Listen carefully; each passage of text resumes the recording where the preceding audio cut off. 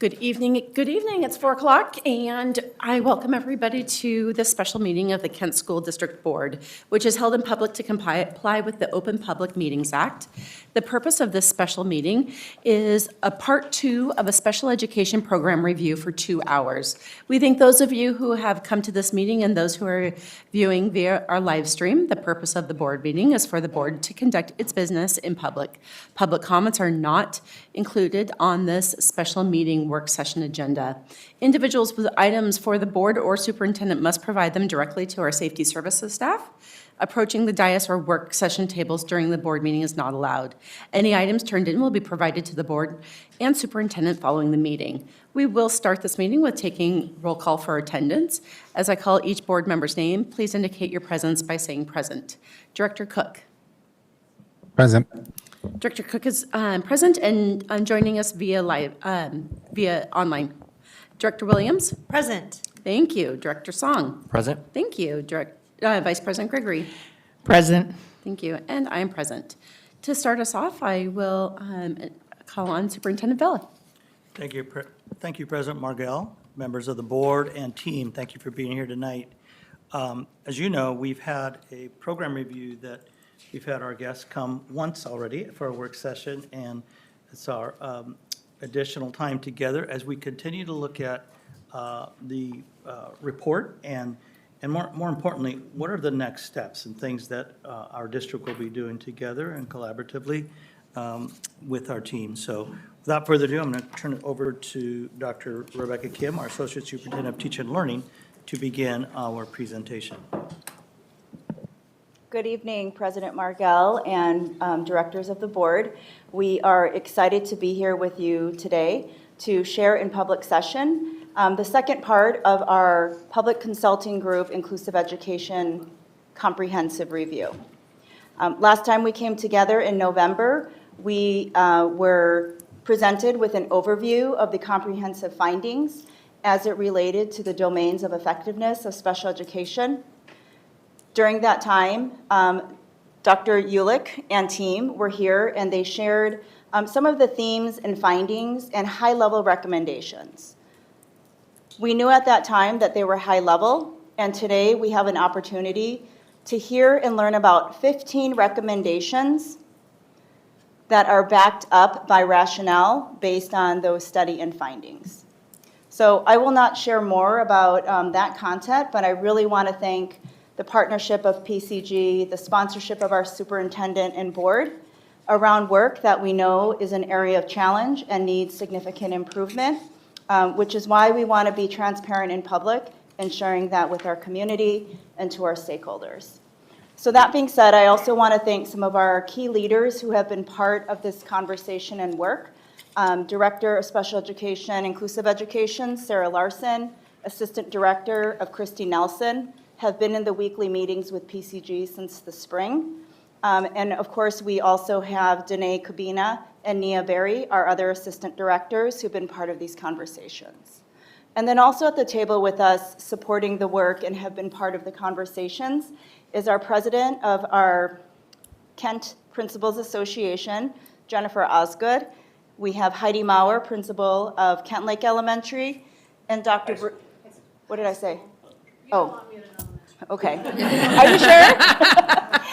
Kent Lake High School, and then Dr. Bree Devlin is on her way, and she is principal at Meeker.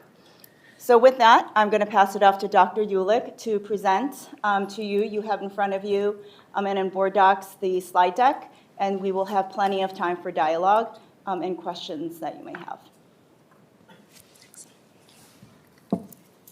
Wonderful. Well, thank you all so much for having me here this evening. I'm excited to be here. It was a little touch and go. I'm from Maryland, and the weather, yes, it was an adventure, and I'm not a particularly adventurous person. So this was an adventure getting to Dulles Airport yesterday, and my partner, Angeline, Dr. Williams Jackson, is finally in the air. Her first 2 flights have canceled, and today's flight was delayed, but she will be here later this evening. And so we are very grateful to be here.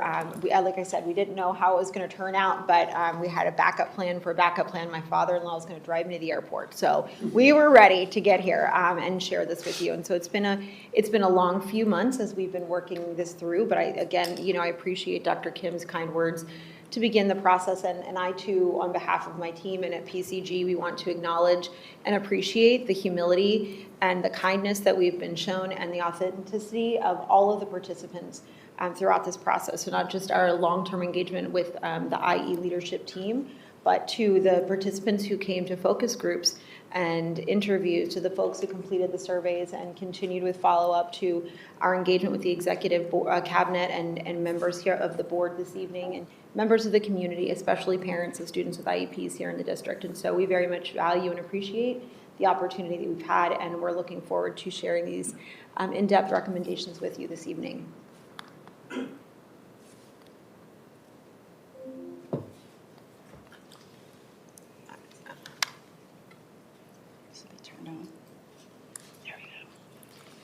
Okay, perfect. Thank you. And so a quick agenda overview.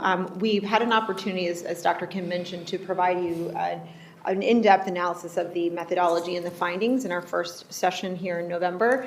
And our goal this afternoon or this evening is to walk through the recommendations more in depth and then provide you some very clear, distinct next steps as relates to the action planning process. So a quick overview of our special education effectiveness domains. And the reason we put this at the forefront of our presentation, similar to the presentation in November, is these are what anchor our work. And so when we think about the research questions that were developed that we'll have on the next few slides, again, they're anchored in each of these 6 special education effectiveness domains. And really, it's what we know to be true through our literature reviews and the work that we've put forth of the key components of a well-developed, high-efficient special education program. So human capital, high expectations, systems and structures, family and community engagement, learning environment and specialized services, and lastly, leadership. We had a series of research questions that we've previously gone through within each of these 6 domains. And as mentioned before, we engaged in a mixed methods research study design. So we gathered both qualitative and quantitative data over the last few months and then engaged in a deep analysis to identify the findings and recommendations. And lastly, the last few points related to data collection. We hosted a series of 32 focus groups and interviews during this process. A total of 198 parents of students with IEPs, approximately 6.42%, completed the parent survey.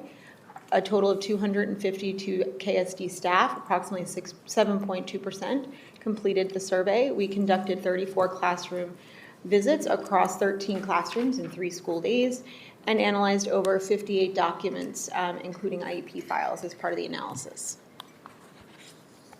The key themes that we've identified across all of the domains are as follows: variability in quality, inclusion, and outcomes, policy to practice implementation gap, systemic staffing and professional development, leadership, culture, and decision-making, and resource management and compliance outcomes. So really, this is new information here once we begin.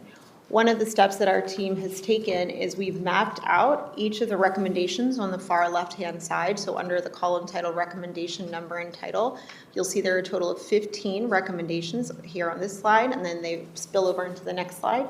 What we've done is we've mapped out each of the recommendations within the special education effectiveness domains. Those are also listed in the columns. And it's a bit difficult to see on the screen, however, they're categorized in priority as well, too. So you'll see there's a color-coded key at the bottom that identifies high priority 1 all the way down to lowest priority 4 in green, and then also how they are mapped to the special education effectiveness domains. So I won't read through all of this in its entirety, but what we will highlight is the recommendations 1 through 6 are identified under priority 1. And those are, as you can see, spread across all of the special education effectiveness domains. They're not heavily concentrated in any one particular, with the exception of family and community engagement. And then lastly, recommendations 9 through 15 are listed here on this chart as well, and you'll see that they are relatively equitably spread across the 3 priority areas identified, as well as the special education effectiveness domains.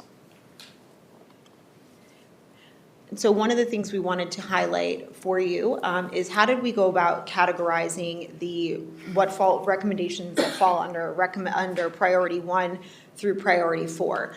What do we do to figure out where they would land in terms of level and nature of the priority? And we utilize this impact versus urgency matrix. An impact in this circumstance is defined as the degree to which an action directly improves outcomes for students with disabilities.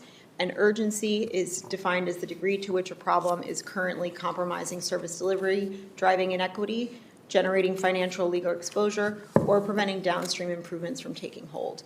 So if we take a moment just to look at the visual we have here, you'll see that priority 1 reflects the highest in terms of impact and urgency, and those are the stabilize the systems. Those are the top 6 recommendations that we've identified to say we have to ensure that these are occurring with consistency and fidelity on a regular basis to ensure that we can address the other priority areas like building capacity and shifting culture, improving quality, and then lastly, priority 4, sustaining progress. And again, we provided just more narrative here for you and to understand some of the descriptors that we've associated with each of the priority levels. So under priority 1, these are our top 6 recommendations. These are the ones we've identified are the immediate foundational systemic fixes that need to occur. Recommendation number 1 being addressing an FTE or full-time employment misalignment with workload-based staffing. And so I'll provide a high-level overview of the rationale and call out a few action steps. We won't read the slide in its entirety, but I want to ensure that we have a real capture the moment of what the essence is on there. And so the rationale behind recommendation 1, addressing an FTE misalignment and the utilization of a workload-based staffing model, is we want to ensure that the current number of FTEs or full-time employees we have here in KSD serving students with disabilities appropriately aligns with the number of students with disabilities who are being served, and it also that model addresses complexities of the students being served, such as the number of IEP minutes on students' IEPs, the application of a weighted model, the identifying program intensity, what it means to be a special educator serving in an inclusive setting may look different in a workload-based staffing model to what it means to being a special educator serving in a more restrictive program, and understanding that component, as well as ensuring itinerant travel requirements. And so we know that there are a number of individuals who are serving in the ESA capacity who may be traveling from building to building, and through a caseload model alone, that one singular numeric value doesn't equate to or appropriately calibrate the needs of a workload-based staffing model. And so we believe that through the deployment of a workload-based staffing model, that will ultimately help address some larger concerns we have or some questions raised later on around the number of FTEs that are essentially needed. We need to have a balance between the two, and we believe through this model you'll be able to achieve that. Recommendation 2 focuses on standardizing special education standard operating procedures explicitly to close what we've identified as the policy to practice gap. In order to ensure that everyone is adhering to the same practices across or comparable practices from elementary through middle through high, we want to ensure that not only is everything appropriately documented, but that everyone knows where to go and that we're sharing the same resources. And if I'm providing coaching, for example, I'm using the same document that someone else would use as it relates to eligibility determination, for example. If anyone recalls, in the November presentation, we shared a slide where we identified variability in terms of students who were referred for special education to determine eligibility and then what those outcomes were. And what we saw was that there was a great deal of variance. Like if student A could, school A could refer 10 children and maybe only 2 are found eligible versus school B could refer 10 children and 8 or 9 students are found eligible. What that ultimately means on the back end is that School B has a tighter process or a stronger interpretation of the eligibility determination guidelines and criterion, but also there may be a more robust set of MTSS or multi-tiered systems of supports in School B where students are appropriately matriculating through those interventions before being referred. In order for us to tighten that up on the front end, which is, or I should say on the practice end, is that you could potentially be wasting a lot of resources from the evaluation capacity, which impacts ESAs, impacts special educators, impacts parents and the time spent in the process. So we, but in order to address that, we need a clear standard operating procedure that we're all understanding how do we interpret those 13 classifications appropriately. And that, again, is that critical connective tissue piece that will help us on the evaluation component end if we're worried about workload, and then also on the front end about ensuring access to appropriate interventions. And we'll see that percentage, that variability gap close. Additionally, again, just to emphasize the importance of this, is that the systemization of core practices will ensure consistency across schools and programs and help address things like supporting professional learning community routines. We'll talk about that a little further along in the presentation, but the importance of ensuring professional development is grounded in the district documents that we know to be true around best practice. Recommendation 3 is launching a district-wide inclusive vision with co-teaching and push-in guardrails. And what we really want to articulate here is that inclusion quality can be inconsistent at times for students. So what it may look like for me in elementary school at School A could be fundamentally different than elementary school, School B, same thing at middle school and high school. And while we can never standardize student experiences because there are too many variabilities, what we can anchor ourselves in as a district is our vision towards inclusion and our attitude towards inclusion. And whether that's consistent access to programming, after school opportunities, and a shared belief system of who Kent is as it relates to the inclusive practices in supporting students with disabilities.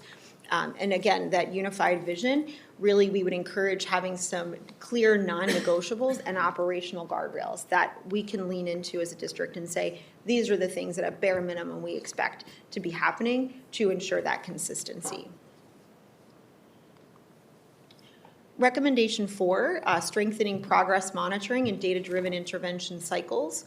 As some folks may recall, when we did our presentation in November, we talked a lot about the Golden Thread framework, where we evaluated a set of 25 IEPs, totally redacted documents though, where we applied the Golden Thread protocol, which focuses on evaluation, what we call PLAS, or present levels of academic and functional performance, IEP goals, and services. And so when we used that framework, that helped us inform some consistencies of what's happening across IEP development, which is wonderful, and then some areas that we want to strengthen.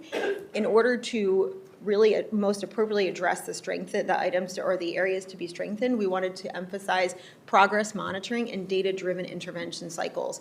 KSD saw pretty high marks when it came to evaluation practices and the development of goals, but where we really need to see that follow through extend is how we're monitoring progress to ensure that goals are appropriately, or progress is appropriately calibrated, and it's aligned to a data-driven intervention cycles. And so you have a strong framework to start with, and so now it's about tightening that up. So that's a big win. Recommendation 5 is the centralization of a staffing procurement through a sole managed service provider. There's a lot of content on this screen, so I apologize in advance we're on this slide. But presently, KSD has more than one managed service provider, and the managed service provider functions as an umbrella of multiple agencies that provide staffing that then ultimately they're the managed service provider, and then there's Kent. And so as it stands right now, if there's Kent, we have 2 managed service providers who have agencies underneath them, in addition to sole independent staffing agencies that are working towards filling FTE vacancies. So this is where I want to kind of think about that connective tissue back to recommendation 1 and the efforts being put forth here under recommendation 5. There's a lot of work and time and energy being dedicated to the reduction of addressing FTE vacancies. But one of the ways that we can do this more efficiently from a fiscal perspective and a staffing perspective is to reduce the commitment to one managed service provider or one MSP as a centralized place.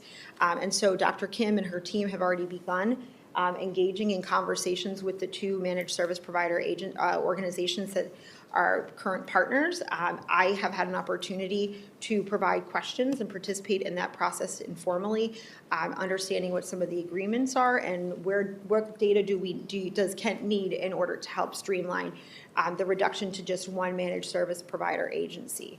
And in order to do that, if we address the FTE misalignment and then we streamline here, we can again reduce the fiscal commitments, reduce the staffing commitments, and be more efficient. And within that process of reducing the reduction to one managed service provider agency, we are recommending that there be some guardrails in place that the district has the opportunity to closely manage and ensure that all of the agreements are maximized within that one agency that we're partnering with. And then within that, the one action step I do want to acknowledge is focus on accountability in the IE team and really emphasizing the importance of having a leadership team member who is dedicated to the management of one MSP or the one managed service provider, the coordination with other staffing agencies, what that looks like to fill the FTEs, coordination around budget and fiscal, and that this one person really is like the linchpin who exists within our partners in human resources and our partners in finance to really be a collaborative effort in addressing some of these recommendations, knowing they don't exist in isolation. I'm just kind of trying to read the room to see if that's resonating and whether to keep going. Okay. Recommendation 6 is focused on addressing disproportionality and LRE equity, and that's least restrictive environment equity, with targeted audits and action plans. We did identify an element of potential disproportionality, not full-fledged, but on the way potentially to disproportionality. It's always better to get ahead of that before it becomes an actual concern within the analysis of race and ethnicity and disability categorization, or essentially the disability classification. And as well as uneven, least restrictive environment, LRE placements. And so that is where we may see students of a particular disability classification overrepresented in one type of placement setting, or students of one race and ethnicity with a disability classification overrepresented in another setting. And so, again, it's that proactive piece here. We're also your partner. We're not just here to say, these are all the things that are like not so green and we're already across the line. It's like, no, let's prevent us from getting across the line too, you know? And so within this process, what we are recommending is implementing a disproportionality action plan, and that will be tied to other recommendations within this plan and opportunities we'll engage in around action planning, but how to utilize current systems that already exist for fidelity of implementation, building some of those out, and then putting all of that data into a synchronized way to be able to proactively flag any disproportionality potential concerns. And then also utilizing what we're identifying as LRE equity audits, and that's again can be embedded within existing processes. So we'll slide into priority area 2, and that focus is on capacity building and shifting culture. Recommendation 7, target strengthening leadership infrastructure and role clarity. The rationale around this recommendation being that there has historically been siloed operations that exist across departments, and we want to ensure that those silos are no longer really in existence, because we know that students with disabilities are general education students first, and in order to best serve students with disabilities, we need to take that same mindset in the way that we partner at a leadership level, at a building level, at a community level, vertically and laterally. And so that's really what we're emphasizing here, is really trying to eliminate some of those silos that are existing within departments and creating a cross-collaborative, interdepartmental effort to address infrastructure. And so such as some of these pieces we mentioned, staffing, fiscal, those pieces, the oversight of an MSP, pipelines, caseload balancing, really some of these crux pieces that we're seeing exist as a constellation across the recommendations. There's an opportunity to harness the power of collective leadership to address these together. Including the development of a RACI model, and so that's responsible, accountable, consulted, and informed, a RACI model, a RACI map, and the delineation of service level expectations when it comes to responses such as ticket routing, escalation, et cetera. And so again, these are like the interdepartmental opportunities to collaborate. And we also want to recognize the importance of principal voice in this process. And so not only when we bring together this interdepartmental collaborative effort, but that we also include principals in the process as well too, knowing that they're key decision makers who help us build that connective tissue from policy to practice. Recommendation 8 is focused on building role-specific, mandatory, job-embedded professional learning. And the rationale behind this piece being is that it's our understanding that professional learning opportunities in the district are currently occur under a voluntary basis at times, and they're also recognized by study participants as being generalized and not differentiated to one's role. And so in order to really systemize, again, those policy to practice gaps, we can put the documents out, the guidance can exist, but how can we ensure that everyone is consistently trained on them and understands them with a level of fluently if we're not all at the table together having an opportunity to learn what X document looks like for me as provider Y in my role. And so we are recommending that required professional learning tracks are created for different role types, and that ongoing intentional support is provided for new teachers and ESA staff, and that these are tied to confirmation implementation metrics that everyone has participated in professional learning to ensure that there's a standardization of the operating procedures and expectations for high quality. Recommendation 9 is focused on optimizing paraprofessional systems and independence-focused supports. One of the key takeaways through this process for us is KSD experiencing chronic paraprofessional vacancies, and that is not unique to KSD, and I want to acknowledge that. That is a problem that we are seeing across the country for a variety of reasons, and it has been an incredibly difficult situation for school districts across the country to overcome. So unfortunately, KSD is not different in that circumstance. But what we do have is a level of insight as to why some of that may be happening and some ways that we can help mitigate that. So that's a real strength for you. And in order to really address some of the chronic vacancies, what was expressed as unclear role expectations and the over-reliance on 101 staffing, we want to ensure that we're engaging in some of these action steps. So the district currently has a paraprofessional needs rubric. And that is one that was already developed by the district. How do we ensure that that's implemented with consistency when identifying the need for a student requiring one-on-one support? But there also is a complementary version of that that helps identify if that student still needs that level of support. And so we use it when we come in, we use it as we're potentially withdrawing the support. And it is not a mechanism to say, and I want to be super clear, we're not suggesting at all that we're pulling one-on-one paraprofessionals away. That is not it. We believe that the LRE continuum exists. A variety of interventions and supports are necessary for all students to succeed. We want to ensure that we don't create inadvertently too much dependence on another person when accessing instruction. And so we have these tools, and we use the tools with fidelity and in collaboration with one another. And so that's really what we want to emphasize, is the importance of using tools that exist, as well as the development of a paraprofessional handbook, and ensuring that attendance and reliability, as well as onboarding for individuals serving in the paraprofessional role, is robust enough to help address maybe some of the ongoing chronic vacancies and gathering that level of data. Recommendation 10 is focused on improving data and financial governance for inclusive education. And again, we've noted here that budgets historically have existed in isolation or in silos. Again, we know that, like we said before, our students with disabilities exist they are general education students first. And so we want to ensure that even from a fiscal perspective, we have a collaborative effort towards ensuring that we know how we can partner for appropriate budget decisions. And so limiting the strategic decisions and budgets have been historically siloed and have thus limited strategic decisions and transparency. So what we want to eliminate is that siloed approach, and we want to foster collaboration here, particularly around the inclusive education finance and outcomes dashboard. And so what we're recommending here is the development of a dashboard that helps us understand all of the inputs as well as the outputs related to these recommendations, but things along the lines of staffing. What is it, how much are we spending towards an MSP? How much are we spending towards individual agencies, NPA placements, service delivery?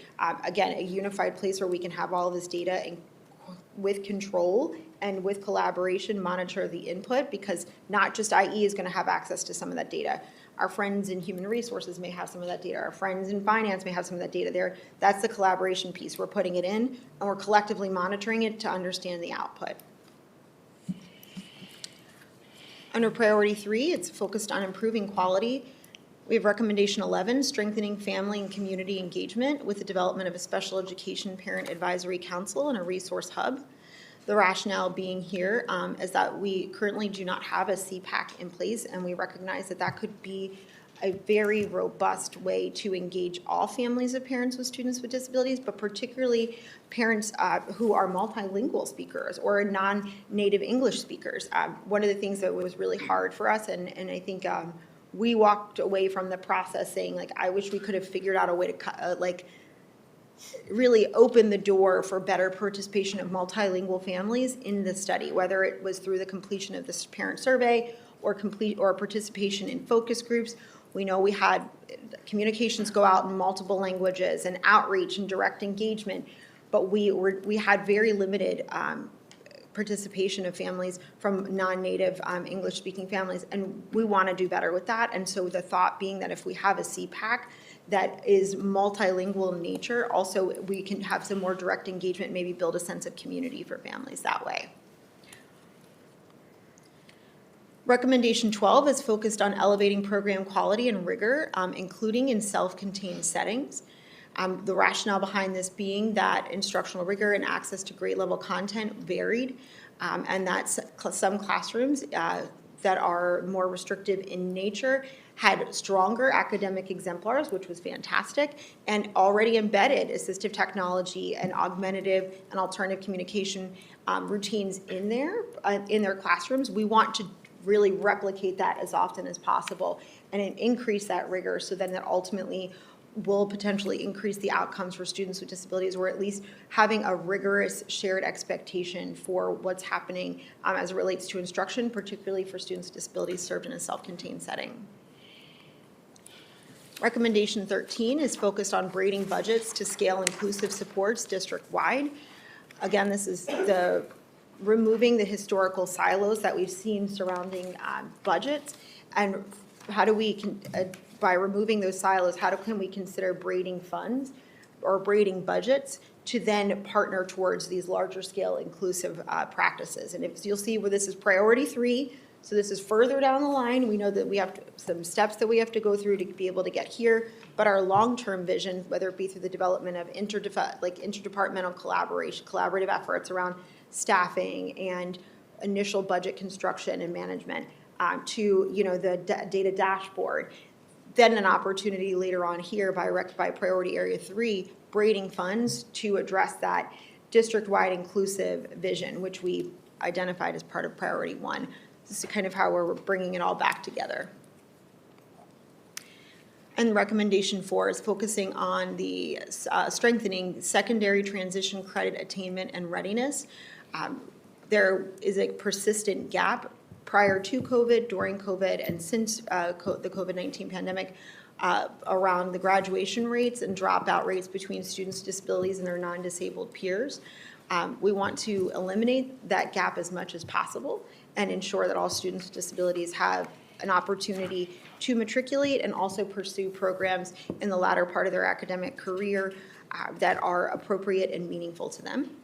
And so by doing so, whether we're tracking credit attainment, as well as the assigning transition coaches to proactively support students who are beginning or below benchmark, and then integrating more employer partnerships. So are there opportunities in the community for partners to engage with KSD to provide more diverse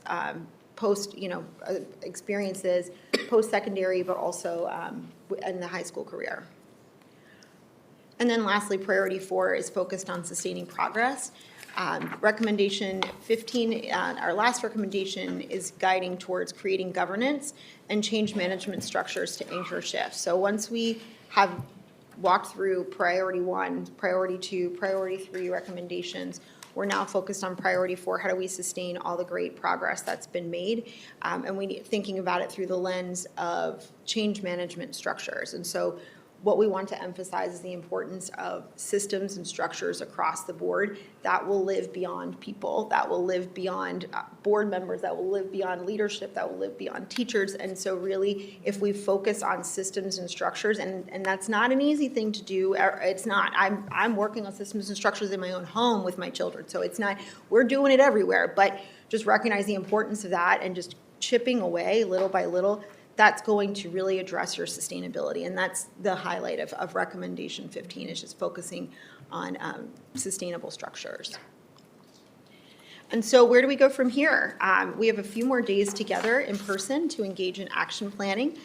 These next 2 days, my team here at PCG will be partnering with Dr. Kim as well as other members of the KSD team to begin the process of action planning and really working through these sessions to set priorities and gather insights around the recommendations and where do we go from here. The focus is heavily, first we want to level set over these next few days. The beginning session really being like, what resonates with you from these recommendations? Does it align with the larger community who've not had an opportunity to really engage with in terms of the recommendations, the priorities? Like, what resonates with you? What would you want to change? Try to level set together as a team, but then harness in on focusing on those priority 1 recommendations, getting those systemic fixes. I'm building out some clear next steps. And so lastly, we will focus on developing tools to track templates and potentially some concepts around different monitoring tools. Again, this is more conceptual because it's just 2 days, but it's getting the ball rolling. We're just getting the concepts going. And then, the long-term goal being developing more robust systems for implementation. And so speaking of implementation, we want to just ground everyone in reasonable expectations. Priority 1, as we mentioned, that takeaway over the next few days is to really focus on some really the implementation, conceptual implementation strategies related to the priority 1 recommendations. Priority 2 occurring in years 1 to 2, 3, priority 3, years 2 to 4, priority 4 ongoing years 2 to 5, and then potentially full implementation in 3 to 5 years. And what I want to caution as well is that these are our recommendations. At the end of the day, we turn them over to the KSD leadership, to the board, to the community, to the school-based teams to collectively decide what do we want to keep, what do we want to table, and then how do we move forward from here. And so we structure it in this way, and we partnered in getting the ball rolling through here. So those are the end of our slides. I'm happy to answer any questions in partnership with. I just want to point out that I was like hustling on those because in my mind, I'm like, Mario, don't be too long. Don't take too long. So I'm glad that we did that because I was trying to count my time. So. Good job. You did a good job. Well, I'm impressed. That was a lot. Thank you. I'm sure that there's questions from the board. We'll go one at a time again, just to make sure that everybody has it. And I'll start with Director Cook. Thank you. So my question, before I ask it, I want to provide some context for the families that may be watching here. Under federal law, the Individuals with Disabilities Education Act, IDEA, when a school district fails to provide those services in a child's IEP, that child doesn't just lose out. They're legally entitled to get those services back. It's called compensatory education. If your child was supposed to receive speech therapy twice a week and only got it once, the district may owe your child those missed sessions. this report documents significant service failures, staffing shortages, inconsistent services, gaps between policy and practice. So my question is, what is the district's current compensatory education liability for students who have already been harmed by these documented failures? And why does this report contain no analysis of or recommendations for addressing this? You want to answer? I can answer part of it, yeah. Good evening, I'm Vice President Cook. You mentioned, I can answer a portion of your question as it relates to the analysis of compensatory education. That was not one of our research questions, nor did it come up as a major theme in the analysis. Again, we evaluated a total of 25 IEPs using the Golden Thread framework, and that does not include adherence to the implementation of services as designed on an IEP. So that was not one of the data points that we explicitly gathered quantitative data on, nor was it a research question. I appreciate you bringing that concern up, and I hope that does at a high level answer your question. Thank you. I just have one quick follow-up on that. I appreciate the clarification. I'd like to request that the district conduct a separate analysis of potential compensatory education obligations as a companion to this implementation plan. Can we add that to a future board agenda, President Margell?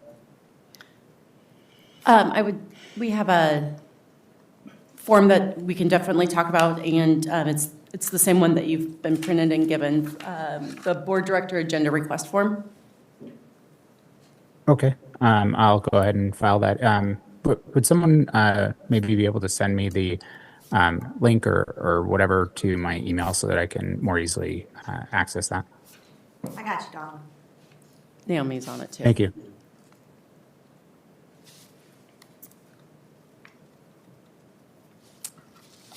My turn. Okay. I have a question about recommendation number 1. Okay. So the recommendation is address FTE misalignment with workload-based staffing. And one of the things, if I remember correctly while I was reading this, maybe I just intuited, thinking about para hours and how, so I guess it's a 2-part question. How are para hours currently distributed, and how will this change using this recommendation? Thank you. Sarah Turn your mic Watson, on. Director of Inclusive Education. We got the microphone on now. Currently, the para hours are explicitly outlined in the CBA, and we use the ratio language that's already currently written in there. And there's also remedy language in the CBA that could arrive as a person for an increment of 2, 4, 6 hours. When this potential change, it would be really looking at the student's individual needs and their impact and ability to access, engage, and make progress in education, and what supports need to be in place to support that. And then it would also be something to look at not just one individual student, but the complex students that are in a particular setting, and what does the teacher need to be sure that they have the right tools necessary to develop and design specially designed instruction fully and effectively for each individual student that they're serving. So it would really turn to a needs-based assessment. And I imagine there would be a lot of work that has to go into how are we identifying and deciding the needs. But it would remove some of the just scripted language that says, oh, you've got this many kids, you need this many adults. Oh, we've got this many, we now get this. And we really look at what each student needs to be successful. So what I'm hearing you say, I want to make sure I get this right. Right now, we're using CBA, and I assume you're referring to both the KEA and KE, oh my gosh. Okay. That one. Yes, his. ma'am. Thank you, CAP. Yeah. CBAs. Yes, ma'am. And we're looking at, we've got classroom potential overloads, so those are para hours potentially there. But we also have para minutes, para hours designated by IEP minutes. Is that right? When we look at one-on-one services needed, right? So when we talk about paraeducators, we've got multiple categories. We've got ours that are allotted through the CBA process, as CBA language or a remedy. And then we've got students that have individual needs that need that additional support, whether it's physical, behavioral, or adaptive, to help them with that access and engagement. And so there's 2 different pathways for gaining para support in the classroom. So I guess where I'm struggling is, I apologize, I No, know this is I'm- like 6 questions. Where I'm struggling is, because this is recommendation number 1, how does this change what are with these 2 pathways? These 2 pathways towards para hours and, yeah. I'll let yeah, Christy. I'd like to provide just kind of an example. That would be great. So when we think of our IP caseload, so that's our resource, right? IP. When we look at our students that are accessing services through IP, we may have a student that only receives services in, say, reading comprehension. We may also have a student on the same caseload of the IP teacher, case manager, that receives services in 4 different areas. So the amount of SDI that is happening is far greater for the student that's receiving reading comprehension, math calculation, social emotional, right? And so the need is greater to serve the student. And so right now, we're counting those the same. But we know that the workload is different. Does that make sense? So that gives you like kind of a concrete example of how it is a caseload, and that's how we are assigning current support, and that's how your question was around paras in particular. This would be a program para, right? And so that's how those needs are different, in that you have completely different needs based upon that IEP and the service matrix. Can I do a follow-up question on that one to make sure I understand? Okay, so we have that example, right? And so there are certain minutes that it would take to be able to serve the 4 areas compared to the 1 area. But we're just saying right now, your 2 students need this amount of help, because what do we do, average it? I mean, It's because purely caseload. so right now, there's no connection to the need, from the needs of the students? Okay, I can see Yeah, why this is yeah. point number 1. So this is. If I may, Yeah, go ahead. because I think this is a great question to bring Yeah. up, and it's really an understanding that all of our board needs to have. We'll get back to our partners and what they're trying to do with us, and I want to make sure the questions are answered. So how are they distributed? That's determined by CBAs, which are included in there. And the differentiation in there is important, is program versus one-on-one paras. Okay, a one-on-one para would be within their IEP, that it would determine the child needs more restrictive environment, right, where they have more supports. Those are 2 different paras there. So I just want to make sure that the full board understands that. The second part, which the question was around services and why you heard needs-based. It should be needs-based. And IEPs are needs-based. They're determined, and I'm going to use minutes for you, and I know Director Song knows this from some of his work that he's done, and that is if a child has 30 minutes a week, 30 minutes a day throughout the week, it's very different than 650 minutes for the whole week. Caseload doesn't see those differences, okay? They would still get, the program would still get that para.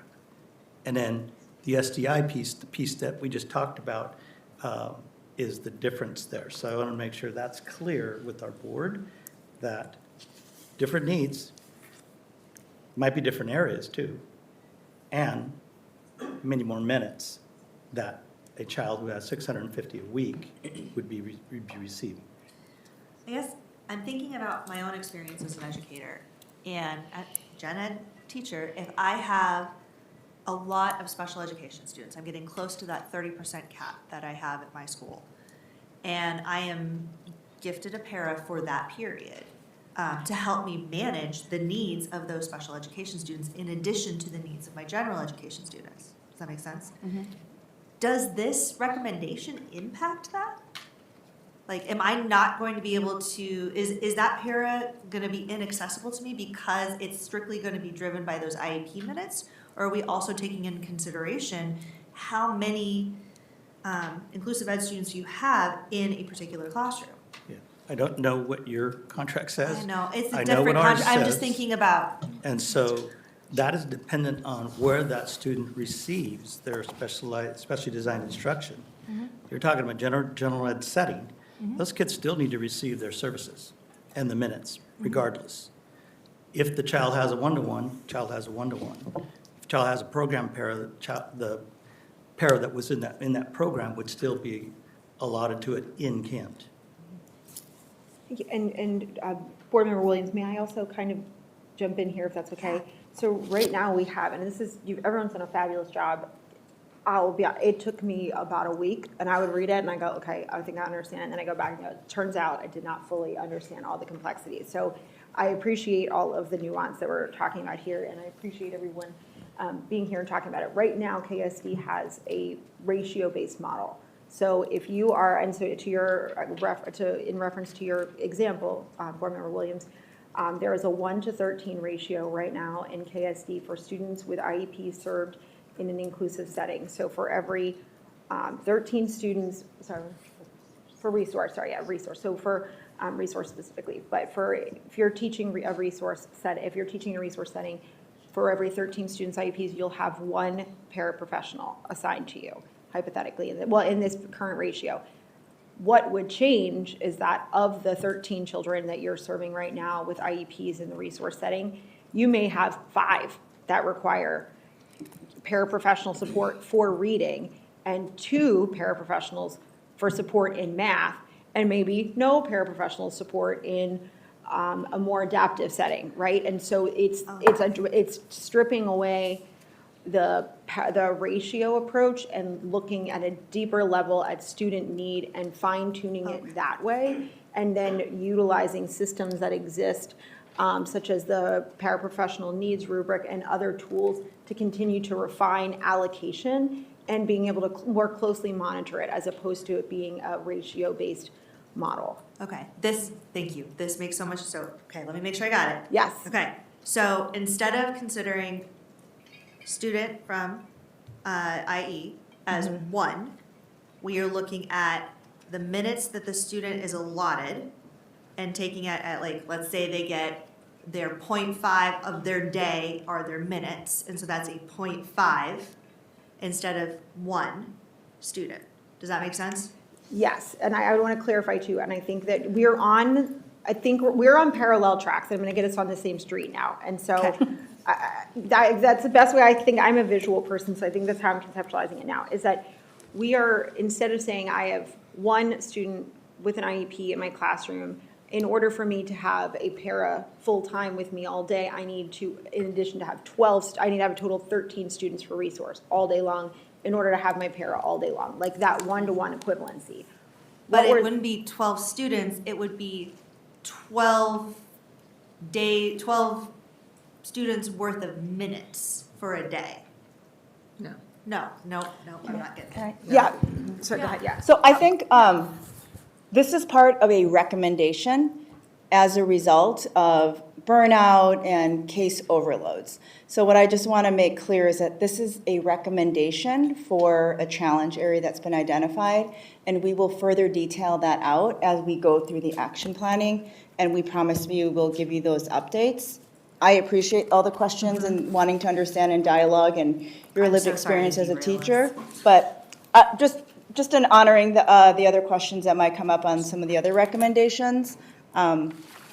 Again, I just want everyone to just remember, these are recommendations. It's not, thou shalt do this tomorrow by this day. Thank you, sorry, Yeah, sorry. yeah, yes. Dr. Song. Yeah, I had a question for more clarification on recommendation number 5 with the centralized staffing procurement. This is more anecdotal in nature, and I know it's a hit or a miss because when we look at staffing models and staffing agencies, it can vary depending on who we decide to utilize. On the topic of paras are very diverse. We have paras for many different reasons: special ed, reading comprehension, additional resources and supports. So when we look at this, one of my concerns is if we move towards a centralized service platform where we're only utilizing one agency to provide our staffing, is there any research, or do you guys, or have you guys foreseen any barriers to the lack of competency in specific areas by us not having the diverse categories of being able to choose from different staffing agencies that have various specializations? Very valid question, and what I will say is that I don't anticipate, this is just my professional opinion, I don't anticipate that you could you have one managed service provider agency and bring all of the other independent agencies they're partners with right now under that one MSP.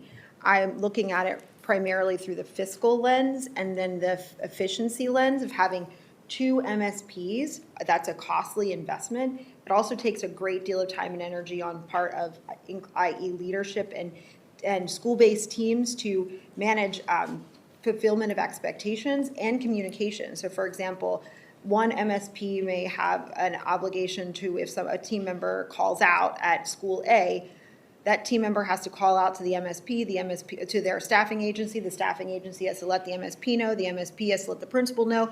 And the principal may not find out until like noon, hypothetically, as opposed to having a more streamlined approach across the board with one MSP and potential guardrails that address those needs.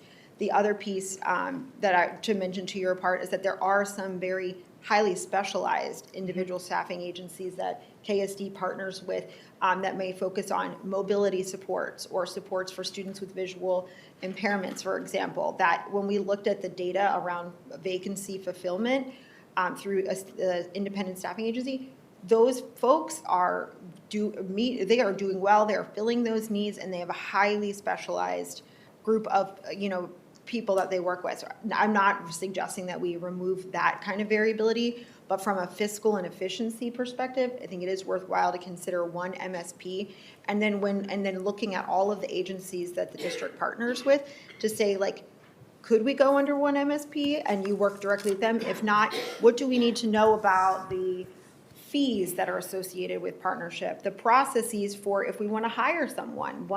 One agency may say you have to work with Kent as a contractor for a year, and then Kent can hire you, versus agency B could say you only need to be there for 3 weeks, right? And then they can hire you, and it's only going to cost X number of dollars. It requires such a level of nuance and management that I think just learning about it, it took me a while to kind of understand it, but I think going from 2 to 1 is going to save you money and be efficient. And then looking at those highly specialized ones, clearly identifying who are the best value for you, and then those who are maybe somewhere in between, just negotiating what's the best option there. So I hope that answers that, Dr. Song, but it's a complex response to a complex issue. Yeah, I think you touched on most of it.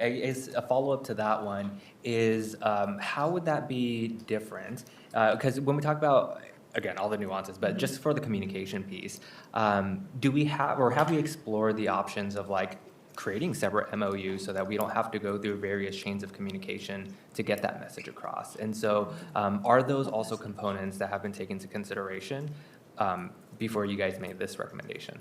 Sure. May I ask what MOUs or messaging you're referencing? Memorandum of understanding. So messaging you were referencing that would go to an MOU? Yeah, like the example you gave where if a para calls out, they have to let their agency know, who then has to let the managed care, then calls the school. And so looking at some of those dynamics, were those also considered as part of the formula for the cost-saving measures? Yeah. Director Song, just to clarify, the MSP has multiple suppliers, and suppliers is also, they work with multiple agencies. So it's not an MSP is not a standalone agency. Yeah. They work with multiple agencies. So I just want to clarify that part. It's unique to have 2 MSPs in a school district, and so that's why we want to be fiscally efficient and recognize that there are taxes that are increasing that districts have to pay for. There are expenditures of overhead costs. We have to look at the hourly rates. The conversations we're having with the MSPs are their quality of service. How are you training? How are you holding your staff accountable to call the MSP when your agency staff is a no-show? How are we making sure that they understand the quality of service that we expect? And through the other recommendation around making a handbook and that rubric that we talked about, those are the kind of resources that we would make sure that are part of that onboarding and that expectation. So these two MSPs right now, they know that we are increasing that accountability Yeah. as we make this decision about who that sole MSP provider would be. Okay, yeah, I guess I got caught up on number 2 of that action step where it said we would just have the one sole provider. And so my understanding then is because we have the 2, we're gonna Yeah. try to optimize who provides the most services, which one's cost effective, but we're not eliminating No. individual contracts if they're necessary. If they're necessary Okay. or if they're cost efficient. But again, an MSP does not equal one standalone. An MSP is multi-providers. Yeah. Okay, thank you, that answered my question. Yeah. Vice President Gregory? My question's around recommendation 2. So it's the standardized special education standard operating procedures to close policy to practice gaps. And we talked a lot about having a standardized, an SOP for IEP implementation and how school A has 5 kids and school B has 10 kids. And we've had a lot of public comment around why aren't we identifying kids? You know, we have you have special education kids, we're not identifying them, or they didn't get identified, and then there's this pushback. I don't see in the recommendation, and I thought I would see it, is like more of a SWAT team kind of process, where not just a standard operating procedure, but like you have a team that's like trained, and then they do a secondary look at, you know, so school A has 5 kids, and then they look at all 12, right, to just verify. Is that part of, like, is it hidden in here, or would that be part of the, I know we're not at the, this is what it's gonna be, this is a recommendation. I'm just asking that process, clarification. Well, I think that when you talk about the eligibility and the question of why aren't we increasing that? Right. Well, one of the things that is a recommendation and important, and we're committed to, is standardizing the eligibility process. Right. And that involves a team. That involves calibrated, unified training around what are our eligibility criteria. Speaking to the variance that we saw across schools, some at 30%, some at 95%. But those should always involve a team that comes together that looks at the whole child to say, what are the interventions we've tried? Did they work or did they not work? Do we move to an evaluation process? Going back to Dr. Ulick's analogy of that golden thread, that is the important piece of each parts of that thread, that those are standardized. And the eligibility process is one of those.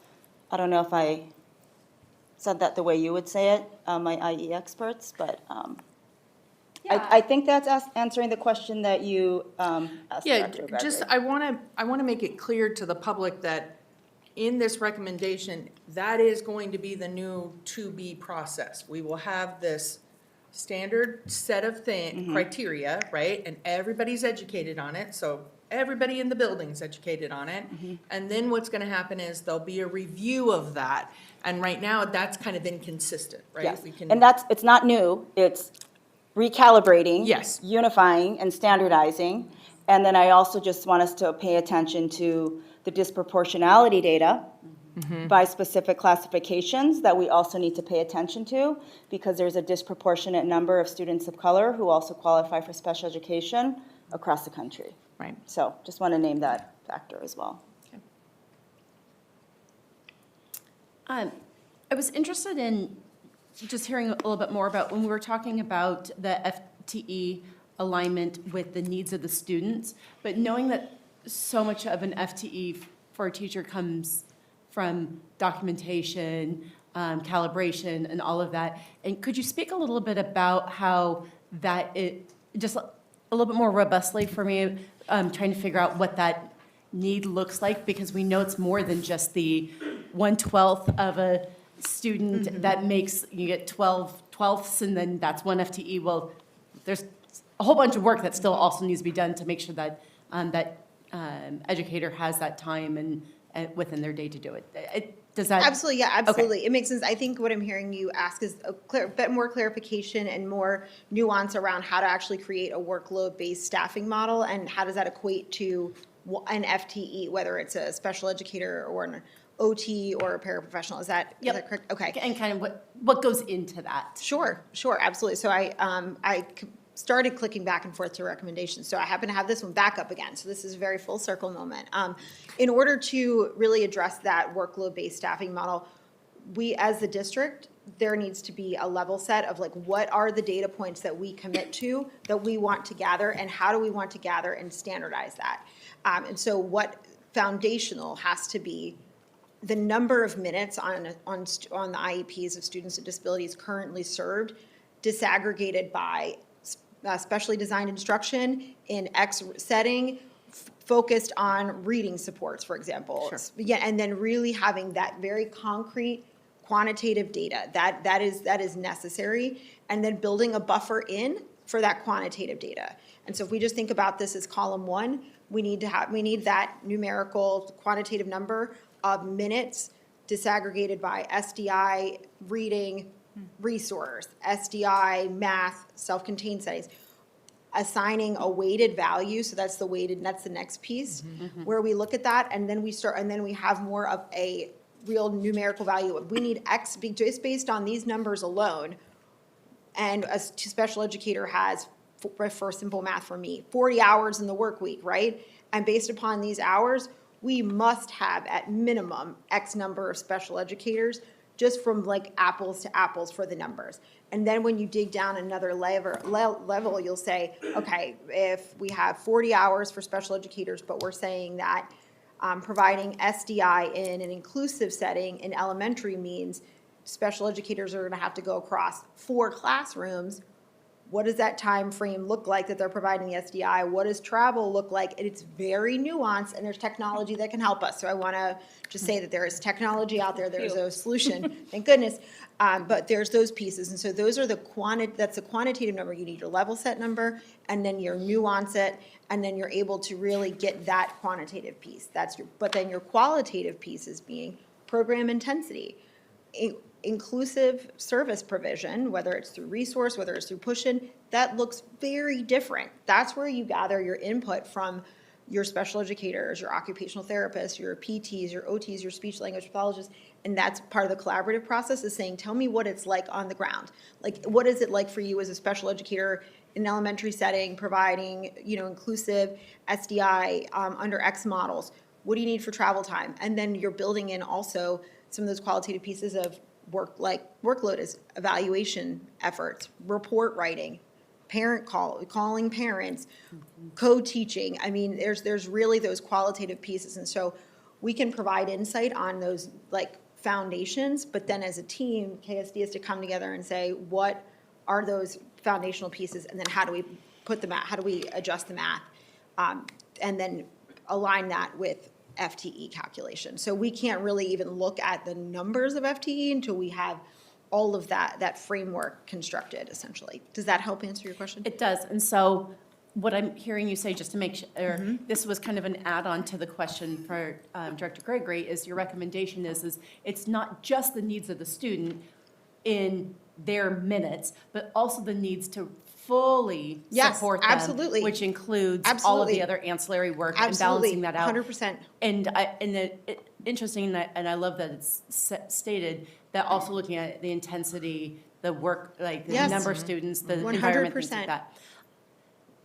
How do you do that when we don't know how many students are going to show up every year? What a good question. That's that buffer, right? Like we're gonna have to look at our projective data. We're gonna have to look at our projections. We're gonna have to look at enrollment data.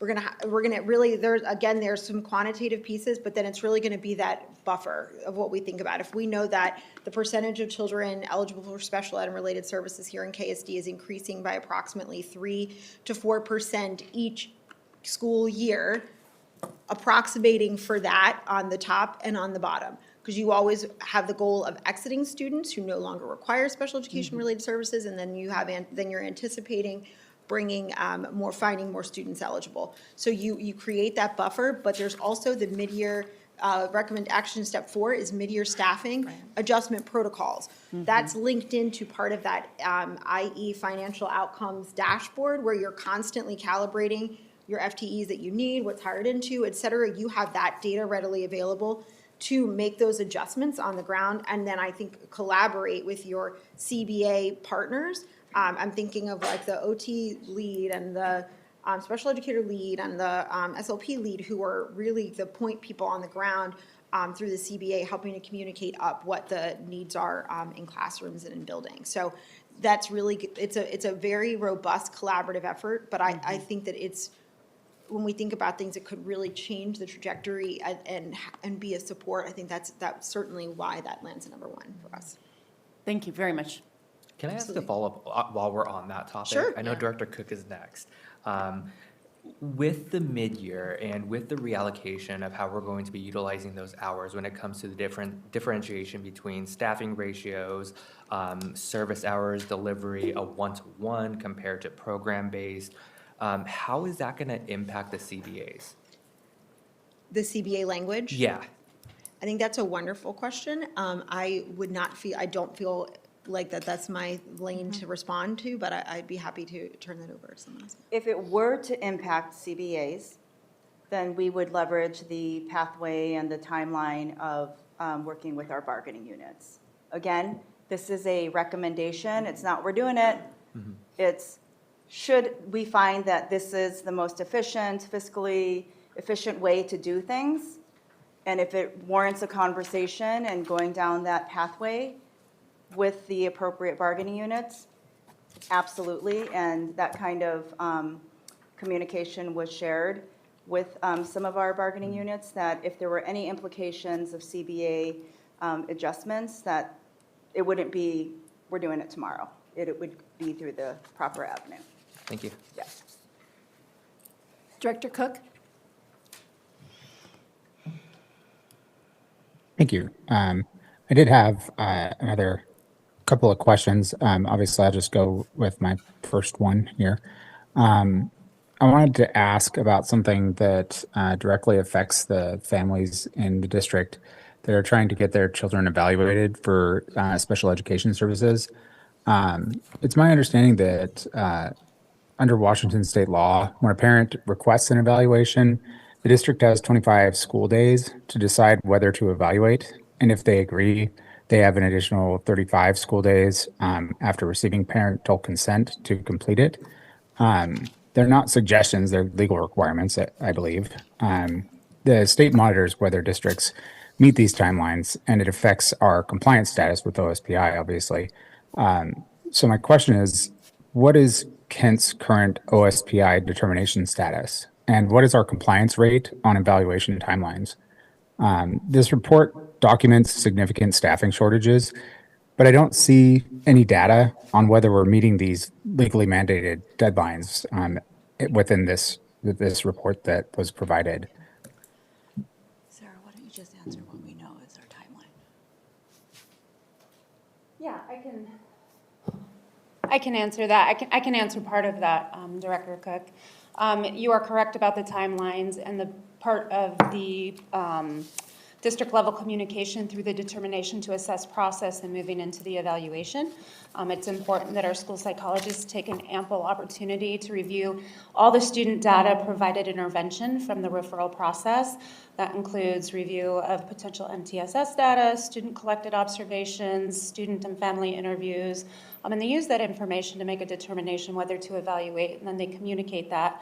If they decide not to, through what we call a prior written notice or a PWN, if they decide to move forward with an evaluation, then we obtain consent from the family and move forward with that. So does that mean that we are currently meeting the requirements in KSD? I would have to go back and confirm our designation timelines for that. I don't have that information in front of me right now. Oh, okay. So I guess with that being the case,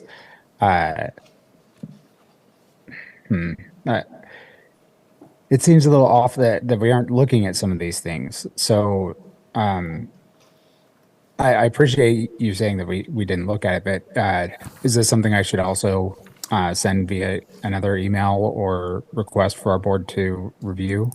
Director Cook, this is Rebecca. The statement was that we are not looking at it. We don't have the number in front of us of the number that you requested of not adhering to those timelines. When those timelines are not adhered to, of course, we address that and we take appropriate action, but we just don't have that number in front of us of the number of cases across 44 schools that we may have missed a timeline on. Okay, can we get to the bottom of like what our compliance rate is, and so that we can discuss that at a later meeting? I think what we'll do is, we have our partner that's here and has recommendations for us. I think that was heard, and we can take that into consideration.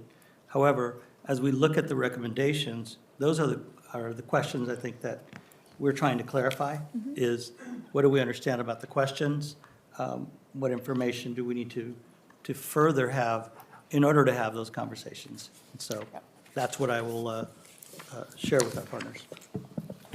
Do you mind if I add just a little bit to that? I apologize, but my Sure. wonderful assistant director was able to confirm that we have no 442 findings, Director Cook. And what that means is that the state has not found us out of compliance for those. A 442 correction is something that comes back to us from the state. We're obligated to correct in a certain amount of time. It goes under review with our partners at the Puget Sound ESD and then again up to OSPI. And as of today, we have no 442 findings. Thank you. That's Thank you. fantastic. That's exactly what I wanted to know. So thank you very much for that information. No, thank you. And if I may, it seems like this recommendation that we're speaking about here today in this meeting is about setting up the systems and the processes to be able to mitigate anything that there might be and really kind of that path forward for excellence. Yeah, Okay. absolutely, yeah. Just- The foundational systemic fixes Yep. are, to the point of being foundational. Like if we establish a strong, solid foundation when it comes to understanding staffing needs with a very nuanced approach, such as workload-based staffing, when we understand like a district-wide vision around inclusion, these core components of a well-run system, I think to your point, Director Member Cook, is that we can continue to keep a lens on those compliance pieces, but that it runs in parallel or in partnership with these foundational pieces as well too. So, citing compliance is important, and of course, I understand like the legal components of that,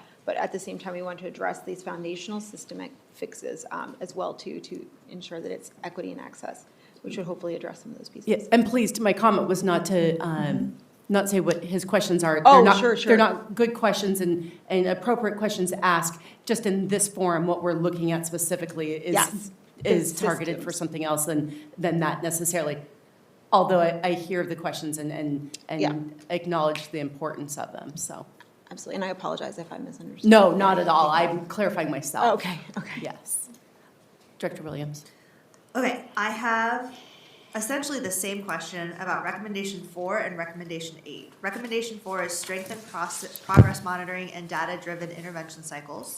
And recommendation 8 was build role-specific mandatory, no, is this the right one? Professional Yeah. learning. I'm just making sure that I'm linking to the right one, yes. Job-embedded professional learning. Both of these talk about fidelity. I'm sorry, pardon me? Both of Fidelity. these recommendations Fidelity, talk okay. about fidelity. And my question is, how would you recommend we enforce the fidelity and who is overseeing that? Absolutely. I think that's it's a wonderful question. And I think it's ultimately a decision up to KSD leadership and the school community, our CBA partners, et cetera. But it's really establishing, once we get further down the line, the establishment of what that fidelity log or tracking mechanism looks like. And it's beyond just, did you sit in a training, right? Like, it's not like, did I participate? I can check off that I participated, but what does that actually mean as it comes into practice? And I want to be really clear that this is not a recommendation of a gotcha. I am a former special educator myself. This is not about gotchas. I can't hold a partner in a classroom accountable. For example, if I'm a special educator in classroom A and we're focused on a new curriculum and I didn't participate in the curriculum, it's really hard for me as a building leader to say, so tell me how this new curriculum's going. And so, well, I didn't participate in that. I had another commitment. For example, I got called to do this sort of training. That addresses consistency in practice. It addresses the development of IEP goals. It addresses how, instruction is being provided with consistency in a lot of different ways. And so really, it's about establishing a foundational commitment and a system for ensuring that that's happening with consistency. It's, again, not a gotcha. It's about, if we are focusing on progress monitoring, that parents know, I'm going to be getting progress reports in X number at X, not progress reports, but maybe, we're doing this intervention right now, and it's prescribed to have a progress report every 8 weeks, right? I know I'm going to get that over email or as a piece of paper in my student's book bag, right? Like just knowing what that expectation is, and the teams having a regular conversation in those 6 to 8 week intervals in order to meet that intervention deadline and communication, so. May I add to that? So I want to add two pieces of that fidelity. In 2 years from now, it will be a state requirement that multi-tiered systems of support, intervention cycles, or enrichment, but in this case, intervention cycles, that districts have a system-wide way in which they're progress monitoring. Do you have centralized and evidence-based instructional strategies with instructional resources as part of the special education evaluation process? So the state outlines for us, the law outlines for us those criteria of what that needs to look like, and so that is a way to do fidelity. When I think about my role as an elementary principal for 12 years, I sat in, I think, almost all but most IEP meetings. And when we would tell a family we're exiting your child from special education services, I would always want to make sure that I'm holding my team accountable, that they have strong data to inform while those services are no longer qualified.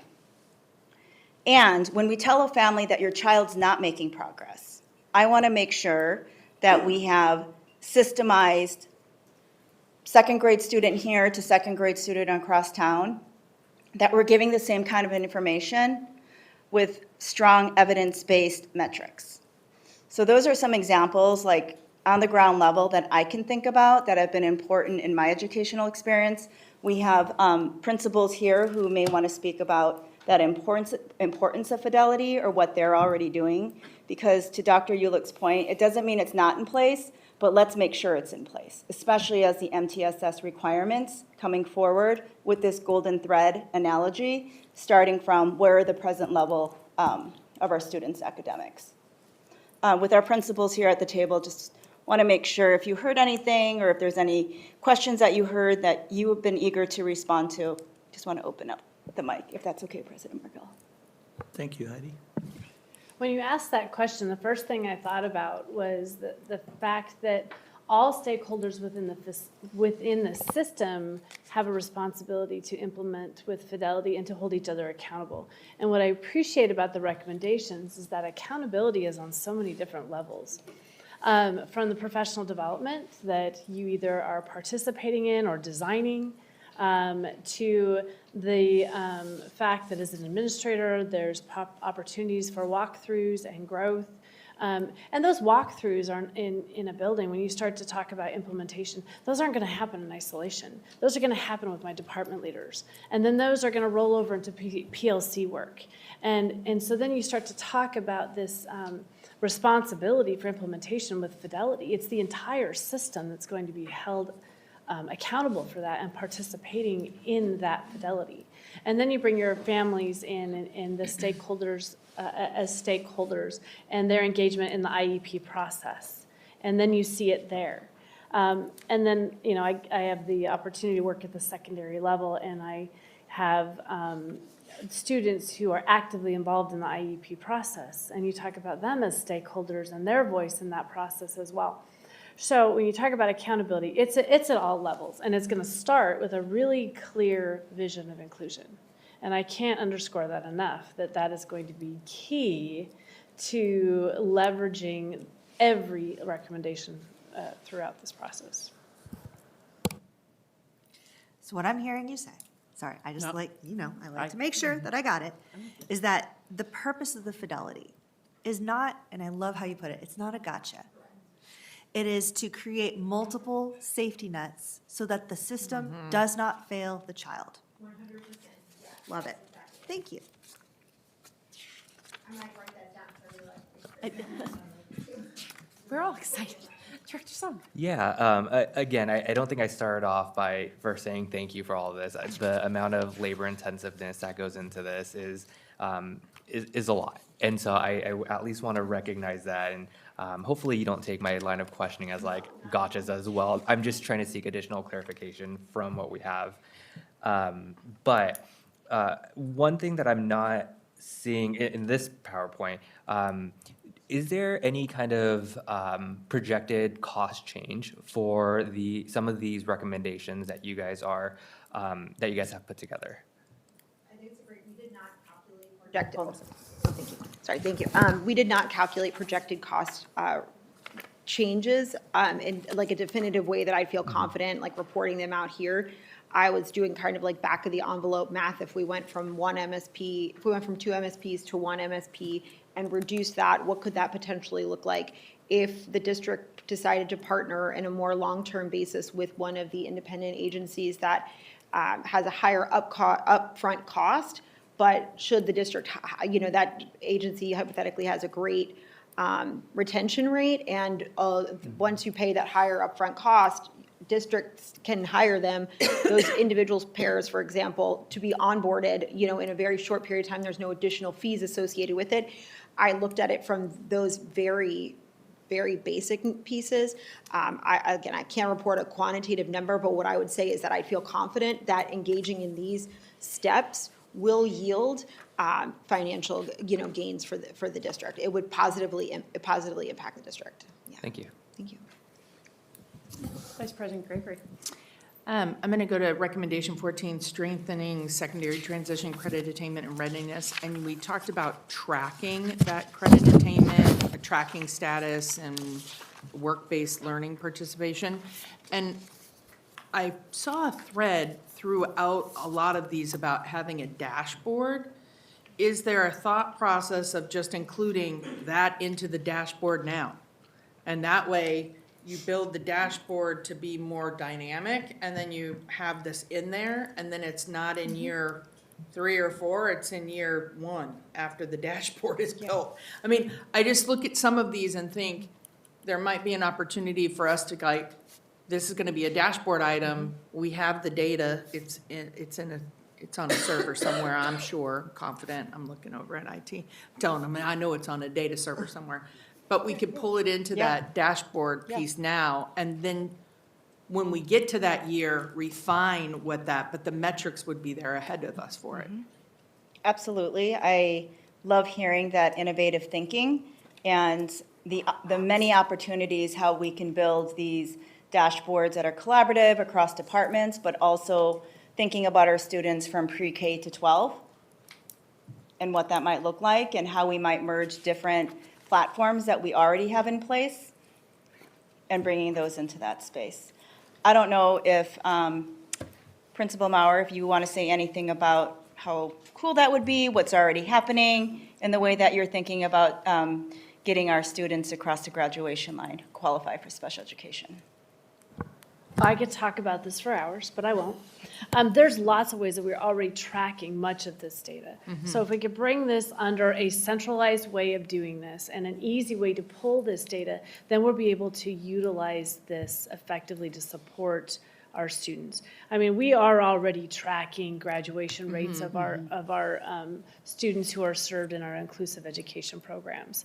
And, if we can be more dynamic in how we are tracking that, and if we can disaggregate that data in different ways, I would love to be able to disaggregate the graduation rates of my students who are served in my co-teaching programs. Right? Easily.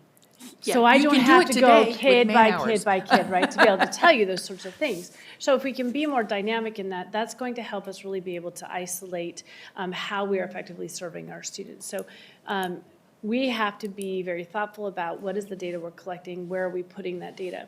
We are collecting a lot of these things already, and I want to be clear on that. But how we are doing that with Microsoft Forms surveys and things like that, that don't communicate, and that, you know, the district office may not even know that in our senior survey, a lot of this information is already collected and may not see it, and then we need to be more effective and efficient. Right. Can I push in on this one a little bit? Yeah. So the recommendation is about strengthening secondary transition, credit attainment, and readiness. But what I'm seeing on this recommendation is about tracking what we're doing. How does that affect the number? Like, that's just kind of telling us the numbers that we probably already have. We're just not reporting it right. But what, I guess at this, I don't really mean this, but a little flippantly, like, I don't care if it's in an Excel spreadsheet, as long as the numbers get better. But I think what the challenge is, and I think in reading through the recommendation, it's not easily attainable. It's like, you know, when I worked at Microsoft in 2001, and do you know that we hand did our we hand did them. We are a tech company, and we are in the back corner with 10 guys overnight building the report for the next morning. And I'm not exaggerating. We were doing it by hand. So while the data is in all these different systems, one guy and a team of other people were getting together and pulling it together for this one report every year. And I think that's what I'm hearing. We're saying we have the data, we're tracking it in a way that's not discoverable and actionable. It's not actionable.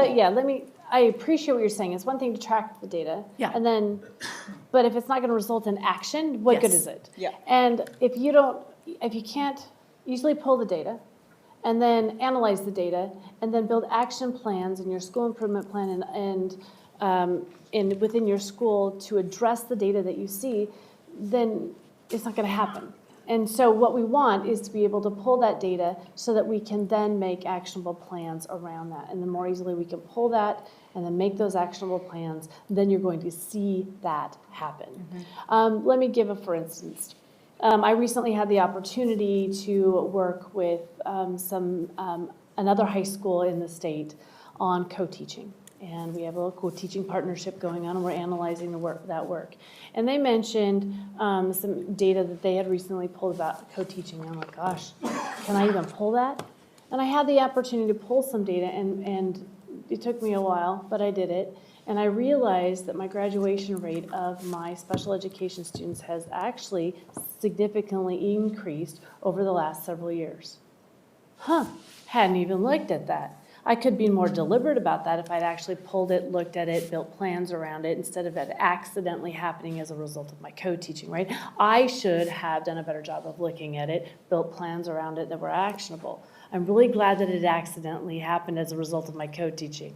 However, I need to be more deliberate about that work, because when you are deliberate about that, you're going to hit that target. And so what I'm hearing, and maybe this is wrong, and so I don't want to put words in anyone's mouth, is that some of the other recommendations, when we know what it is that we're trying to aim towards with this recommendation, with the other recommendations that will help us get there. If I may clarify, I think I'm going to address your first question, if that's okay first, and then I can address that second question. Okay. And Vice President Cook, Gregory, I understand what you're saying as well too, with like the 10 guys in the back with their, pencils and paper, because at times this is a consistent theme that we see everywhere, and I have colleagues who'll be like, I'm going to send this to you put in the SharePoint. If it's not in the SharePoint, it doesn't exist, right? Like, we have to have that centralized approach. And Dr. Song, I can imagine you're going to appreciate this question or this feedback, is that when we're capturing data by humans and we're gathering data independently, that means that I would track credit attainment in this way, in this way, in this way. So attainment to me means participation for the full year and took the exam. That's a 1. Dr. Song may, define credit attainment as enrolled and participated for at least 1 day, and that's 1. It's about taking it all the way down to consistency and measurement and defining what we're tracking, and then systemizing how we're tracking it.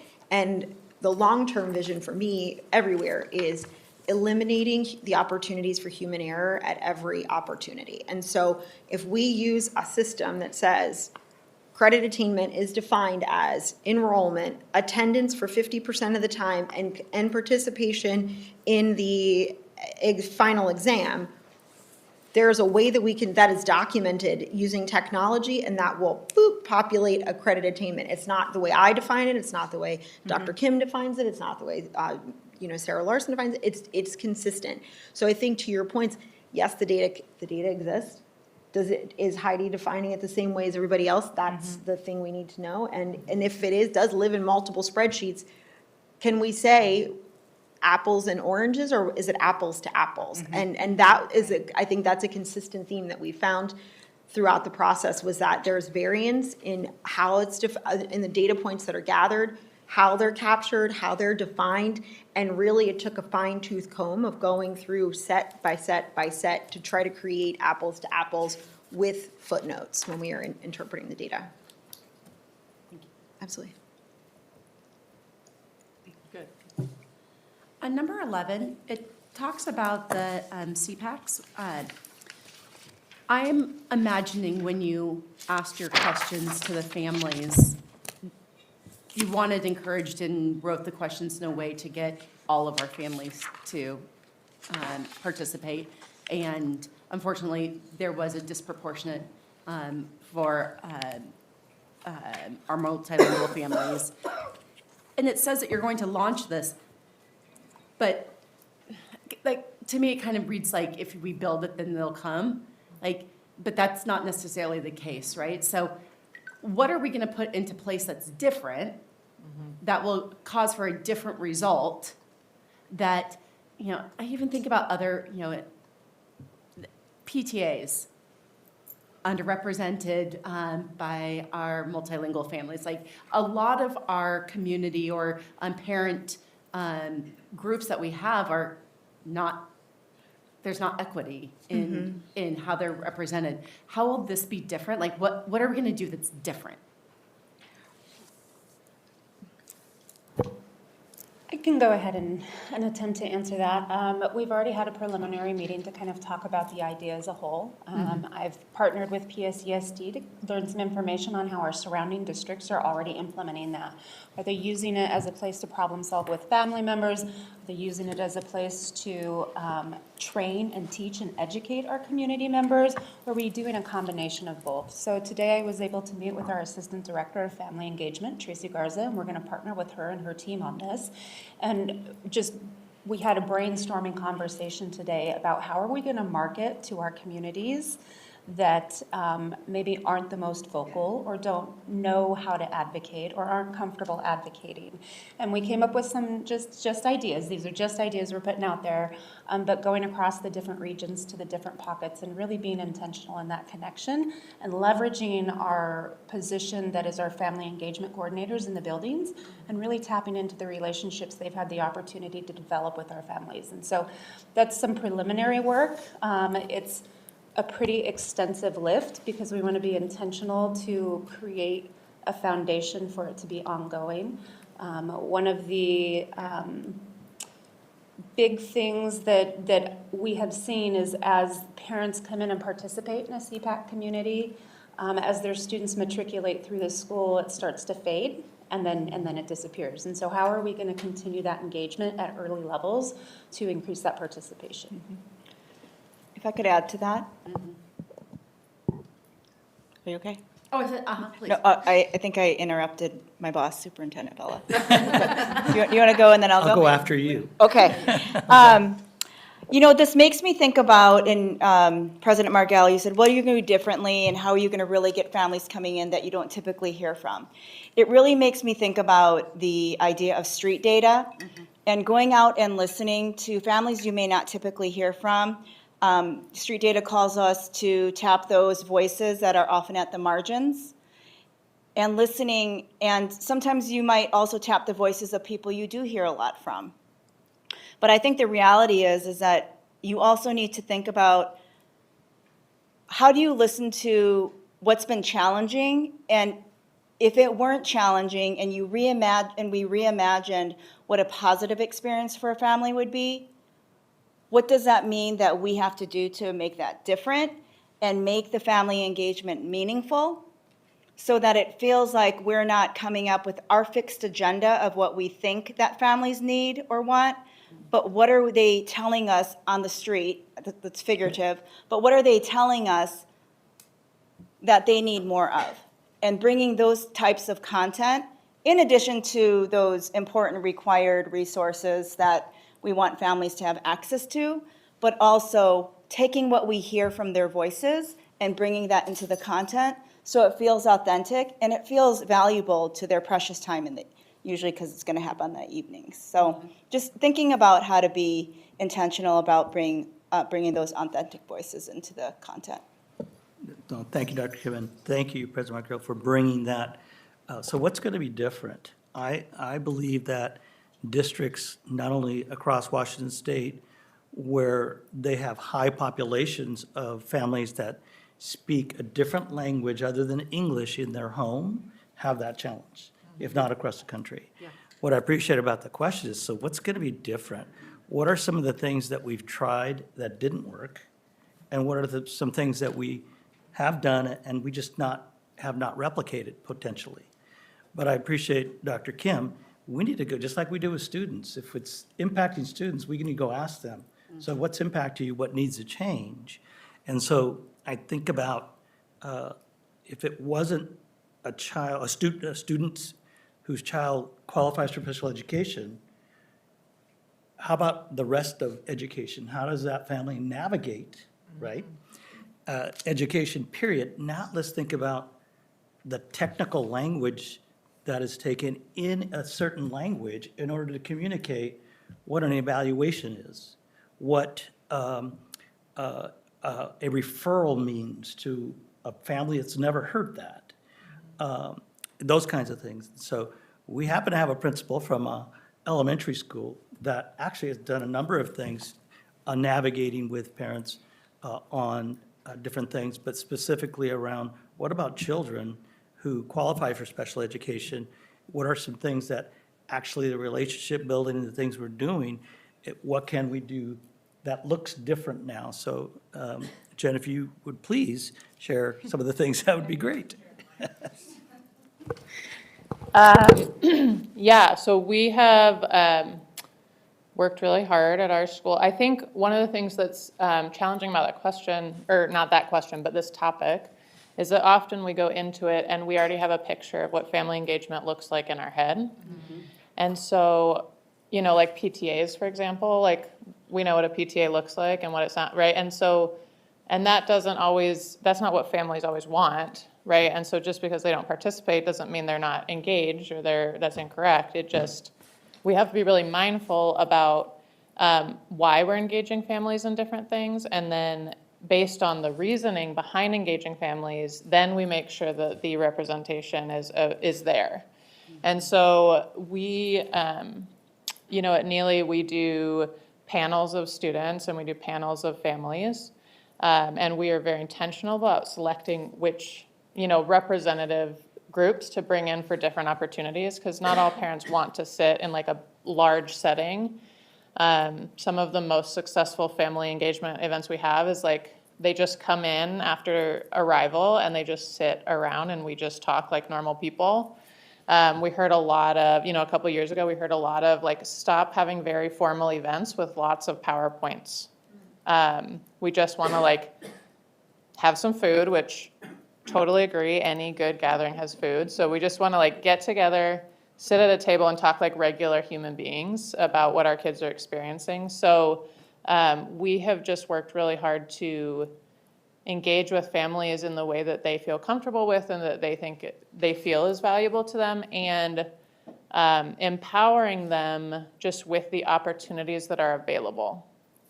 Because it's also important to have those opportunities where families can opt in and engage. And so I think it's just about intentionality. And so if we have when we have this CPAC, it's about what is the role of that group and how can we create different opportunities for engagement. And when we have essential questions, how are we intentionally targeting, right? Like sending out a survey, you're going to get a certain response rate. But if you're asking about something that's going to drive a decision that impacts all students, you have to intentionally target the right, you have to reach out, right? So you can't just send a survey.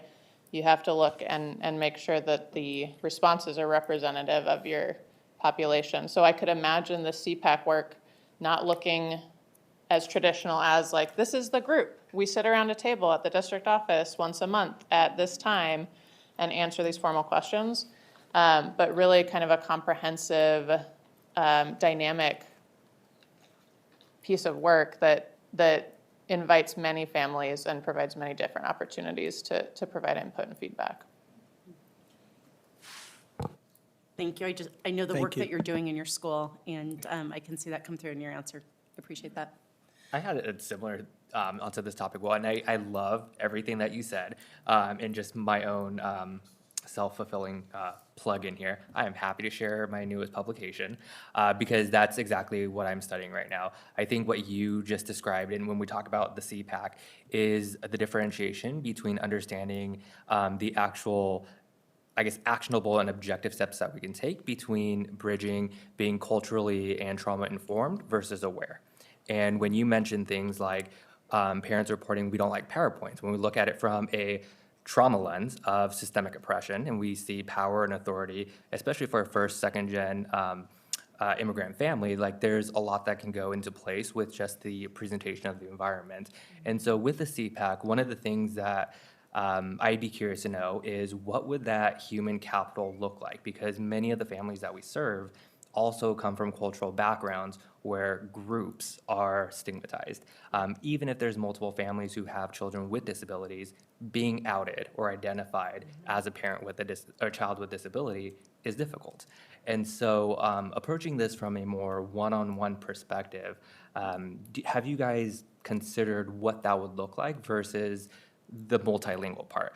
Because it's great that we have the information in languages, but in actual practice, like an auntie is gonna text a friend of a friend to get the information that they need. Not so much looking for, how do I get this on a sheet of paper? It's how do I meet with somebody individually, get that direct support that I need without having to have that social stigma of being outed to others. Sounds like you're interested in being part of the conversation, Director Song. I will observe and I support. I would love to get a copy of that publication. Yes. And I think you bring up a really great point that not all cultures accept and are as out publicly about their child's learning challenges. And so I wouldn't say we have a plan about a family that may not want to be out in the public, but I welcome dialogue about that and the publication that you referred to, because it's a very well pointed out piece Yeah, of the. so I love this, thank you. With these slides, I know this is like a snapshot of everything you guys have done. Are there other supplemental and more expansive descriptions for some of these that you guys are also recommending that we might be able to reference? We have some summaries of those rationale, Okay. if you're That way I don't have to interested. ask Yeah. like Yeah. 90 Yeah. questions. Yeah. So, Yeah. okay, if we can get access, happy that to would be share. really nice. Yeah. Thank you. Director Cook? All right, so my last question that I have here, it is about recommendation 6. The report mentions disproportionality in that, and I just want to make sure that our community understands what's at stake here. Under federal law, the state must identify districts where students of certain racial or ethnic groups are being identified for special education, placed in restrictive settings, or disciplined at significantly higher rates than other students. In Washington, significant disproportionality means a group is more than 3 times as likely to experience these outcomes, and that pattern has persisted for 3 consecutive years. When a district is found to have significant disproportionality, there are real consequences. The district must redirect 15% of its federal special education funding to address the problem.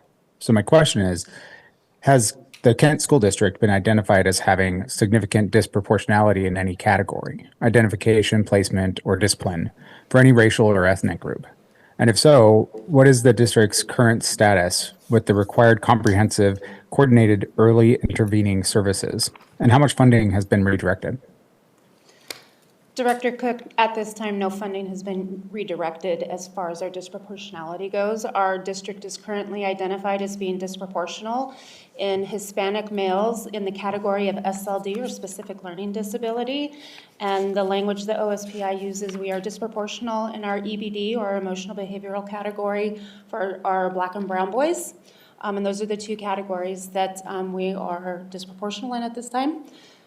The corrective action that comes with that is collaboration and professional development and planning, and reports back to the state on how we're going to continue to address that. And so when you look at the history of Kent, we kind of slide in and out of disproportionality in those two areas. And we have to develop action items on how we're going to continue to address that. And I think there's some recommendations in this report that would help us, instead of sliding in and out of that, become consistent with systematized processes through that evaluation process. My understanding is when we look at this disproportionality data from PCG, we're really looking at the evaluation piece and not necessarily the discipline piece that OSPI, that was hard to get out, has called us out for. So that's the information that I have around disproportionality at this time. Okay, I appreciate that information. I just wanted to make sure, given our financial situation that we are in, that we are taking care of that sort of stuff. So thank you for your answer. Thank you. Director Williams? Last question. Recommendation 12, elevate program quality rigor, including self-contained settings. So one of the things referenced here is integrating peer observation. And we know peer observation among educators is a best practice, but I can tell you that it is absolutely anxiety-inducing to have someone, another adult, come into my classroom to judge me, whether it is evaluative or not. So what would be some alternatives for staff that do experience that level of anxiety, but still be able to follow through on recommendation 12? I'll answer that. Okay. So it's not a requirement, it's a recommendation of ways that staff might be able to learn from their peers. So I just want to make that really clear. Again, it's a recommendation for ways that we might want to improve the quality. That being said, as we work on the action plan around recommendation 12, we can work on what those alternatives might be for learning, which would also include professional development or maybe video exemplars, ways for staff to be able to engage asynchronously, but not require a teacher to become the fishbowl. Absolutely not. If you're asking if it's going to be a requirement. I was asking that without asking it, so thanks for picking up on that. Yes. That was Yes. awesome. And Yeah. thank you so much for providing some alternatives. Like I said, it is hard to get up in front of adults, Yep. and so that's really awesome. Just that like we're- our students need UDL, our adults do too, and we recognize that. Universal design for learning, different ways of inputting and outputting learning. That's awesome. Thank you so much. Yep. Director Song? I have no other questions. Vice President Gregory?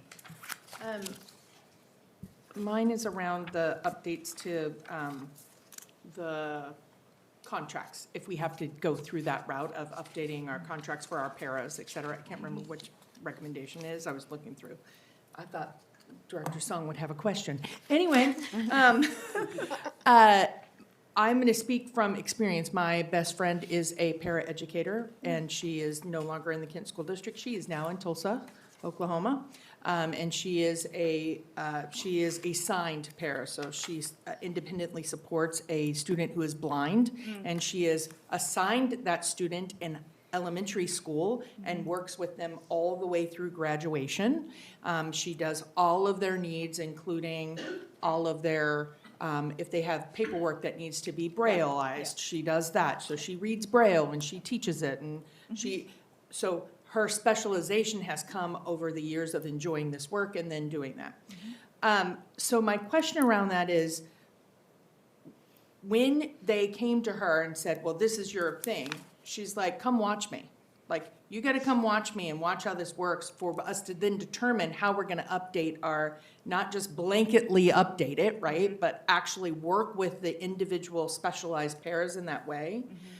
So that's my first question. My second one that follows up to that is, what can we do now as a community that can increase our people going into this field? Because I think a lot of people don't understand what a paraeducator is, how they are integral in the part of the whole process. People talk to me about, oh, they're second-class teachers. I get that a lot when people tell me about, and I'm like, no, they're not. That is not what their role is at all. But do we have a plan, or are we thinking about broadening this recommendation to work with HR now on how do we build that process? I know in several of the schools, in elementary schools that I have gone to, I see those paras that were administrator, they were admins, and now they're a paraeducator, or they've taken this path, right? Yeah. And now they're in special ed. So is there a process in place right now for the district that we're encouraging that?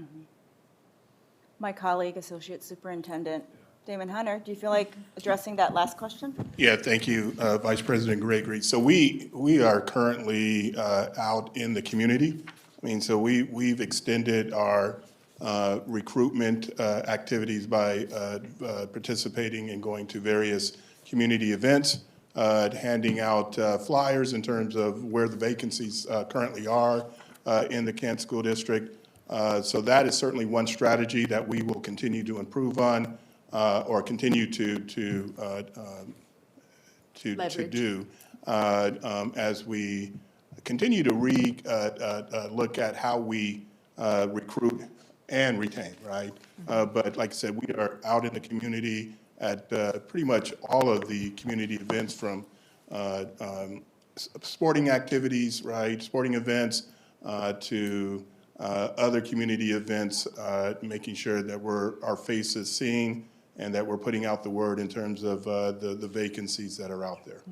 What about the WEA residency program? We currently we're partnering with KEA and WEA regarding the residency program that it's an apprenticeship that we've identified paraeducators, and not only KEA and WEA, but partnering with KAP as well, identifying our paraeducators that are aspiring to become teachers, special ed teachers specifically. So that's a promising program that we have in place, and that is also a part of our recruitment efforts and retention efforts as well. So. Okay, I have to put a plug in though for what we're doing before our students even graduate. We have a variety of careers and education courses that our students can take at the high school level. And now some of these courses, actually, they can get for college and the high school credit. Right. And yes, very excited about that. So our students are starting on that path before they even graduate high school. And so our students can go ahead and go through this coursework.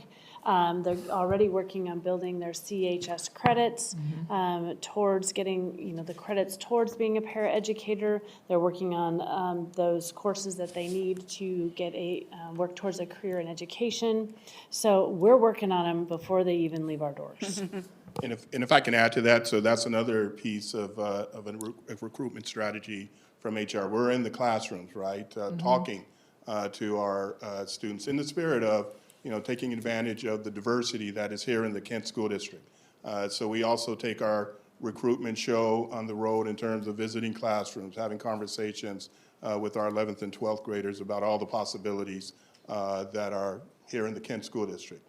So it's another piece. Excellent. Damon is a regular fixture at our career day recruiting. Throughout tonight, we know that this is a recommendation, many recommendations, right? I believe 17? 15. 15, okay, great. You can't have 15 foci, we know that, that's right. impossible. Could you, I see the implementation, but what it says is, here's this over time, and year one is the immediate ones. Can you explain for me a little bit that gap of, once we go through the page before where it talks about the different steps to get there, how will that be communicated back to the board and the community for, here's actually what our plan is, Now we're starting, now our immediate, or that, could you just walk me through that in the 2 minutes we have? I think that we have 15 meetings in the next 2 days Okay, to address all 15 recommendations with different small tables. And those meetings are just to help to provide some guidance to our KSD team and identify other stakeholders in the classrooms, in the schools, across the organization that should be part of the action planning work. So that is our commitment. The order in which PCG has recommended is beautifully designed, but it may not be the order that we might have the budget for right now, or it may not be the order that makes sense to us. We don't disagree with the need for those changes, but the order may change, and so what you see on that stair step, we would modify that content. Based on that content and the deliverable timelines that we identify in the action planning, we could plan around, and I'm just making this up, so don't hold us to it, but maybe we can share some quarterly reports, some short presentations at board meetings to say, hey, here's that comprehensive review, and here are some commitments we've made, and here's where we are, here's a report, and here's where we're going to keep going. We could put something together like that, if that seems like it would be advantageous to share with the board and to the community. absolutely. And Yeah. I mean, we can obviously see the commitment of administration, district, or all of our Yeah. professionals, and just know that the board, we're equally excited and committed to this work and to our community. And so just know that this is because we're interested and care about this too. So with that, If I may, just really quick. yeah. 10 seconds. Thank you very much to our partners, Public Consulting Group. Thank you to our principals. Thank you to staff here, and thank you to those who were able to come to the work session. We appreciate that. And finally, thank you to our board.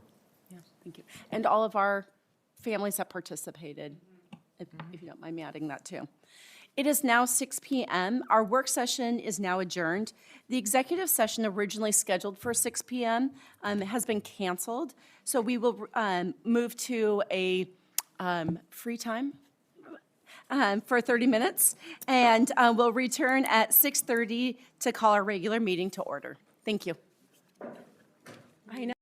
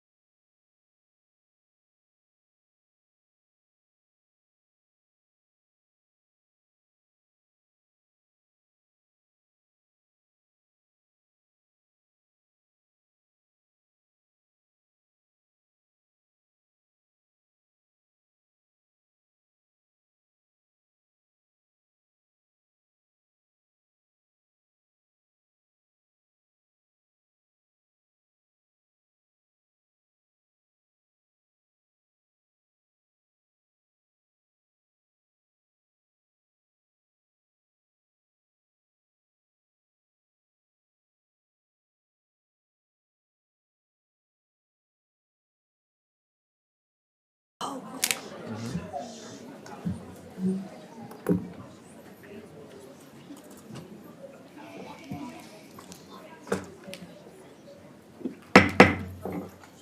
evening. It is 6:30, and we are calling this regular meeting of the Kent School District Board to order.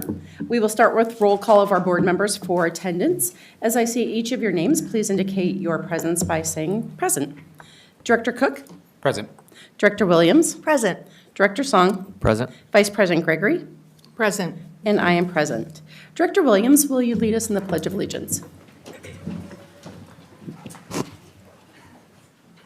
I pledge allegiance to the flag Of the United States of America and to the republic for which it stands, one nation, under God, indivisible, with liberty and justice for all.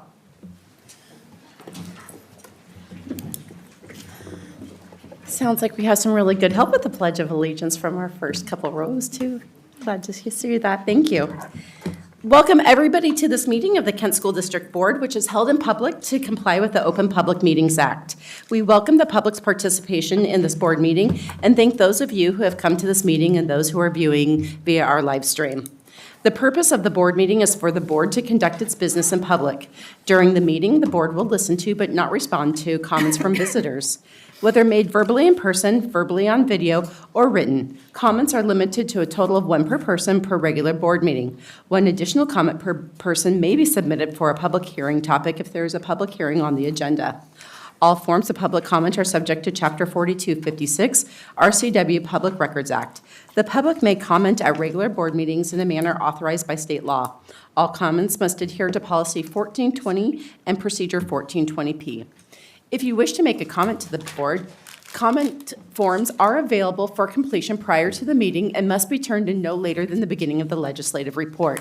No forms will be accepted once this report has begun. Comments are limited to 3 minutes. Public comments will be heard after the agenda review. Students will be the first to speak on any topic during the student voice portion of the agenda, which takes place immediately following this opening. General public comments from non-students will be heard during preliminary communication from the audience. Any remaining comments, whether from students or non-students, will be heard at specific agenda items and during the final communication from the audience. Student comments will be heard first on any topic. Please state your first and last name prior to beginning your testimony. Excuse me. Abuse of public comments personally directed towards the board, staff, or students will not be tolerated. The use of specific names or personal identifiable information of board, staff, or students is not allowed. Board members or KSD staff members may interrupt or terminate an individual statement when not adhering to Procedure 1420P. All comments, whether verbal or written, must adhere to the standards of civility as defined in Policy 1400, Meeting Conduct, Order of Business, and Quorum. If you're seated in an overflow room, there's a brief delay in the live stream audio. We will allow extra time for you to make your way into the boardroom after your name is called. Individuals with items for the board or superintendent must provide the items directly to safety services staff. Approaching the dais during the board meeting is not allowed. Any items turned in will be provided to the board and superintendent following the meeting. Our first item, Director Cook, will you read the land acknowledgement for us? The Kent School District Board of Directors acknowledges we reside on the traditional lands of the Muckleshoot Indian Tribe, who have lived in this region since time immemorial. We honor their continued stewardship to this land, its waters, and its communities. We commit to ongoing learning, meaningful partnerships with Native communities, and uplifting the sovereignty of the Muckleshoot people. Thank you very much, Director Cook. Our next item is item 1.07, agenda review. Superintendent Bell, are there any changes to the agenda? President Margell, there are no changes to the agenda. Is there a motion on the floor? I move we accept the agenda or approve the agenda. Second. A motion's been made and seconded for approving the agenda as written. We are now open for discussion. Seeing as there is none, there is a motion on the floor to approve the agenda as written. All those in favor, please raise your right hand and say aye. Aye. The motion passes 5-0. Our next section is 2.01, a student presentation by Meridian Elementary, and I call on, again, Superintendent Bella. Thank you, President Margell, members of the board. I'm excited to invite Ms. Stephanie Behringer, our principal at Meridian Elementary, who will begin our student voice presentation this evening.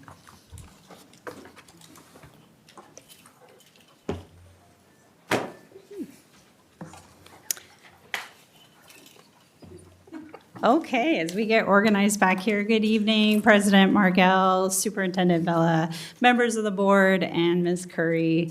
I am Stephanie Berger, the proud Meridian Elementary principal of these wonderful students here today.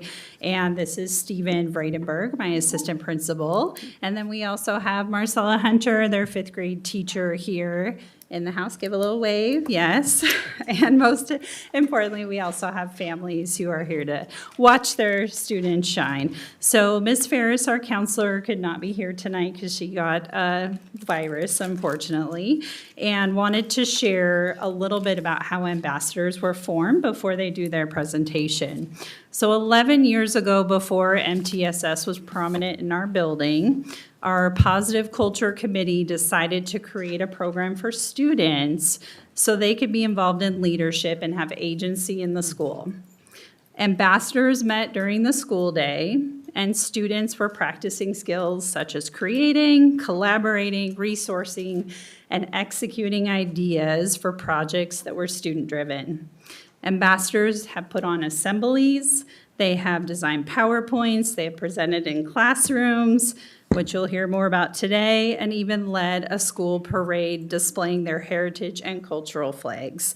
So ambassadors are connected to our school, and they build great relationships with one another and stretch themselves as student leaders. Our Cougars are our most valuable asset. They know no boundaries no bounds in what they do and can achieve. We are all very proud of what they have done for and to our school. It's amazing to watch them grow their skills. Thank you for giving them the opportunity to share their school board gift with you tonight. We know they will shine. So we're going to invite them up now, and we're going to get in our line, and they're going to present. Do you want to hold the mic, or do you want me to? Okay, I'll hold the mic.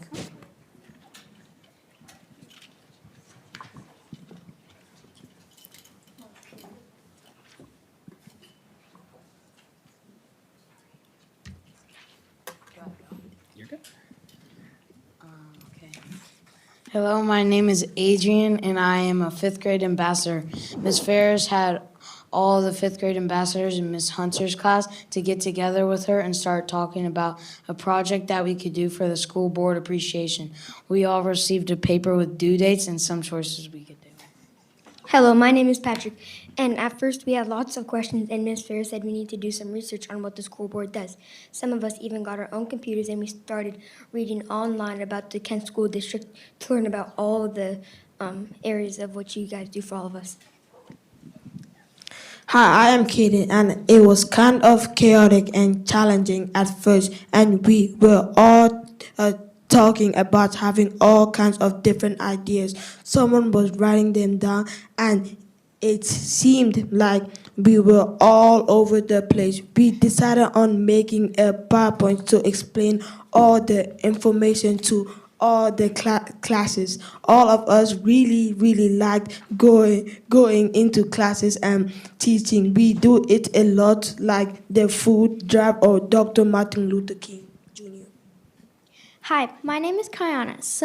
While some of us were working on the PowerPoint, and the rest of us were looking for a fun activity that we could do with grades 1 through 5. We all love doing origami, and we did a big origami project for our Veterans Day celebration in November. Every veteran received a handmade wreath in red, white, and blue.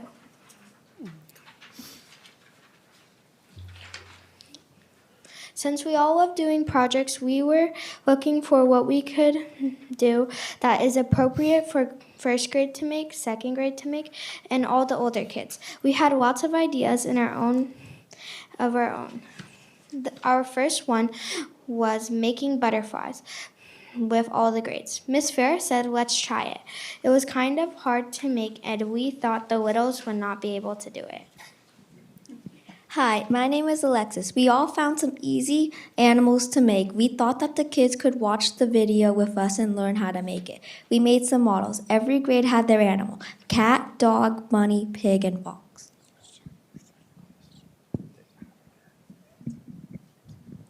Hi, my name is Risha. When the students were finished, they could write a note to you. We all created a list of things they could write on their animal. We put that in the PowerPoint too. Some kids might write something else if it was appropriate. Hi, I'm Bemnet. We each picked a grade level and had to all work together to get the materials ready. We went to teachers when they were not teaching and asked what times would work for us to present to their class. We had to cut and count out papers and have them all ready for to go. Hi, I am Emma. We went to every class and it was so fun. Sometimes the video didn't work, but you know technology sometimes. For the PowerPoint, we took some of the pictures of the models for each grade level. We learned how to take pictures for PowerPoint too.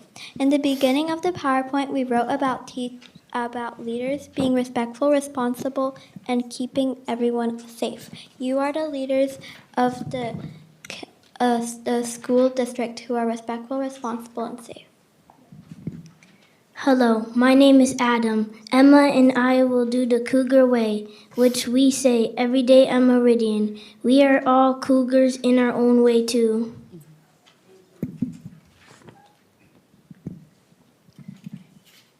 Hi, my name is Mamiya. Now we're going to do the Cougar Way for you. The Cougar Way every day.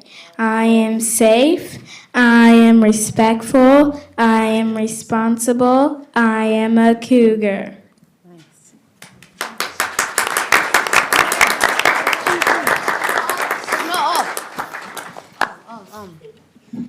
Any questions?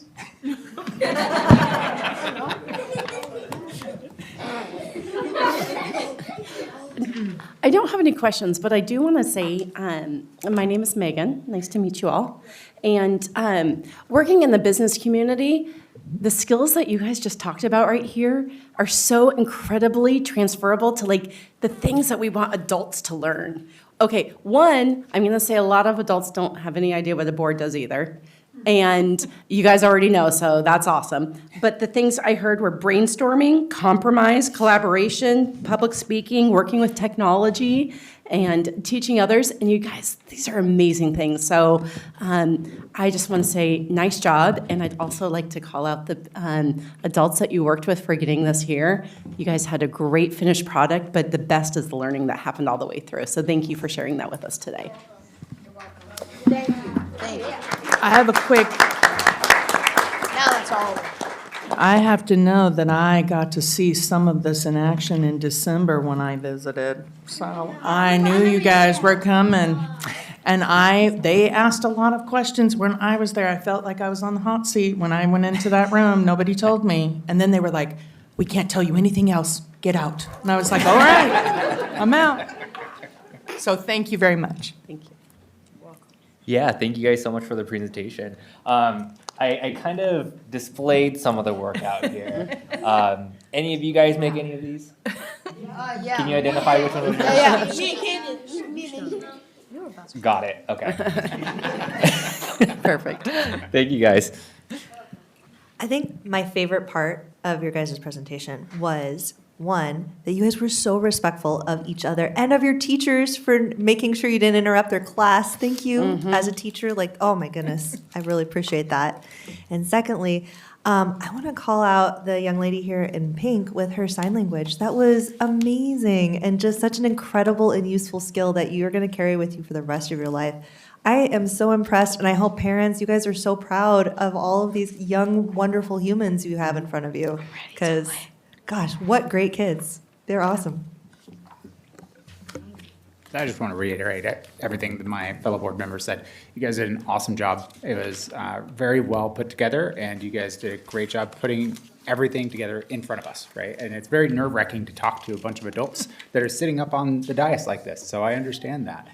So great job. I have visited your school once when I went to one of your dances. So it was I think a year ago or so. And I really enjoyed it. You guys it was awesome. It was, for a harvest party, I believe. And it was so much fun. And I'm so glad that you guys are able to put this together. And I hope you will be able to do more things like this in the future. Thank you. Thank you, guys. Absolutely. Can we ask if we could have everybody maybe turn around, and we're going to come up right behind you, and we would love to get a picture with first with just the students with the board off to the side so parents can get a picture, and then if the board could join in.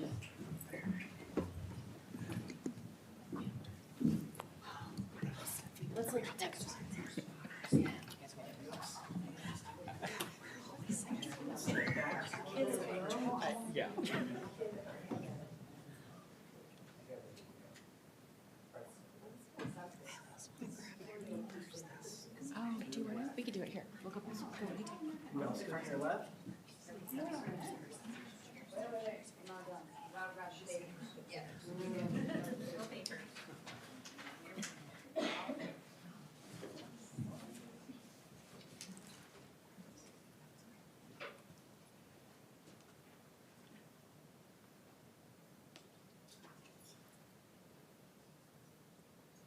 Count of 3. 1, 2, 3.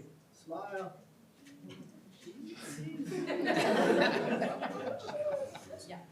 Great job. And then, wait for just 1 second for us to, we'll get back here. We'll get back here. You guys are almost as tall as we are, we got you stay on the steps. Get in there. Get in there. Get on the end. Go on up there. Go ahead.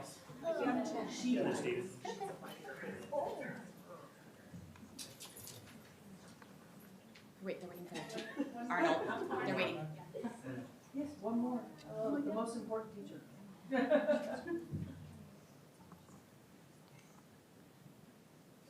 Count of 3. 1, 2, 3. Cheese. Cheese. Thank you. Not me. No, I have it. Not me.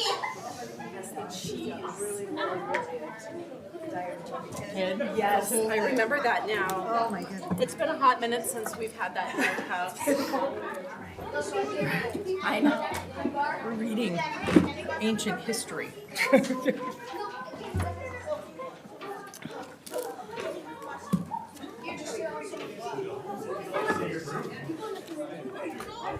Okay.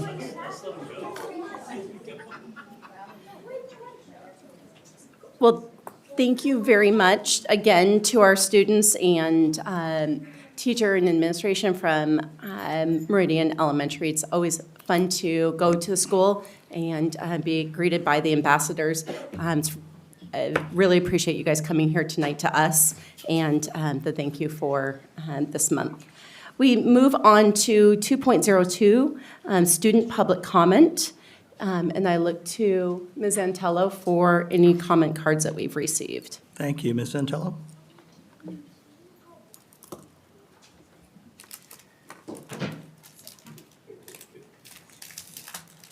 This is for students.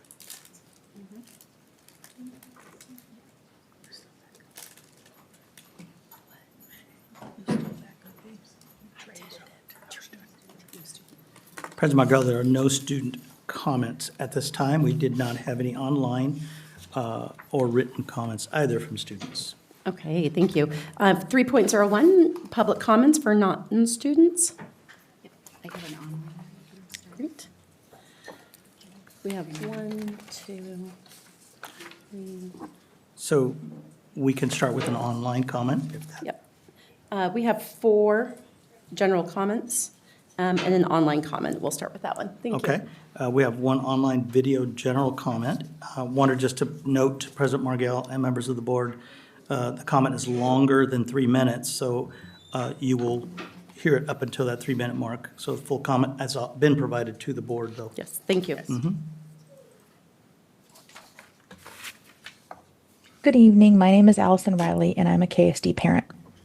The board's website says that the Kent School Board acts as trustees for the communities, schools, and that the board of directors is responsible and accountable for vision, structure, accountability, and advocacy. Specifically called out on the board website is acting as a liaison between the community and the district, advocating for students, the district, and public education, and approving a budget that reflects the priorities of the district and the community through responsible use of monies. While I know WASDA has told you it is okay to disregard the public outcry as a them problem, I would ask you all to reflect on what you're disregarding. Over the last couple of years, we have heard many brave and valid student concerns shared at meetings, and we also see student voice in surveys. You were elected to help safeguard KSD student experience and to help foster an environment where all students are able to achieve a high-quality education. Is that what you are doing? When you are being trained to disregard public voice, are you okay disregarding the students you were elected to represent? When I listen to the district talk about the budget impacts and hear the cuts they've already made, such as cutting more vice principals and removing KLA's link program for 10th and 11th graders, amongst other programmatic and staff changes already being told to individual schools, I do not hear a student-centered approach. I do not hear or see board oversight or direction in helping to ensure maximum relief with minimum student impact. You repeatedly expect the public to show up for you at the ballot box, but when the public asks you to show up for them, you sit on the sideline while the district further damages this district. And there is no other way to describe what is happening other than damaging. The cuts in the conversations presented to the community show that the cuts will be painful. However, that pain will not be felt throughout the district equally. Teachers, students, and families will be negatively impacted by class sizes, staff cuts, and programmatic changes, yet the central office admin cuts appear to be benign. No cuts to salaries, no cuts to existing staff or employees. What sacrifices are district administration making for the health of our schools? Well, from where I sit, it seems like KSD leaders are insulated from the cuts. Leadership isn't easy. The community has repeatedly asked for careful considerations to be made as we navigate these budget shortfalls. We've asked for transparency, and we've asked for students to remain front and center as a priority. In turn, we've been met with anger, dismissal, and at times silence when asking direct, valid questions about the budget. The board is supposed to set the vision for the district. Is that vision district administration focused? That's how it appears. If it isn't, then it's time for the board to demand transparency and answers. It's time to ask where the cuts are being made at the district office.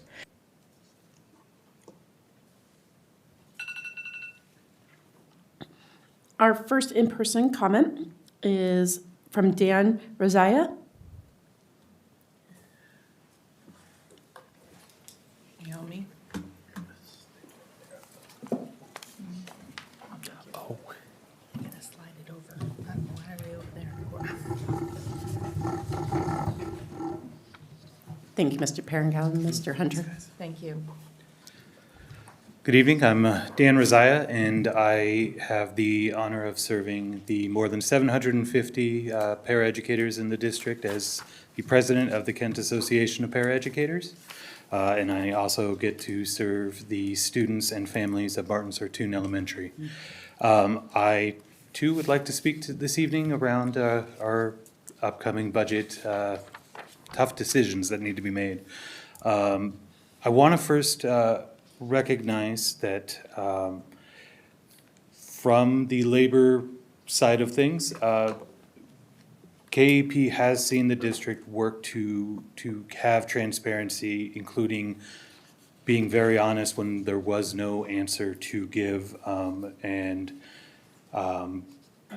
it's not always the case that people get to have those conversations early on, and so for that I would like to say thank you. As you on the board are about to kind of discuss and unveil the road ahead, I just want to I want to encourage you to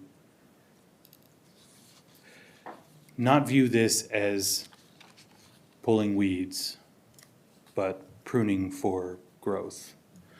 And about that, I mean, it is really easy to look at a spreadsheet or a form and say, okay, well, this on paper seems to be the least impacted.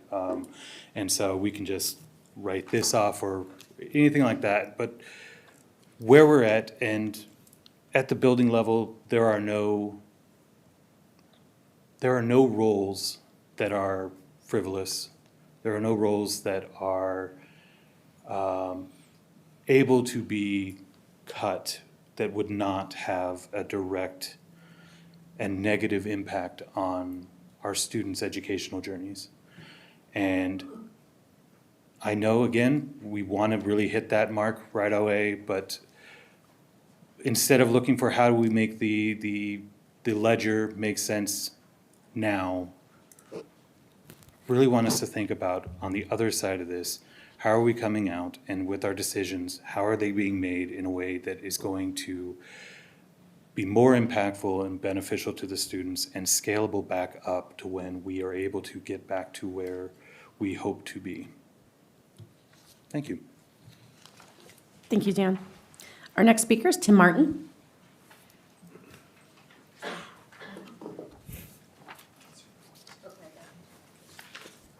Good evening. I'm Tim Martin. I am a community member. I'm a teacher. And in this case, I'm also the president of the Kent Education Association that represents about 2,000 certificated teachers in Kent. I'm here to share with you my concerns about staffing as well. I have been privy to information in my role that there have been concerns stated from the district that we were headed to this financial crisis and the sky is falling. But thank you to WEA and their resources. They have been walking side by side with us, looking at the documents submitted by the district, and have clearly stated that there's not an emergency. There's no shortfall this year. That doesn't mean in the future we can't have something, but it's not here today.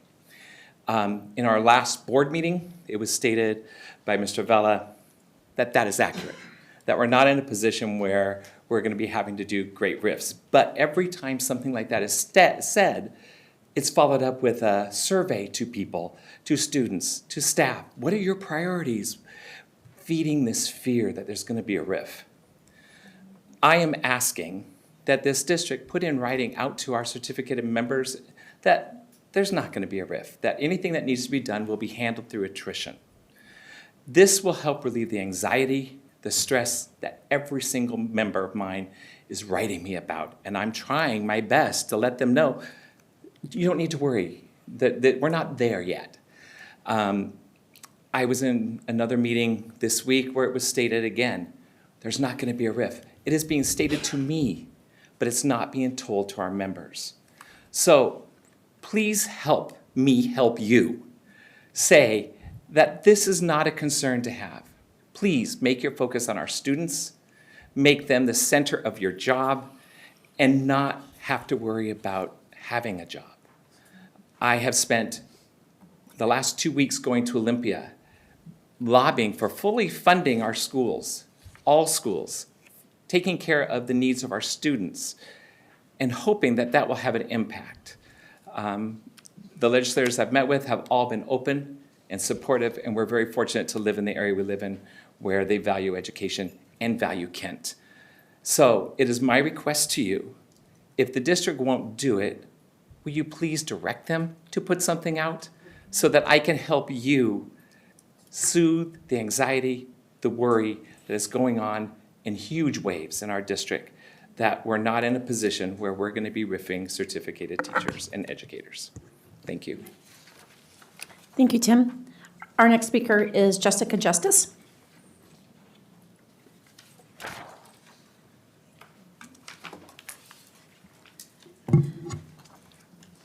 I apologize for my late entry. I was finishing a Best Mentor training, and I would like to give my future mentees something to look forward to.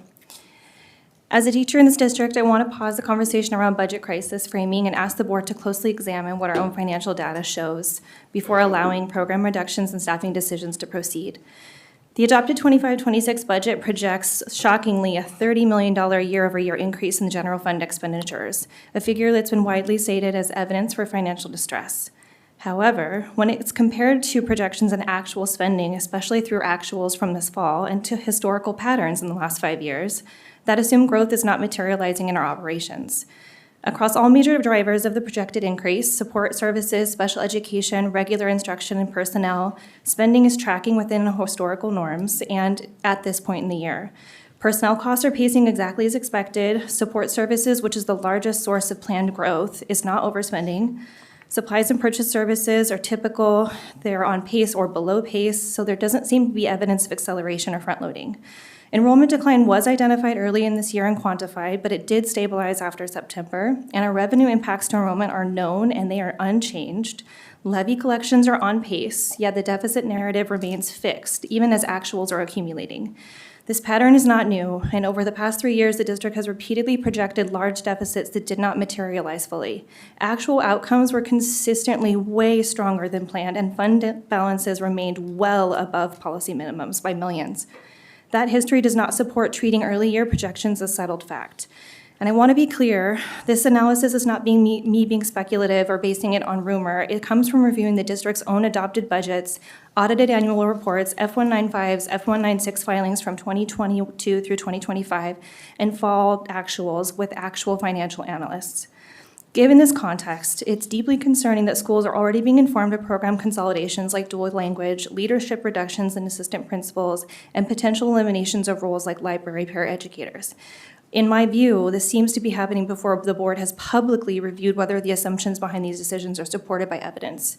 Fiscal stewardship requires more than conservative projections. It requires adjusting narratives to real data as it becomes available, and I'm urging the board to slow this process, request a clear reconciliation between what is projected and the actuals, and ensure that the irreversible staffing and program decisions are grounded in demonstrated financial necessity and not untested assumptions.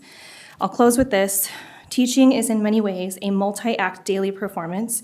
It requires constant engagement and pacing and emotional regulation and real-time improvisation for an audience that's developing impulse control. I do that work in this district with my peers here with joy every day. And after that full day in the classroom, I spent 9 hours reviewing district financial reports so that I could come to tonight's meeting more informed. If district leaders are asking staff, students, the board, and the broader community to brace for staffing program changes, the very least that we should be afforded is the same level of analysis, preparation, and care that I put in on a school night. Thank you, Jessica. Our last speaker is Crystal McDonald.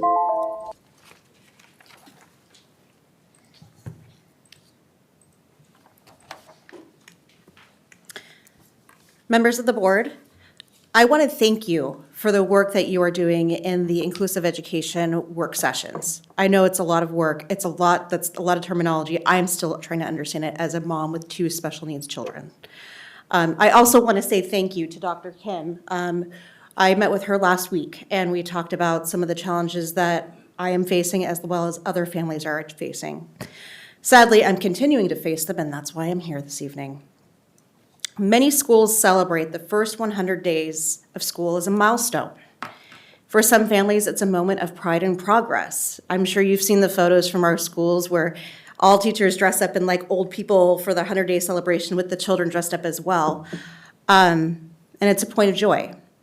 For my family, 100 days of school represents something very different.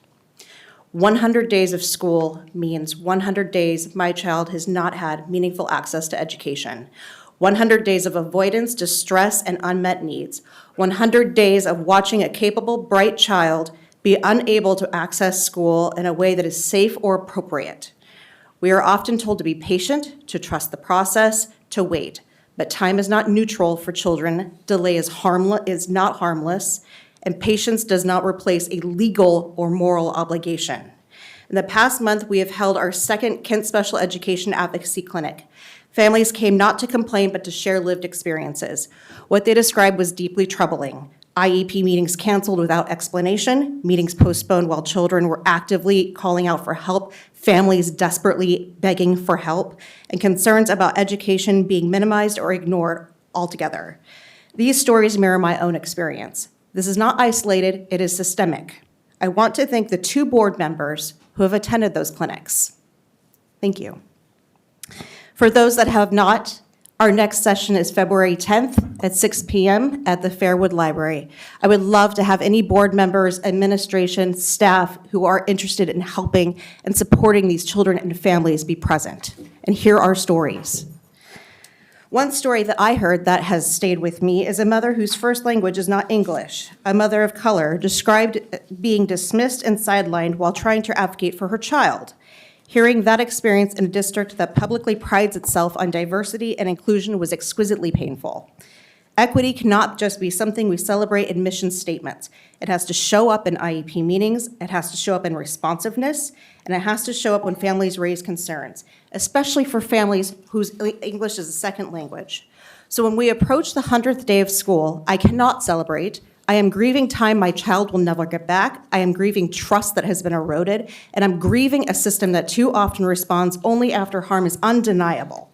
Children do not experience education in quarters, semesters, or corrective action plans.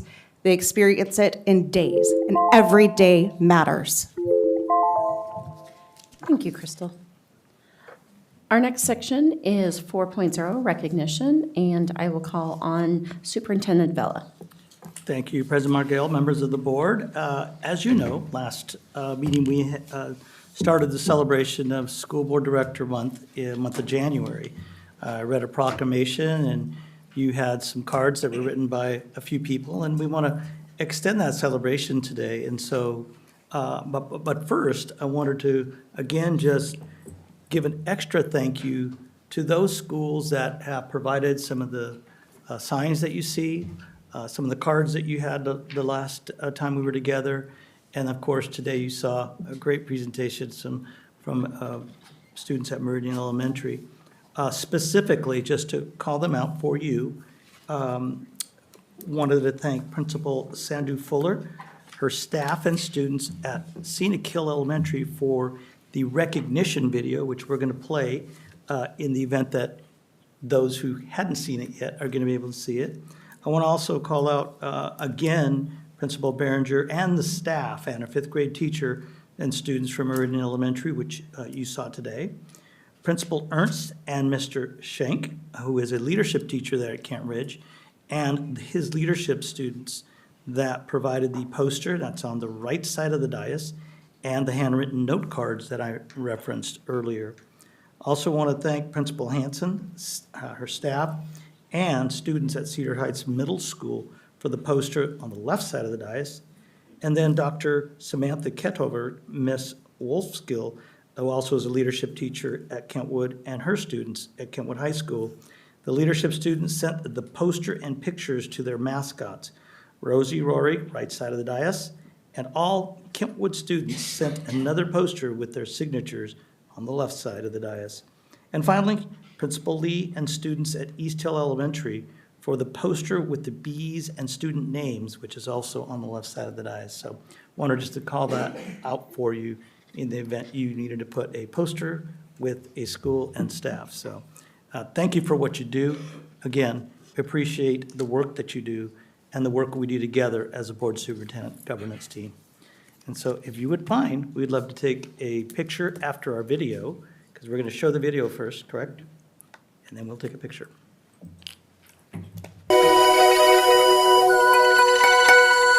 Every day, we walk into our schools without fully realizing the countless people who make these spaces possible. Behind every classroom, every safe hallway, every opportunity for our students, there are individuals whose dedication often goes unseen. Our school board members are among those quiet pillars, guiding, supporting, and making decisions that shape the future of our children and our community. Today, we pause to recognize your commitment, your time, and your unwavering belief in what education can do.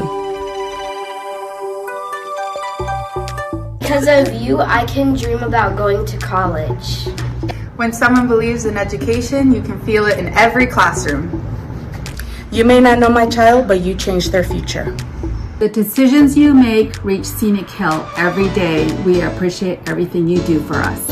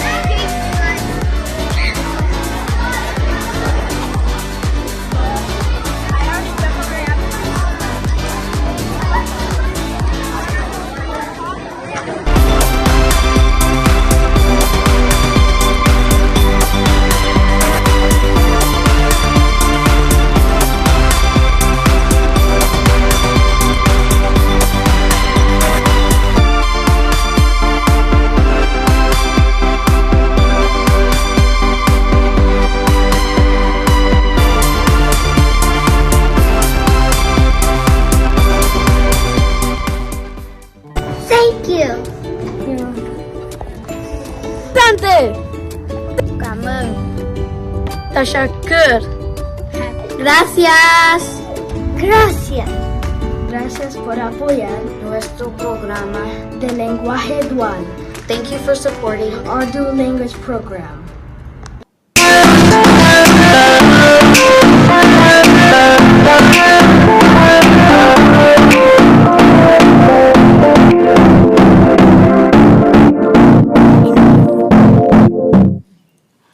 If you'll kindly join me in front for a picture. Thanks. Can we do a seated picture one? No. It is our exercise program. It's the exercise steps. You can sit.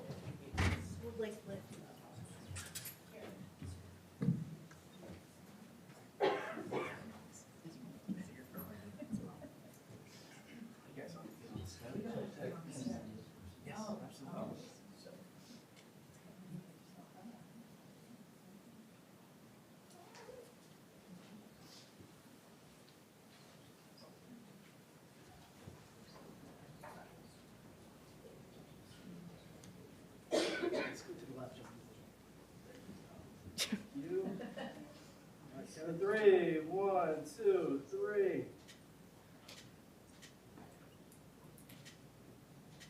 Thank you.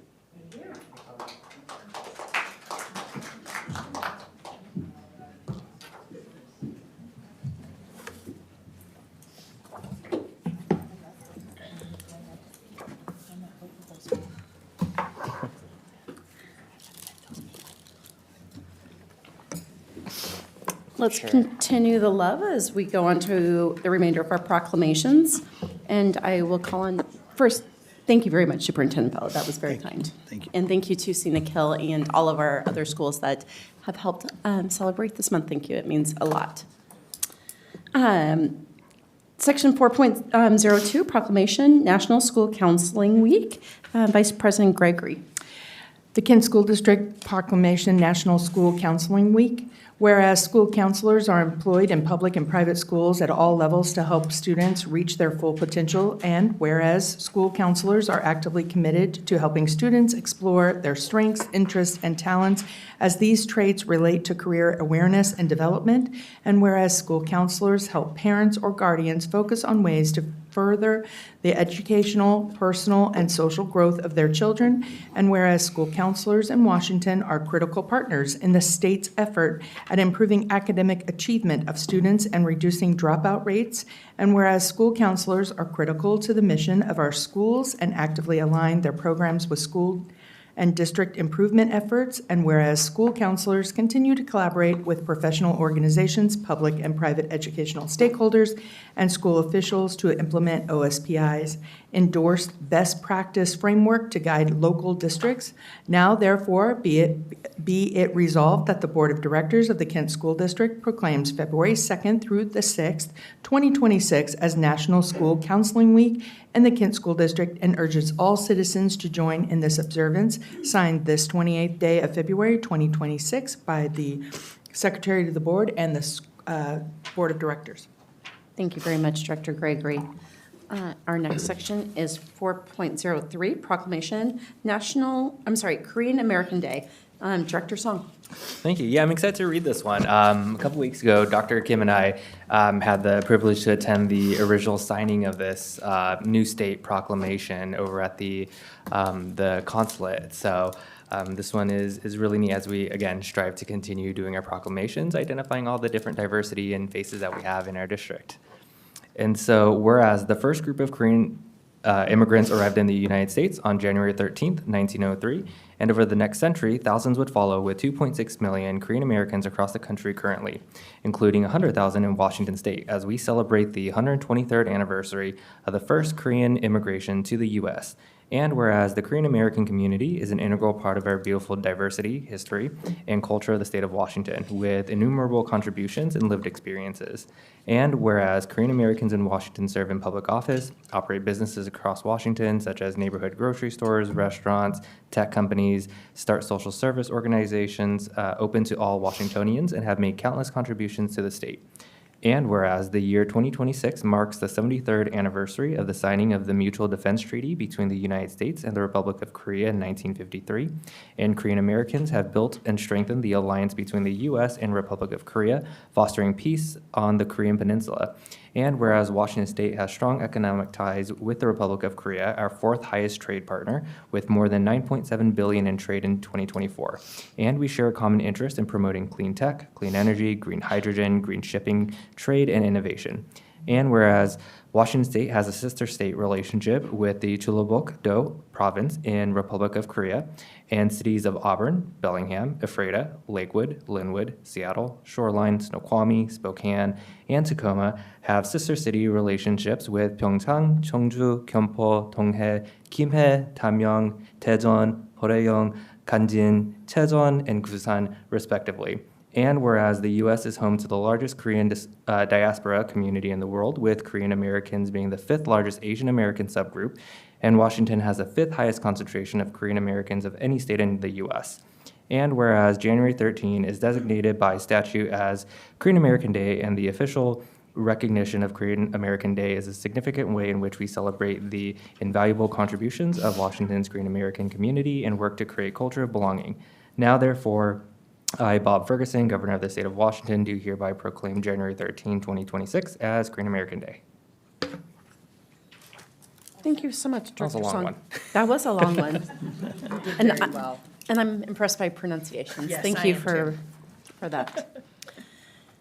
We now move to section 5.0, presentations, and I'm excited to hear 5.01, East Hill Elementary. Superintendent Vela. Thank you, President Margell. Excited to continue our support and celebration of our schools and presentations to our board. I'd like to invite Dr. Christine Avery, our Executive Director of School and Leadership Success, to begin our presentation this evening. Good evening, Superintendent Vela, President Margell, members of the board, Ms. Curry. It's a pleasure to see you this evening. I'm Christine Avery, one of the 4 Executive Directors of School Leadership Success. I support and serve 14 of our 29 elementary schools. It is a pleasure to be here this evening and an honor to introduce East Hill Elementary to you. I'm going to begin by introducing the principal, Gina Lee. This is her 2nd year as principal of East Hill, and due to her exceptional instructional leadership, we're already seeing the positive impact on student learning. So please enjoy learning more about this amazing school.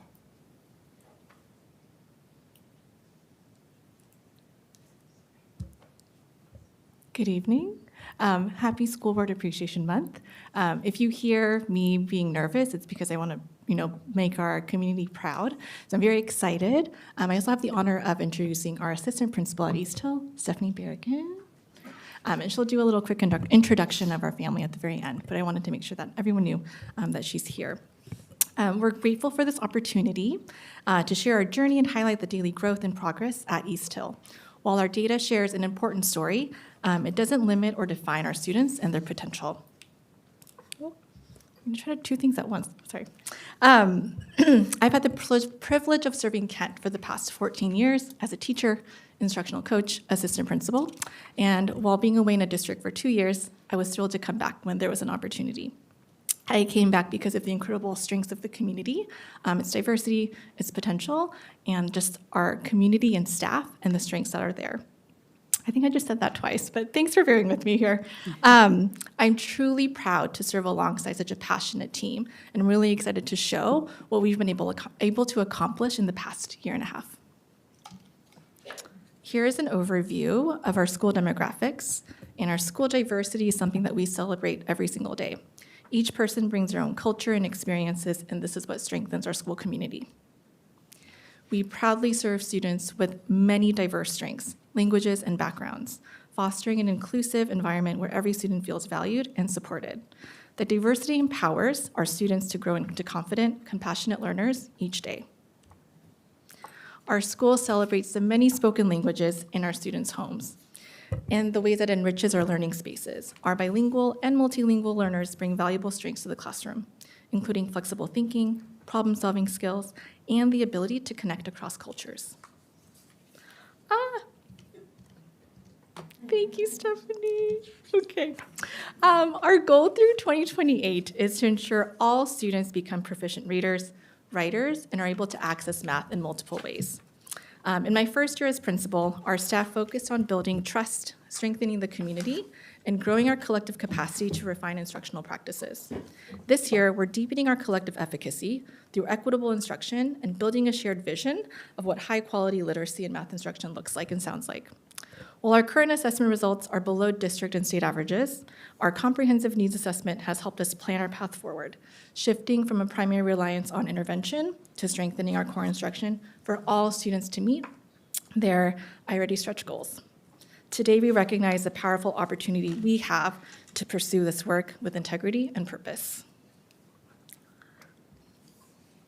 This chart here shows a percentage of students meeting standards in grade 3 through 6 when we had middle school, sixth graders, over several years. There is some fluctuation and clear opportunities to focus and improve. Overall, this data helps us understand where we are and guides us in strengthening instruction and support so more students can meet and exceed grade level standards in the years ahead. The data here shows steady improvement over time, with clear evidence that targeted interventions are reducing the most significant learning gaps. While many students are still working toward grade level proficiency, an increasing number are moving into the 1 grade level below range, positioning them for accelerated growth. With a continued focus on core instruction, intentional intervention, and targeted supports at every grade level, we're confident our students will make meaningful growth towards meeting standards in the coming years.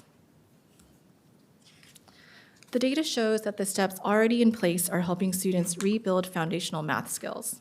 Many students are moving closer to grade level, and this information helps us recognize our steps to improve our core instruction and the need to continue providing intervention. While grade 5 achievement data shows a decline over time, our I-Ready data suggests a more hopeful story. Students are rebuilding foundational skills and moving closer to grade level standards. With continued focus on acceleration and alignment between intervention and core instruction, we believe this progress will translate into improved assessment outcomes. Attendance is critical because students must be present to access grade level instruction alongside their peers. Our current data reflects a strong average daily attendance rate of 91.7%. We also recognize our chronic absenteeism as an area of focus, with 32.3% of students missing more than 2 days of school per month. This means they're missing significant instructional time, and to address this, we're continuously strengthening our family communication and follow-up, providing targeted supports for students with repeated absences, and monitoring attendance data to identify trends early and respond promptly to keep students engaged in learning. Before the pandemic, over 80% of students attended school regularly. Encouragingly, attendance is improving. Last year, regular attendance increased to over 60%, reflecting a renewed connection to school routines among students and families. This progress matters. Daily attendance gives students the best opportunity to rebuild skills and meet their academic goals alongside their peers. We're proud to share the meaningful progress in reducing exclusionary discipline. Out-of-school disciplinary actions have steadily declined, with a 0% rate year-to-date in the 25-26 school year, reflecting our commitment to keeping students engaged in learning and connected to their school community. Recognizing that exclusionary practices do not support long-term behavior change, we have prioritized proactive approaches, including school-wide SEL instruction, PBIS initiatives, counseling supports, regular student check-ins, and targeted skills groups. These coordinated efforts are strengthening family partnerships, improving attendance, and supporting positive student engagement through the work of our counselor, behavior interventionists, and of course, our classroom teachers. This is our second year administrating the Panorama Survey, and it continues to be a powerful tool for elevating student voice. From spring to fall, students showed meaningful growth in self-management, closely aligned with our reduction in exclusionary discipline. By prioritizing access to core instruction and keeping students in class, our counselor and behavior interventionists focus on explicitly teaching regulation strategies and providing skill-based interventions. Climate survey data affirms the impact of these efforts, with panorama results reflecting increased student capacity to regulate emotions, thoughts, and behaviors. Our long-term goal is for all students to be proficient in reading and math within 3 years. To achieve this, we're taking a phased and intentional approach, viewing our work as a staircase rather than a single step. This staircase represents aligned systems, including PLCs, MTSS, PBIS, and equitable access to core instruction, all working together to advance student learning. This work extends beyond a single school year. What we're building now lays the foundation for sustained improvement over the next 2 years. This year, our focus is on strengthening the foundation by investing in adult learning through professional development, collaborative PLC time, and consistent feedback. These efforts are designed to strengthen instructional practices and improve student outcomes. By 27-28, our goal is for students to actively monitor their own growth while experiencing consistent, grade-level, high-quality instruction and assessment practices responsive to their needs. The work today aligns with our district strategic plan. Our academic goals support Goal 1 and 3 through equitable, supportive learning environments, and our culture and climate focus aligns with Goal 2, while our emphasis on attendance, family partnerships, and student voice strengthens community connections and builds staff capacity in support of Goal 4.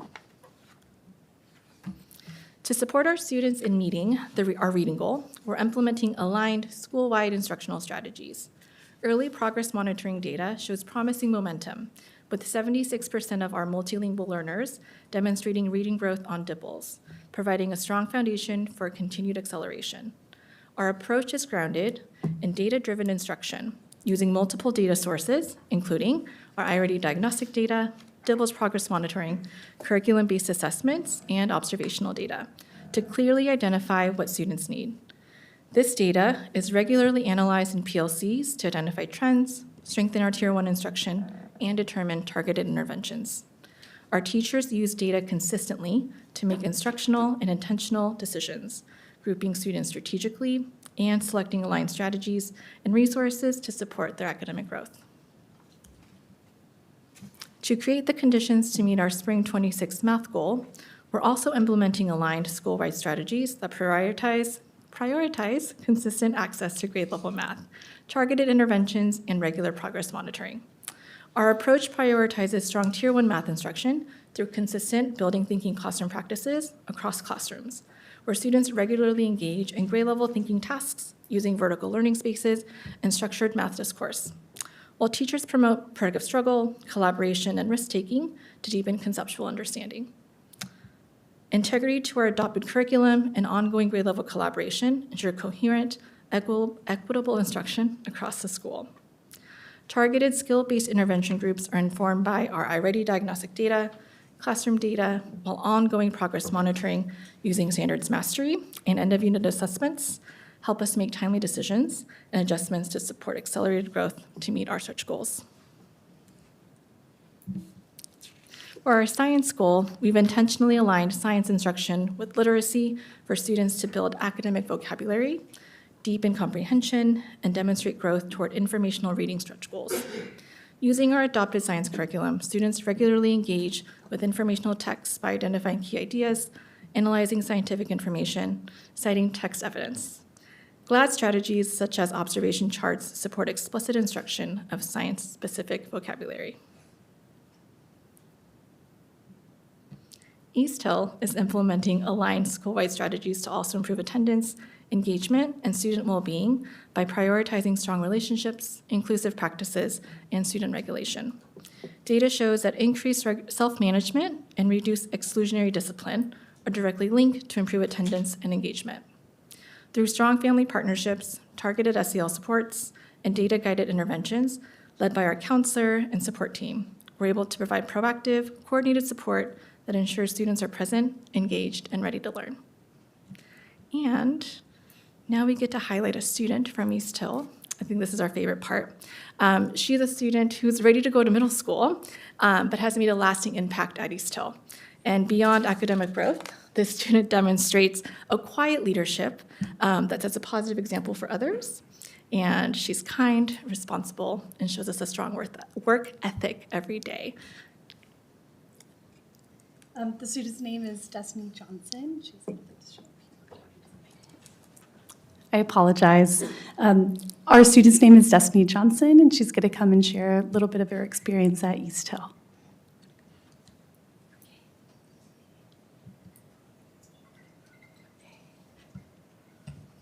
we have a video. To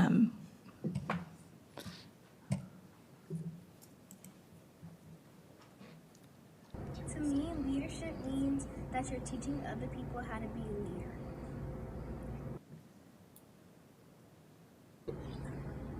Impact. I'm gonna have to say when the when the fourth and fifth graders did the assembly and this moment, because this is a very special moment to me. It has supported me by really just like people encouraging me, and whenever like I have like hard moments, even where like I can't think straight, I always hear like these voices in my head of like the people encouraging me, saying, "Come on, Destiny, you got this. Come on, you got this. Push through it." So, Miss Amanda, because whenever I have hard times, I feel like she's really the only one where like I can explain the whole entire thing to without like getting embarrassed or like without getting really anyone in trouble that like involves like with the principal. and what will you remember about her? What will you remember about her? One thing I will remember about her is her basically just being my best friend. So I'd like to present this award, Student Spotlight, to Destiny Johnson.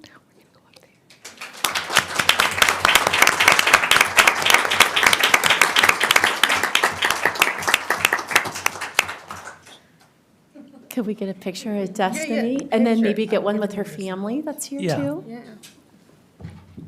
Should we get out of the way? We'll get out of the way. Yeah, we'll get out of the way. Let's get out of the way. It's not a picture in the dais, sir. Oh no, thanks for smiling. You did a great job. It's just been great.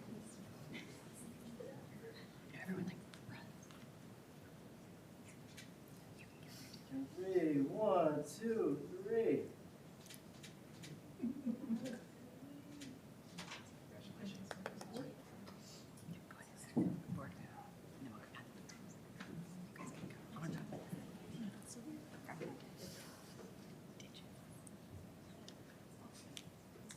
Oh, right now?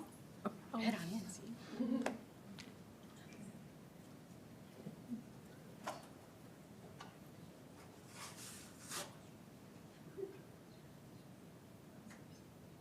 Count 3, 1, 2, 3. Congratulations. Family? Yeah. Family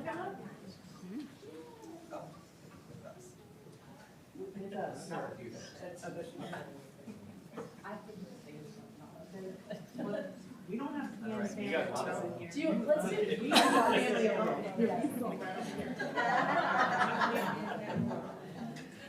Who are these people? Yeah, 20 years from now, who are those people? Count 3, 1, 2, 3. Smile. Thank you.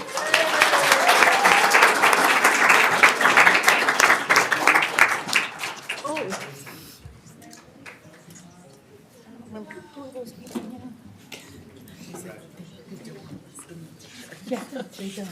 They do. I agree.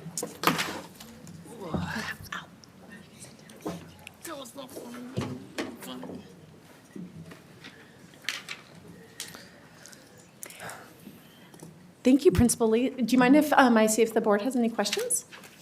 Any questions from the board? I have a few. Yeah. I know we're shocked. Thank you so much for being here tonight. I know. Thank you for bearing with me. No, you were fantastic. You did great. You got You have a cheering section too. Love it. Okay, we're gonna dive in a little bit with data. Talking about your ELA, Math SBA data. When I looked through, I noticed fifth grade seems to really be struggling. Why do you think there's been such a significant decline? Is it the topics that are covered? Is it the rigor? Is it something else? What is the data showing you? Those are the same questions I had too when I had the ability to come back and serve as principal here. So that comprehensive needs assessment really helped us kind of dig deep and break the data apart. What we recognized was that maybe there wasn't a strong emphasis on that core instruction, which is what we're focusing on now. So really attending to what our curriculum is, using it with integrity, and then providing the interventions that our students need by using our data. Can I just follow up? What kinds of interventions are you utilizing? Yeah, so our school, we have the privilege of having an academic interventionist. We have our MLE teacher here. We have our IP teacher here as well. And we all work together to identify what the students need. With literacy specifically, we've worked together to create a menu of resources. So depending on phonemic awareness, phonics, comprehension, fluency, vocabulary, we kind of use that as a bank, and then we use those resources there. Awesome. Yeah. Thank you. Yeah, and also quickly, can you help us follow up with introductions of what team members are present with us today? Would love to do that, yes. Okay. So here we have our school librarian, Pam Schultz. We have Amy Leons, one of our MLE teachers. We have Julie Parker, one of our IP teachers, integrated program. We have our counselor, Jaren Harada. And of course, we have our assistant principal, Stephanie Bergen. Thank you. And as I look at this, I view this from the perspective that there's a story behind all these numbers and bars, and I love the pastel colors that you guys choose to go with. But looking at this presentation, if there was something that we should be taking away, once you guys compile this, what stood out to you the most? I'm gonna get emotional. Okay. It's okay. Knew this would happen. Okay. The numbers aside, I think the community that we've built amongst our staff is something really special. And you can't quantify it, right? It's something that we're working towards, something that we're aspiring to. And we hope that altogether we can meet our ideal state. And it's really, I feel so fortunate to work with the whole staff who believes every student can be successful. So that's what I can share. Yeah, thank you so much for sharing that. I want to say thank you for the library list of resources. So that has been brought to my attention as one of the gold standards that we should have across the district. Several parents that I know who go there were like, they have this list, and then like, I needed phonics books. And I was like, well, I don't know the first thing. Why don't you talk to the librarian? She's like, I didn't need to. There was a list. And I was like, oh. There's a list. She goes, yeah, and you wanted picture books. And my child doesn't want to do picture. They only want to do the graphic novels. And then apparently, to the staff, they got them into chapter books with pictures in the chapter books because it's on the resource book. So I just want to say kudos to the team about having those resources because your families are using them. Thank you. Mine is less of a question, but more of a comment. I really appreciate your diligence to data, and there's a tendency to not ever want to show bad data, right? It's hard, but data is just data, because when it is, you take it and then you can do something about it. And I think when you kind of talked about your science scores, that they weren't exactly what you wanted them to be, but putting them there on paper and acknowledging them. And I was really happy to see what your science goal was around the, and matching it to a goal that you're doing so great in, and the literacy around science and the language of science and just how important that is. So I guess I just want to acknowledge, thank you for that commitment and transparency, and just, I thought it was a really well-written goal. Thank you. Yeah. Any other questions? Of course. Yes. I'm an educator in all ed, and so I work with kids who are well below grade level. And you talked about with your iReady reading placement and the math placement, you've got a significant number below grade level, but you're working with these interventions. I was wondering what interventions I can steal from you for my own classroom. So tell me more. Where can I start? So I really believe in the power of people, and to make any intervention successful, it's the individual. So you can have the resource, and I really believe in the delivery. We also really have a really strong belief that every student can meet and exceed what we're expecting them to do. For example, if we have a student who's a fifth grader, maybe they're a newcomer, we've provided the assessment for DIPPLs and iReady, and we're noticing that there's a significant vocabulary gap. They might be in a language group.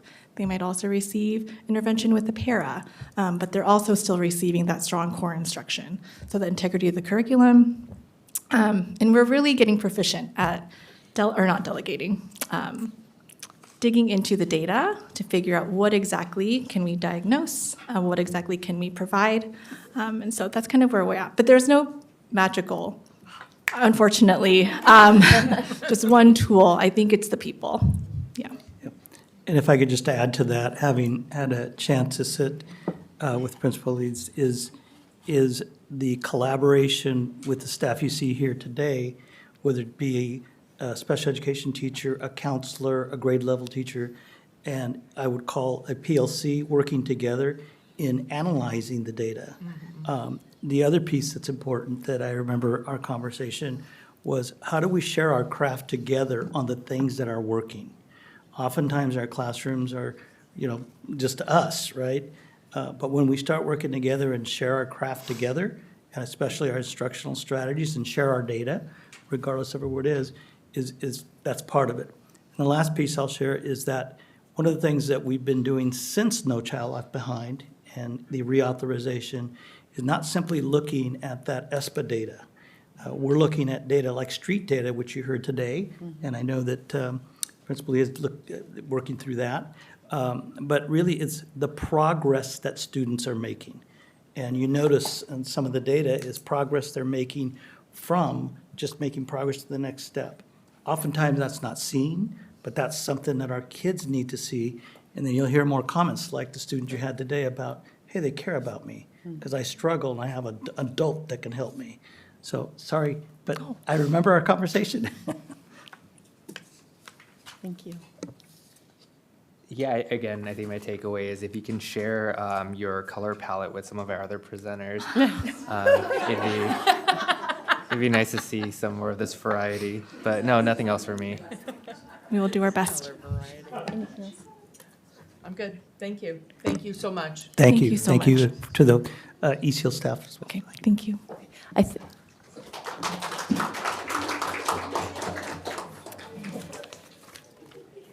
Thank you, Dr. Avery, Principal Lee, and your very enthusiastic fan group that you brought. It's wonderful to see. We now move to our strategic plan status update, and again, I call on Superintendent Bell. Thank you, President Margell and members of the board. I'm proud to bring up Ms. Sarah Dumlau, our Director of Accountability and Strategy, to begin the presentation. And as she is making her way up here, I wanted just to share with you that, recall, we have been giving you updates on our strategic plan implementation, so you hear high-level pieces, and so I just wanted just to remind you of that, and you'll also hear a little bit more about what we've been working on as we move into February, which I can't believe, so thank you. Thank you, Superintendent Vela, President Margell, members of the board, and Ms. Curry. This evening, I am proud to present, along with my colleague Allison Leao, our project specialist, the winter update of our strategic plan priority initiatives. This evening, we also have brought with us, for full transparency and open dialogue for our board, subject matter experts on our priority initiatives. Such questions arise from the board. The winter update really provides the board and our community visibility into the work that the district does every single day, connecting our strategic plan with our mission, vision, and values. This is important for commitments we've made to both the board and our community around transparency, accountability, and coherence.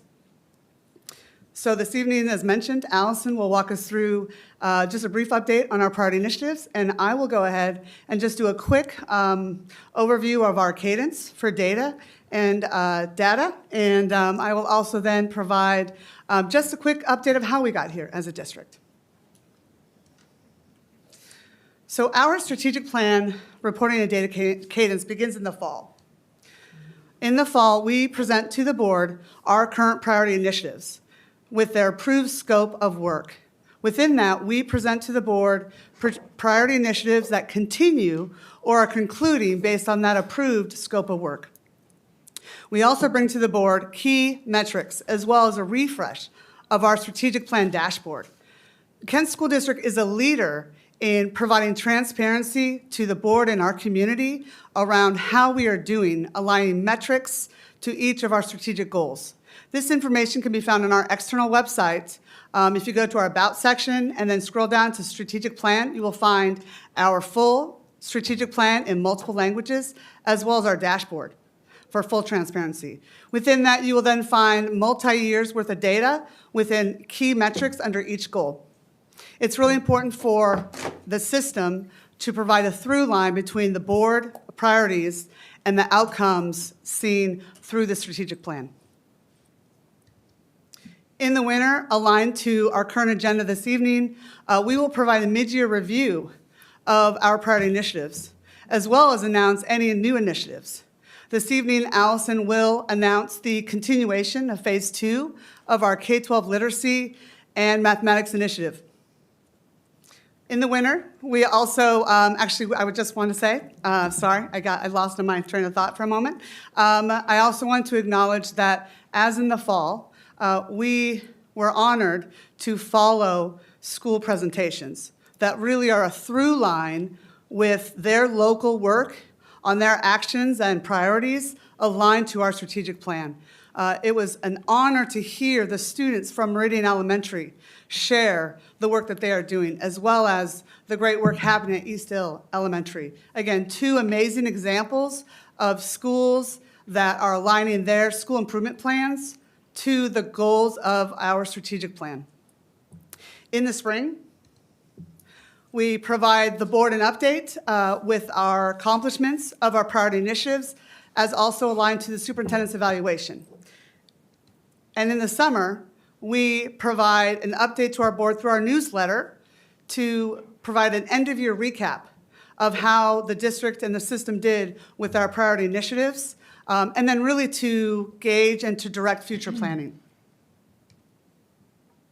This cyclical cadence of data and priority initiative updates is really important for our system to demonstrate that accountability and transparency that I've mentioned, really aligning to our vision, mission, and core values that the district has set forth. Our strategic plan framework. So how we actually got here. So when we created the strategic plan, we were intentional about not just creating a document to sit on a shelf. Right out the gate, we made sure that the goals that established with community input were put directly in place daily with the work happening with our teams and alignment to the support of our schools and our students. As we started the development of our strategic plan in 2022, we gathered community input around the priorities of student success, equity, and belonging, and created commitments, as mentioned this evening, to accountability, cadence, and coherence. With data from students, staff, and operational information, we then, with community input, we then created these goals as listed on the screen. Those goals are anchored by our commitments, which then feed into our priority initiatives, which really point to the actions that we are creating, which then really align to the metrics as included on our strategic plan for intended outcomes to support the goals that we aim to achieve. As mentioned, though, these priority initiatives take a lot of intentionality of our teams. They are really intentional with implementation. A lot of our initiatives walk through a landscape analysis to really understand how can we move our system forward. We then create intentional actions, but we also have to make sure that we have staff capabilities and capacities as well as resources for implementation. So some of our priority initiatives are actually multi-year initiatives because it takes timing to make sure that we are intentional about what we are trying to accomplish, tied to the project scope of work. So tonight, I am happy to announce that our structure today is a system of coherence for our district, that the goals that we have established is our direction for what we want to do. Our commitments, our commitments to our students, staff, and families, and our priority initiatives are the actions we intend to take aligned to our metrics that get us to the outcomes that we are looking for. So once our presentation is concluded this evening, we will accept questions from the board. And with that, I will hand it over to Allison Leal. Thank you.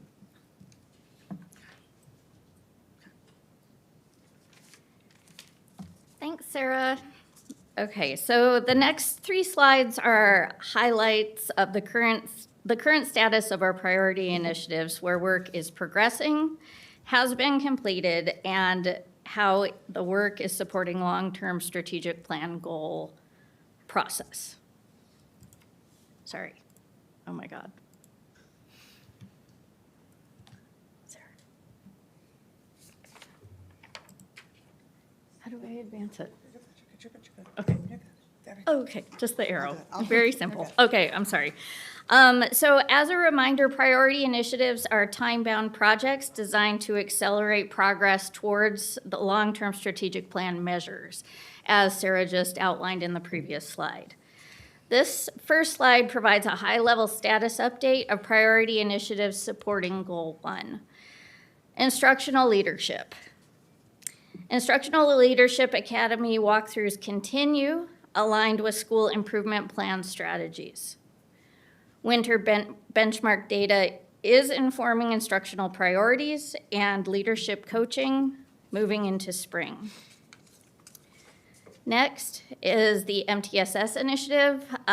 Since the fall update, staff conducted collaborative school visits to monitor progress towards the MTSS implementation. Focus areas included team-driven shared leadership and growth across essential MTSS domains.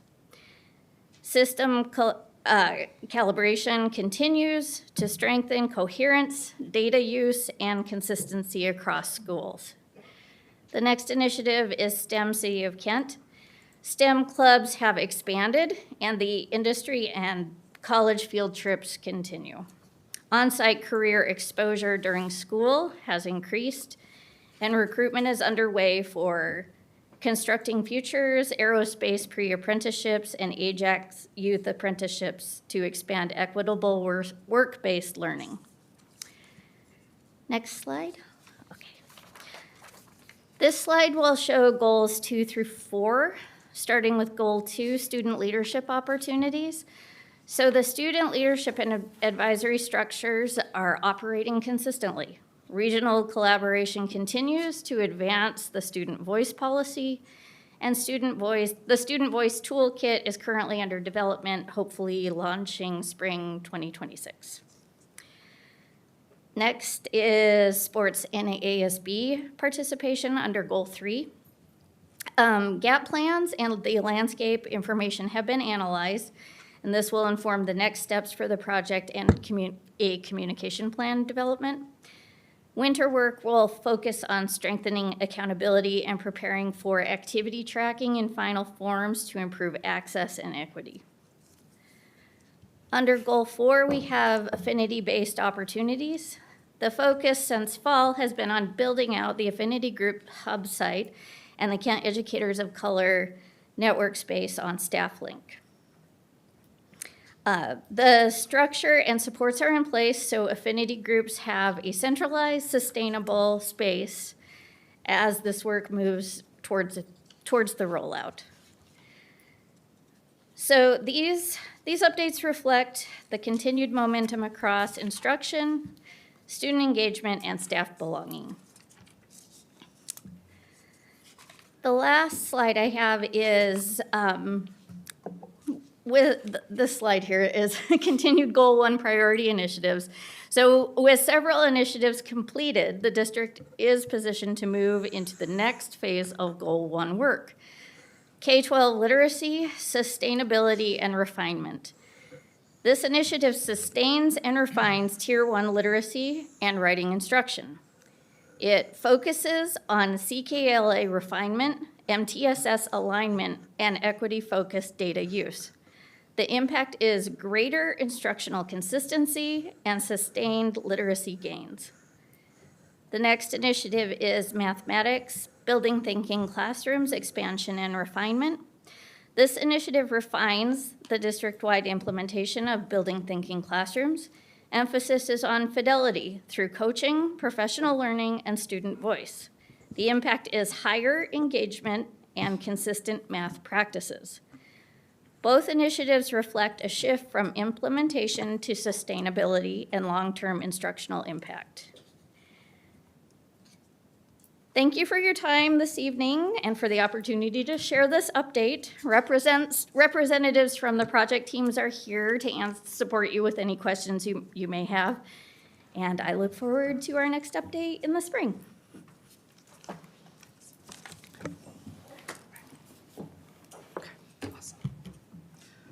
All right, thank you. Yes, first question.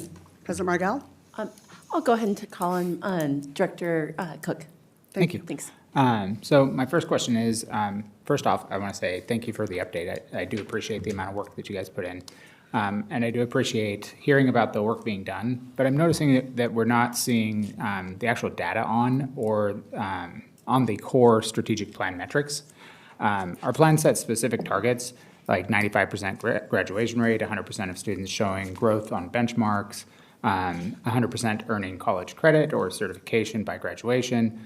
We're now in year 3 of a 5-year plan. Can you share where we currently stand on these numbers compared to our targets? The presentation references winter benchmark data informing progress, but I'd like to see what the data actually shows. So the winter benchmark data that you're referring to, Director Cook, that information, so what normally happens, the cadence of data as we share that, so as the teams are collecting data throughout the year, the dashboard is updated manually a few different times throughout the year. So I know that, I believe, as from what I'm hearing from our school colleagues, that iReady, again, the district's assessment data is beginning to come in, but I don't believe at this time that we would be ready to share that information, nor is that normally our cadence for the dashboard. If you would like some further information.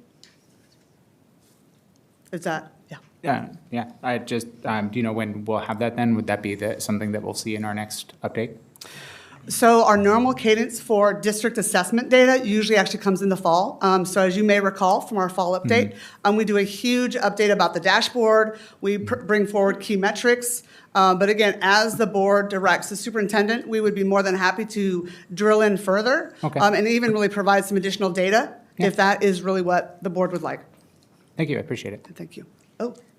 We also, just to note, we try to have a regular cadence of updating the dashboard, which is a manual process, and it's a manual process for almost all of the metrics. So it's updated in April and October. And at either of those given states, not all of the information has come out yet. So it's just kind of a revolving.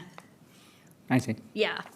Thank you. I highly encourage anybody, though, the dashboard is fantastic. If you go to the KSD website, our main kent.k12.wa.us, at the banner at the very top, the first one is for families, the second one is about. And if you go down to strategic plan, there's 2 different drop-downs on there, and one of them being all of the data. So it's a great place to be able to see it very clearly where we've been since 2022 up through the most recent data that we have available. And we heard the manually put into the system 24 through 25 data in there and kind of where our benchmarks are. So thank you very much, just giving that out there for anybody to be able to see that information. Awesome, thank you. My first question is about Goal 2, the student leadership opportunities. I'm wondering when there will be an opportunity for the board to meet the student volunteers that are gathered in the future. That is a great question. We can definitely work with the team and follow up with you on that. That would be amazing, though. Yes, great idea. Cool. Thank you. I had a question on Goal 4. I've asked similar questions in the past as we've been getting these updates. And just one of the commitments I've made to the many staff members that I've been following up with throughout the years is, in particular, the diverse workforce. Anecdotally, what is being reported is when it comes time down to like teacher evaluations, retention rates, reports to me seem like there's a disproportionality amongst teachers and staff and other educators here in KSD, that those who identify with various disabilities, people of color, tend to fall within that bracket of having higher rates of low performance evaluations and also lower retention rates. What are some of the measures that KSD is taking to try to combat that? That is a fantastic question, Director Song. Superintendent Vela, may we call it? Yeah, so we have Ms. Aguilar here, who has been working a lot on the recruitment, retention, and those pieces. So Ms. Aguilar, if you want to come up and just share some of the things that we have been doing. Thank you, Director Slong and Board. So some of the things that we've been doing, I can speak to the retention piece, the evaluation piece that falls in human resources, but it's under a different team. But I can speak to the work that we've been doing with the diversity piece. So this year, I get to have a co-partner. So this is our Assistant Director of Equity and Employment Support with me here, Ms. Sabrina Bays. So some of the things that we have been doing, so our Mr. Hunter had mentioned earlier today at the work session.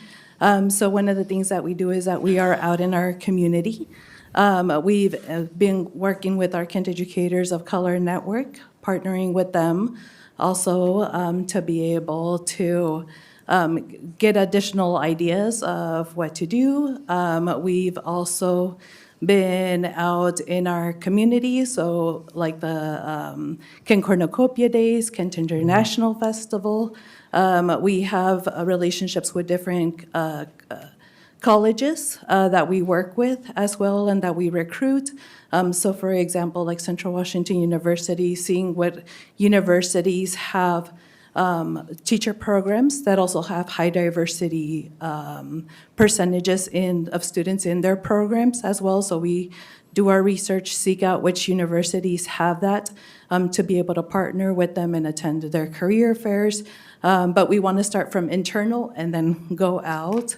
Also working with our Grow Your Own program. So one of my colleagues also, who's Assistant Director Kim Cushman, so she runs the Grow Your Own programs.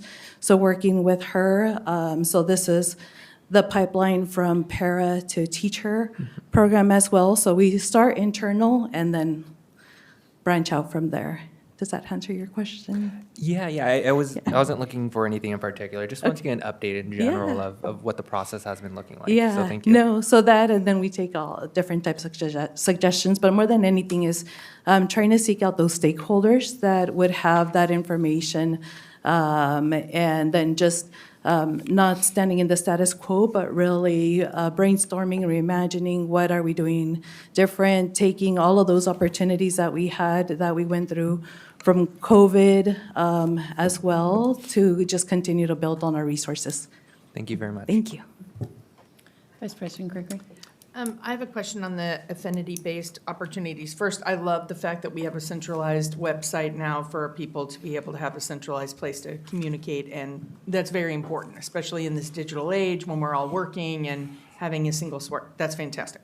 How many different affinity groups do we currently have? Ooh, Well, as far as the project goes, the project in scope for this project was to launch a hub site and the Kent Educators of Color Network site. Okay. However, Irene has let me know that there are several other groups that are eagerly awaiting signing up for the affinity group Right. Designation. Right. designation. Yes. Sure. So as part of the website, there's going to be a application process. Great. It's not, I mean, not really like anyone would get denied, but Right. you know, it still outlines everything that's going to go into it, possibly some key members or points of contact, that kind of thing. So hopefully that. So we'll see it grow then, because we Yes. have these organic groups right now that Yes. probably don't have a space to Exactly. talk, and now we're going to be providing that. So I think that's great that we're doing that. Exactly. And the idea is to also provide support and training so that they can manage their own content.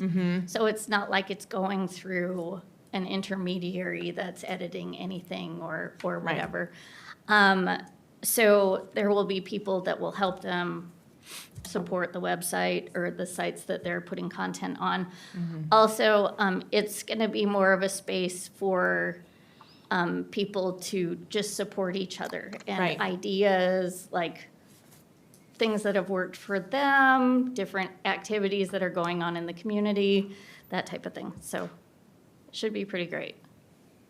It's great, because normally we used to have to do this in an email where you had to join a group, and it was like moms at blah, blah, blah, or whatever, you know, it's all Yeah. these different groups that you had to be a part of, and then your email was like filled of 1,000 mailboxes. So having it in a site is great. Yes, agreed. President Margell. Come on, now you have it, right? No, I'm just thinking about like MySpace or something. Yeah, Sounds it's awful. like that. Okay. May I, President I didn't Margell? have a MySpace account, I'm not May that I old. actually answer a question that Yeah. Director Williams actually just asked about student voice? Yeah, So absolutely. I was actually just informed, which is amazing. Student leadership, there's going to be like a student leadership conference actually towards the end of the school year. And the board is going to get to have direct involvement with that. And Yes. so wanted you to know that's fantastic news. So, Yes. yeah, just wanted that update, so. Hot off the press. Awesome. Hot off the Thank you. press, exciting. Continuing to talk about some of our students, I am reading through this, and I've read through it many different times, and I would love to see if I could get some details of what this means. Strengthening communications and accountability structures and preparing for activities tracked on final forms to improve participation, data, access, and equity. All amazing things. What does that mean? What have we Yes. done? So right now, Final Forms, as most of you parents know out there, it's required for use for sports. Yes. And it's recommended for use for activities, which does not give us a clear picture of our activity participation. So we are hoping to roll out more of a standard process for activity participation tracking so we have a better idea of who's going where for what, rather than, does that make sense? It does. So what I take from that, though, is the assumption is that the activities exist, especially around underrepresentation of our students experiencing low income as a in percent of extracurricular activities.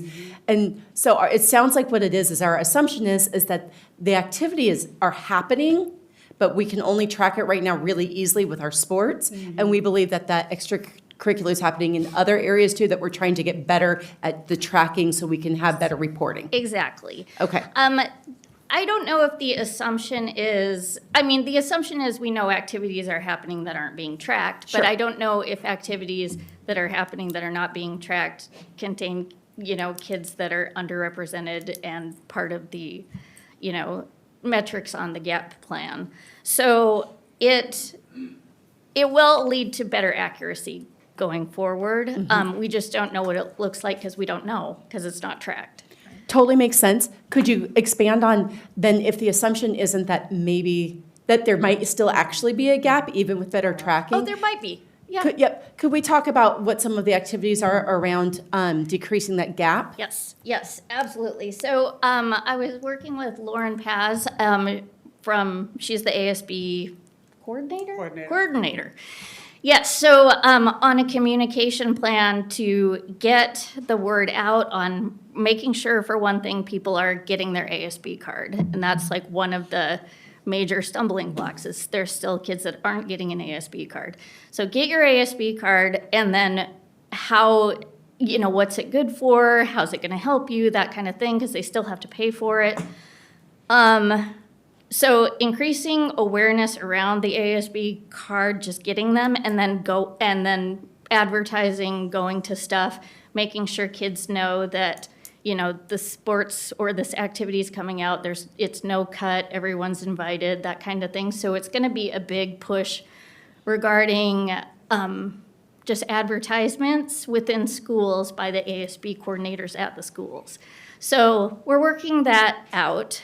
Because initially, I think we thought we would get a lot of traction if we understood why kids weren't signing up for the sports, but it varies drastically from school to school. Working with Brian on a lot of this, he's amazing. But so,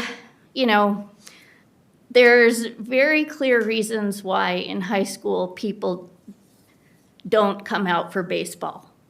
Because the equipment is astronomical. They don't have it, they haven't played club, they're not gonna come out for it. How do you get them a diverse group engaged in that? Yeah, so we might not get a lot of traction with those situations, so maybe we don't focus on those situations. Maybe we focus on the situations where it's a low barrier of entry. Like, how do we get them into those activities? How do we get kids into, clubs and all of that? So it's,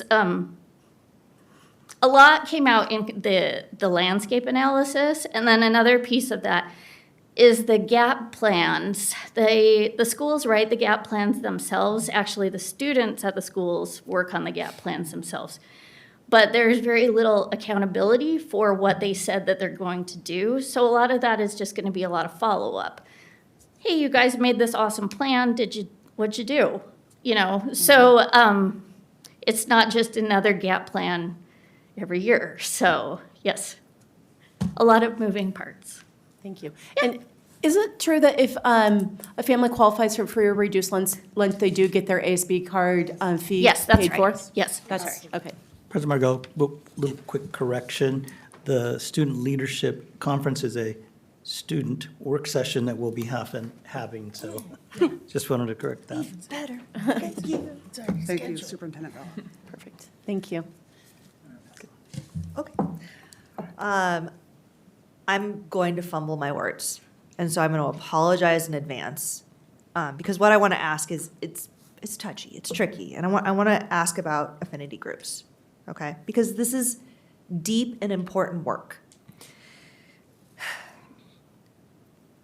When we talk about affinity groups, we are giving our BIPOC staff a space to talk about the things that occur in the workplace, the things that they encounter in everyday life. I am not BIPOC. I am a white lady. I'm a middle-aged white lady, and I want to know, how can I learn more about that affinity work without invading that space, as well as how do I show support to my colleagues of color? I think that's a great question. I think Ms. Aguilar can come up and kind of talk a little bit about that. I will share that as we started, for example, our Educators of Color Network, not just BIPOC.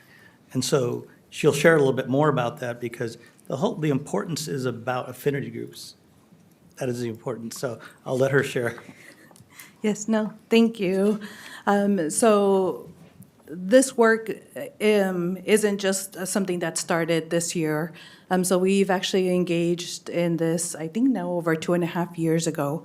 And as our BIPOC colleagues and the Kent Educators of Color Network mentioned when we were learning ourselves also about this, is moving at the speed of trust.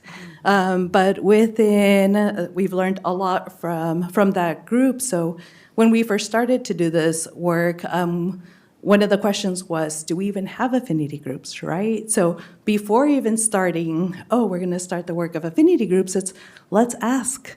let's go out there. So learned about them, learned about their strategies, the huge, amazing process that they already had. And part of what we learned also is that they also invite their white allies and white co-conspirators, and learning that work together.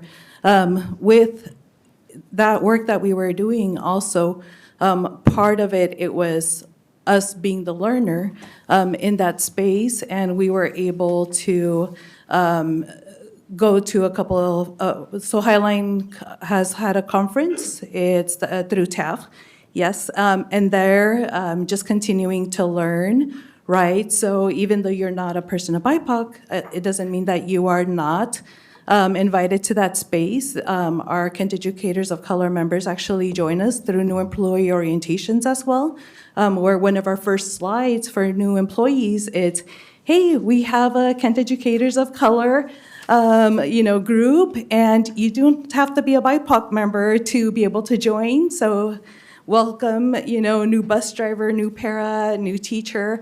If this is something that you're passionate about, would like to learn more, please join us. So that is slide 2 of our presentation. So anyone is welcome, can join, and just taking that framework that they have, that's what we're trying to expand and offer to other groups. Another group Director Gregory had mentioned is, for example, the Rainbow Group that they've invited as well. So again, they're kind of like this model teacher that we're learning from. Neurodivergence is another group. We have some other ones that have expressed interest. So part of what that affinity site, just having it in the SharePoint, what that's going to bring also is just that sustainability piece as well. Many times, as you know, people keep a lot of stuff in their internal drives. Part of why we want to be able to continue to move that work and to have it, it's, they can, once we have it built, they decide what they would like to put on there. If you just want to put the calendar invites and who to contact, hey, that's up to you, right? But also, as we know, there's turnover, there's retirements, things happen. We want that sustainability piece too, so then if someone ends up taking over, they don't have to start from scratch. So that's the other part of why it's taking just a little bit longer to build, making sure that the content is there, making sure that we're not adding content for what we want, but that those teams add their own content into those sites, and just to continue to build and straighten from there. So many opportunities, and I know that they welcome any questions as well, but yeah, there's those convenings that we continue to attend. We're gonna be doing the third one, where we just continue to grow and learn and then bring that here. And that's kind of the next piece that we're reimagining, right? So as we learn from these trainings, how do we then implement them here to continue to share that knowledge with the rest of our colleagues here in Kent? Wow, that was an amazing answer. Thank you so much. Thank you, Ms. Aguilar. And I guess to piggyback on that, is there also efforts to create any kind of overlap with the intersectionality of all the different affinity groups to ensure that the leadership within those are also cross-collaborating? One of the things that I often see with any organization attempting to do affinity groups is, at a certain point, it starts to become exclusionary. And so how do we get to a point of ensuring that we're putting in safeguards so we don't reach that point? Yes, yep. Thank you. So when we started to do our research about affinity groups and found some other groups, so we actually have one of our executive directors who also leads another group. And when we started to talk to the different groups as far as them engaging in any type of affinity-like space, the first thing that all of the groups mentioned was, hey, and by the way, can we come together at some point, right, to learn and grow from each other? So duly noted. I think for the first time this year was our very first meeting where we met with our Kent Educators of Color and then just a big group on a Saturday, just to, right, like hear from each other, learn from each other. So that happened this year, but just we continue to reimagine that once we get all of these groups established, we would love to do that, to be able to bring everyone together and kind of learn from each other. Thank you. I just want to say thank you for putting in the effort for the affinity groups. I know the work effort that it takes to do that. I've participated in doing that at corporations. It's a lot of work, but it's also builds community, and it builds culture, and it builds awareness, and it breaks down barriers. So it's work that, while it feels like it's gold number 4, it's really foundational for our staff and employees, and really helps people really engage, right? It makes you feel like you're part of the community. So thank you so much for that work. I am good. Thank you very much. I appreciate the Thank you, updates. team. I Thank just you. make sure we're, yep. Thank you very much. Our last presentation of the evening, 5.03, fifth grade outdoor education stakeholder survey. And again, I pass it over to Superintendent Vela. Thank you, President Margell. I would like to invite Ms. Cynthia Green, our Executive Director of Teaching and Learning, Curriculum and Instruction, to begin the presentation for us this evening.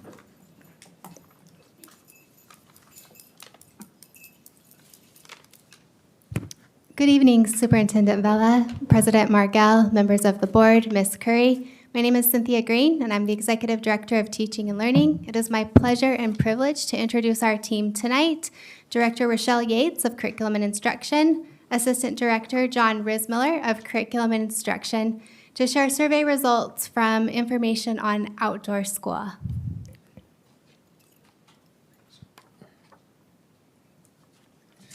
Yeah, good evening. I'll move this up. Good evening, Superintendent Vela, President Margell, board members, Ms. Curry. I will apologize up front if our colors are not ideal, but we'll see. I gave the feedback this evening, so we have time.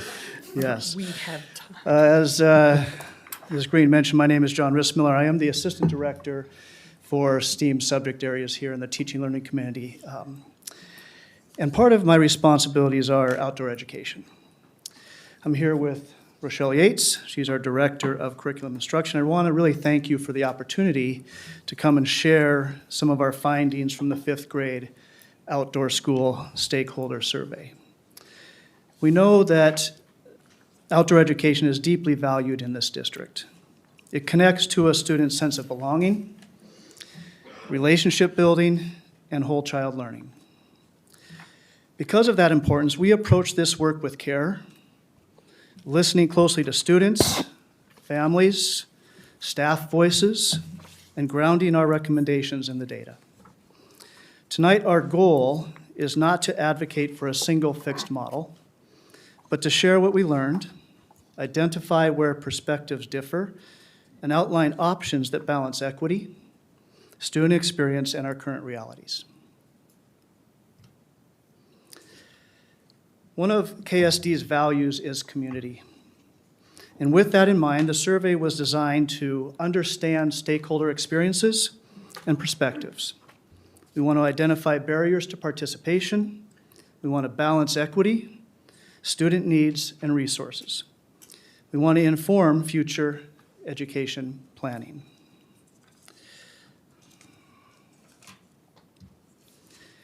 We gathered responses from our principals, from fifth grade teachers, student mentors, fourth and fifth grade students and their families. The family survey was distributed district-wide in multiple languages to support a broad access and participation. The response counts listed here in this graph are based on number of emails, invitations that were sent out, not necessarily unique individuals or families, which is important to note. In total, we received responses from 22 of 30 principals, it's about 73% as you see, 56 of 199 teachers, which was 28% there, 25 of the 133 student mentors, 199 of 3,899 students, and 665 of 6,040 families or family emails that went out. While these responses vary across stakeholder groups and do not represent every voice equally, they do provide us meaningful insight into overall patterns and experiences. Now, I recognize this slide is not intended for like a detailed viewing. Its purpose is to show where the highest concentrations of responses came from, rather than individual data points. For families, shown in the orange portions of the bars, the largest numbers of responses came from Carriage Crest, Crestwood, Fairwood, Grass Lake, Lake Youngs, Ridgewood, and Sunrise. For student responses, shown in the blue portions of the graphs, the highest response rates came from Fairwood, Grass Lake, Kent Lab Academy, Meadow Ridge, Meridian, and Ridgewood. This helps us understand which school communities are most represented in the data and reminds us to interpret these findings with representation in mind.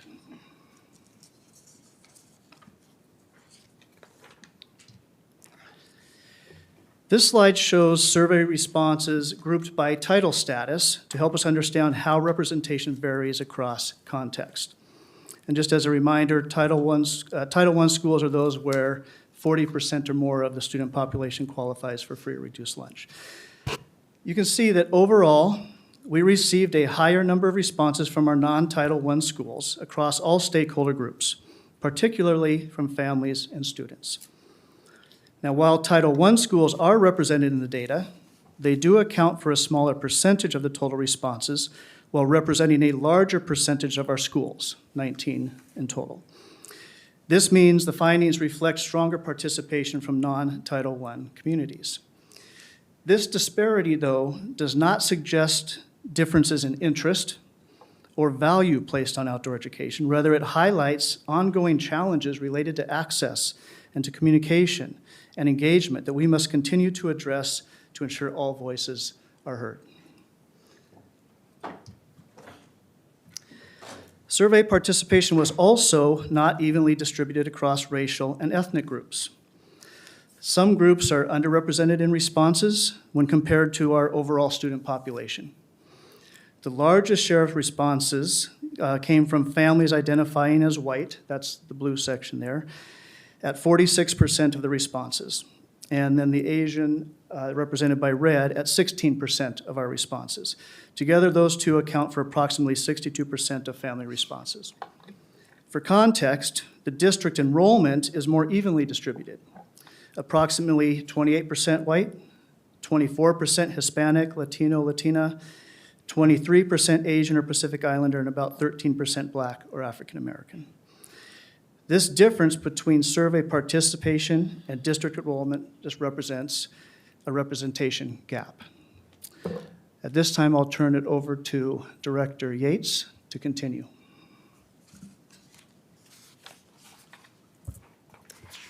Good evening, members of the board.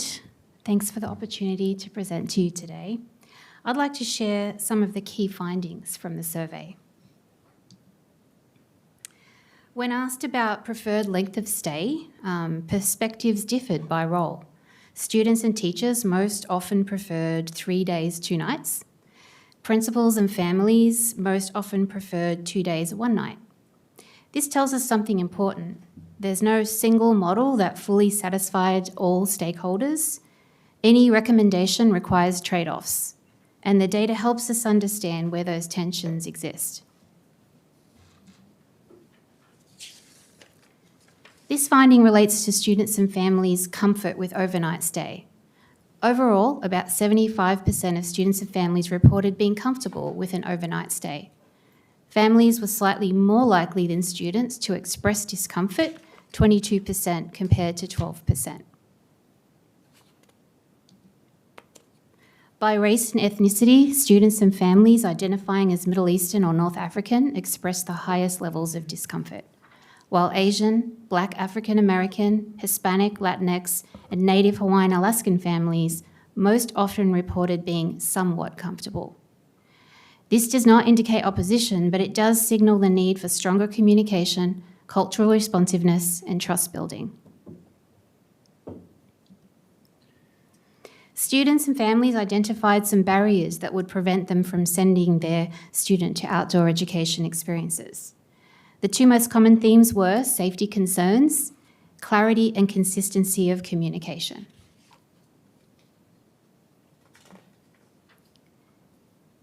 This key finding relates to fundraising.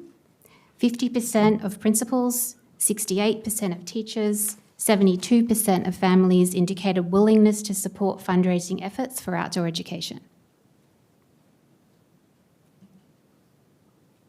Educators overwhelmingly see value in outdoor education.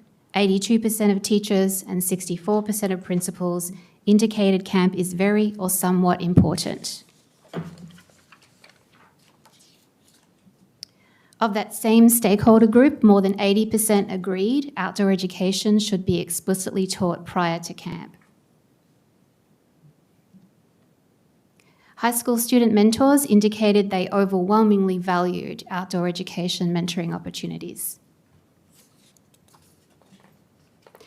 What the data tells us overall. Across stakeholder groups, we see 3 clear themes. 1, outdoor education is valued and supported. 2, comfort and access are uneven across communities. 3, preparation, communication, and consistency matter. Based on the data, we would like to share the following considerations for the future. Explore a 1-night, 2-day model contingent on available resources. Continue district-level fundraising and partnership efforts to reduce barriers. Strengthen family communication and culturally responsive outreach to get a wider range of perspectives from stakeholders. These are not final decisions, they are informed starting points. In closing, we recognise how deeply personal and important this experience is for families and students. The data reflects both strong support and some concerns. Our commitment is to move forward thoughtfully, grounded in student experience, equity, and partnership with this board and our community. And we welcome your questions and guidance.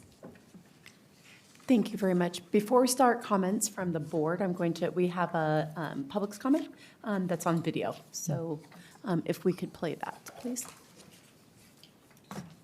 Good evening, board members. Tonight, I'd like to talk about the future of 5th grade camp. Here are just a few points that highlight the complete lack of planning that appears to be taking place. 1. When the board was considering adding an overnight camp experience in June, the district stated that even a $500,000 expenditure would be catastrophic to the budget. They also stated, when asked directly by a board member, that there were no other line items that could be reduced to cover the $500,000 expenditure. Of course, just a few months later, the district magically found over $7 million that could be cut from central admin alone, apparently with almost no impact to operations. It's hard to believe that you couldn't have found $500,000 back in June if anyone had actually cared enough to try. 2. Fundraising goals are all over the place.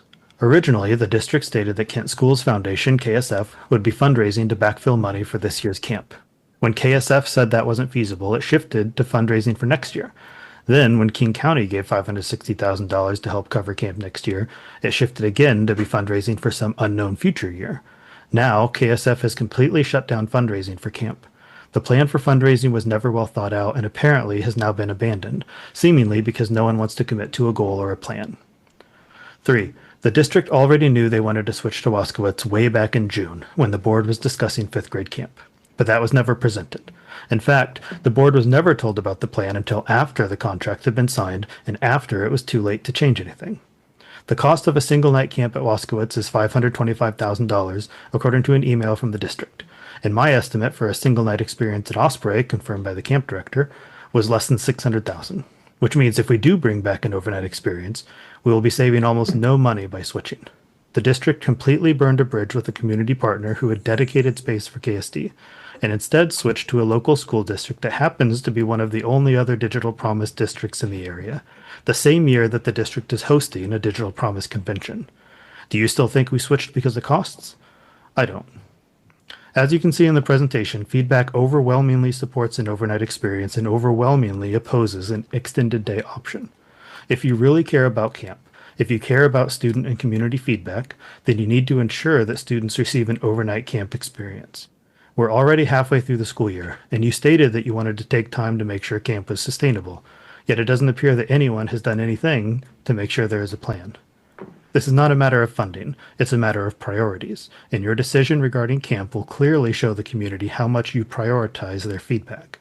schedule a work session, maybe one of the many that you canceled last year to improve your own work-life balance, and show the students that they are worthy of your effort.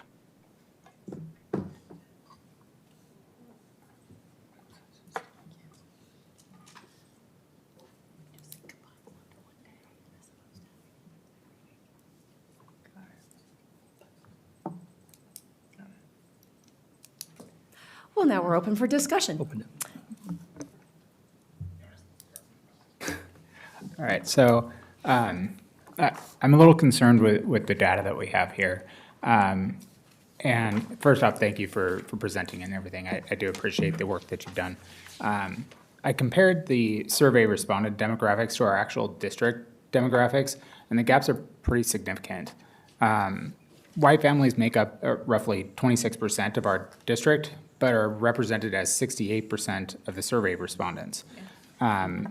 That's a 42-point overrepresentation. That to me is the biggest point right there. That means that we aren't doing enough to reach those families that didn't provide us their guidance as to what they would like done. And especially when you look at Black and African families, they're roughly a quarter of our district, 24.5%, but they made up only 3.6% of respondents.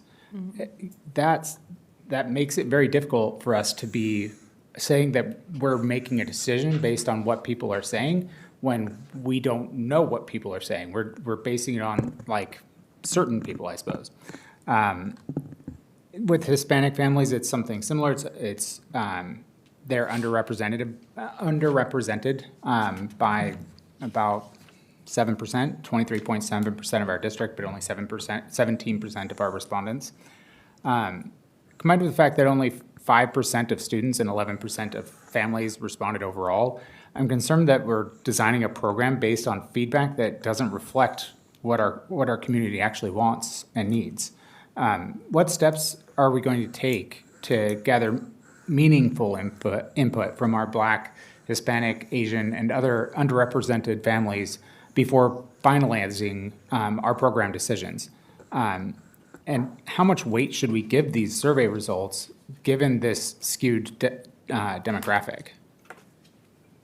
Appreciate that question. Thank you. Yes, thank you for the question, Director Cook. I think, we're careful not to make assumptions about why the response rates were higher from non-title schools and white families, but we do see response patterns themselves as data, which is really pointing toward the need for more intentional outreach. We don't know exactly what that looks like yet, but we're working on a plan for how we can,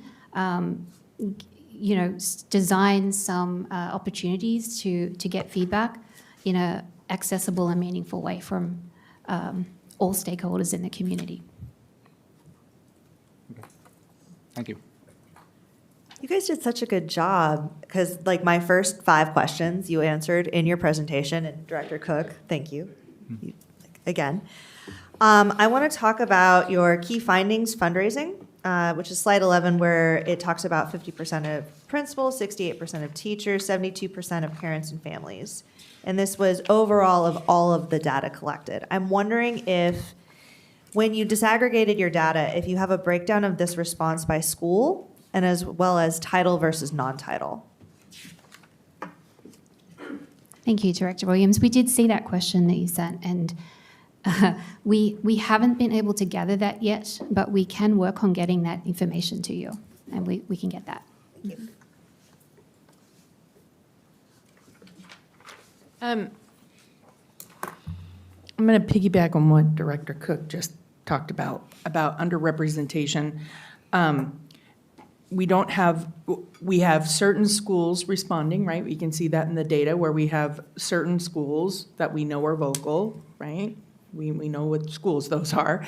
And one of the things I think is important for the community to know from my perspective is if we did do a reach out and the other people said they didn't want camp, how are we supposed to make that decision, right? What if the majority of the people, we did a reach out and they came back and all those underrepresented people said, we don't want camp. I'm setting it out there because that may be the reality where we do focus on, we know how important outdoor education is. We know that students want to go to camp. I know they want to go to camp. They've come and told me all the school visits I've gone on, are you safe in camp? So we get that question a lot when we're out in the community and seeing our partners. But if the community, if we do this outreach, which I am encouraging that we do, get more input. But if they come back and the data shows us we don't need camp, I don't know how that's going to land with families because there is still a desire for this to happen. So I think what I'm looking for is support in like what should be the outdoor education. We should base it on kids' experience and we should base it on the educational value of the experience and maybe less on what the community says. I mean, that's kind of I'm kind of straddling that line right now because I know how important camp is. So that's just my 2 cents, my Also comment. appreciate that insight, all of your insights on this. And just a reminder for all of us is that data is just a data set at that point. Right. And sometimes when there's questions about, hey, this data doesn't make, we just need more data. Right. And so I share that intentionally because part of that is after someone goes through an experience, now I have more context to be able to give you more information or give you a more informed answer on that piece. So I just wanted to share that piece, but want to see if my team had anything else to add to Vice President Gregory's question. No, the only thing I would add is we see the same concern that you are all bringing up. Absolutely. We share the same concern that you are mentioning, absolutely. Because it's difficult, right? I mean, it's such a sore subject for me because camp is invaluable. Most meaningful experience I do in my personal career is outdoor education camp. And I see the value of it. From the environment, leave no trace, hiking, getting outdoors, understanding all of that. I know how important it is. But I'm wondering if we are trying to make a decision and back it up with data, or if we just need to make a decision that says this is the priority for us, and we're going to fund it, and we're going to make the funding, versus I do care what the community says. I'm not saying I don't. But I'm wondering if we make a decision. That's just my point. Dr. Gregory, may I Yes, go ahead. pose a question on this one, Yes. to you on this one? Yeah. Because we do have data around who showed up the last 2 years. 50% of students the first year, 60% of students the second year. And I'm going to go off memory, so please correct me on this one. A large percentage of our students that didn't show up are exactly the students that didn't take this the here. survey. So just, again, just because it exists doesn't mean our students are going to go to it. Right. And so while we may value it, not all of our families do. And if we're going to be paying for it as a district, but students aren't utilizing it, then it's an expense, and it separates the school where you're having some go, some not. And if that is your outdoor education, and students aren't showing up for it, then they don't get anything at all. Right. And so that's where I keep on going back to, do I love overnight camp? Oh, yeah, I do. Absolutely love it. But if it's a difference of students getting the education or not, because that's the curriculum, and we can do that curriculum through a day camp, and I hear it, like it's not people's favorite, but if that's where people show up, I think that curriculum and having that done is something that we have to take into consideration too. Right. And so that was a piece of data that we didn't, I mean, the number one way that people can show their vote or show their opinion is where their feet are, right? And 60% of our families showed up, but 40% of our families didn't. And so that is very credible data for us to look back on. And I think that that's where we need to look at where our families of color are, where our families of Title I families, that's what I wish I would see in here too. Again, I know it's been presented before, but having that overlaid on here, because when 9 out of 9 of our top responding schools are all non-Title I schools.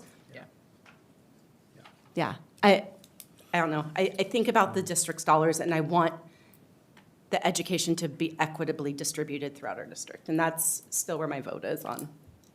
And a lot of research just around the data of utilizing surveys to begin with is very spotty. And I'm curious if we're even asking the right questions to that demographic group. Because looking at the survey results, it has to deal with camp.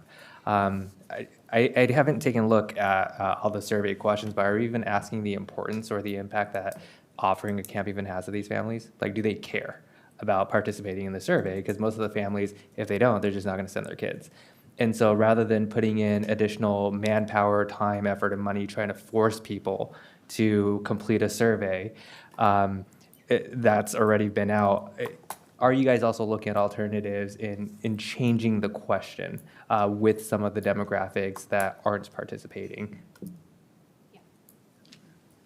Yeah, I don't think that we're considering sending a different survey. I think we're looking at different ways of getting feedback and perspective from different stakeholders. Yeah. Thank you. Yeah, I appreciate that. Director, another question? I might just mention too that this coming spring could be data as well. The attendance of the extended day experience that all students are going to have, that could be also a data point, because you're right. Over the last couple of years with the overnight experience, the participation was low. We'll see what the participation is this spring, and that could be a data point as well. Yeah. While you get that data, would you mind also, if it's possible, just if it's possible, and we're not going to have to go to links, what like a normal, like if we go to the zoo or we go to any other field trip, what is the normal attendance at a field trip? That would be a nice kind of data point to know. I think the earlier conversation around final forms would really help with this. Sure, yeah. The only experience I've had this year with field trips is sending some of our third graders to the Museum of Flight. We've had 5 schools, and the attendance, almost every kid is participating in those. That was my assumption. Yeah. Yeah. That's all I can speak from. Is there a difference or I guess, do we have data on the field trips that parents have to send money to also contribute towards versus fully funded? No. Are all of our field trips fully funded? I feel like I should know this. Yes. Okay. All field trips fully funded. Okay, so first I want to address a couple of issues I have with President Margel's comment there. Not trying to like attack you or anything, but we can't extrapolate the information of saying that because the people didn't answer that they are the ones that don't go. Those, I mean, we can think that might be the case, but without actual data, we can't make that jump. So there's no way for us to know what they would say, and especially a good point that I heard, and I don't know if that was here, if it was when I was talking to staff elsewhere, is the fact that when you say the word camp to someone that has been in a refugee camp, that is a very different meaning. And when we talk about camp, and because we do all the time and we use that word, to them, they know what refugee camps are. They don't know what camps are here. And so that, I don't know how much of an outreach we've done to correct that. But the second point I want to make is, I think it's very important to look at that data that you had that said 50% the first year and 60%. That's a 20% increase. In the next year, if we were to continue that trend, would be 72%. The year after that, 86%. And then after that, closer to 90%, 100%. So if we were to continue that trend, which I don't know that we could, it's highly unlikely that we would continue to have a 20% increase each and every time. But even if we were to get anywhere close to that, you're looking at huge majorities of our population deciding to send their kids to camp. And I think the experience of camp highlights the fact to those students that didn't go that they want to go. And then they talk to their parents and explain what it is. And because before they were able to go, we only had this, it was 2 years, is that right? And so you only had 2 years of students talking about it, of it being a thing. So when they came back, they would talk about how great it was and how much fun they had, right? And so that leads those students from the earlier years saying, hey, I want to go to that. My wife even had a student that said, I don't want to go. They decided not to go, and then got mad at my wife for not making them go. Because when they all got back, he heard all about all the fun that they had. And so he ended up feeling really bad. He blamed my wife for some reason, which I don't understand, but it was on him on that point, right? But if he had heard more about it, I think that might have changed his tune on it somewhat. I do have other questions. I don't know if we want to move on to someone else first so that I'll come back after. I don't have anything. I have a couple. Okay, go ahead. We can bounce back and forth. Okay, I think it's really important to emphasize the fact that we're hearing from, the survey really covers one or two groups of people. And so I want to emphasize that, but I also want to think about what Director Gregory asked earlier around, are we asking the question about what is it about camp that's great?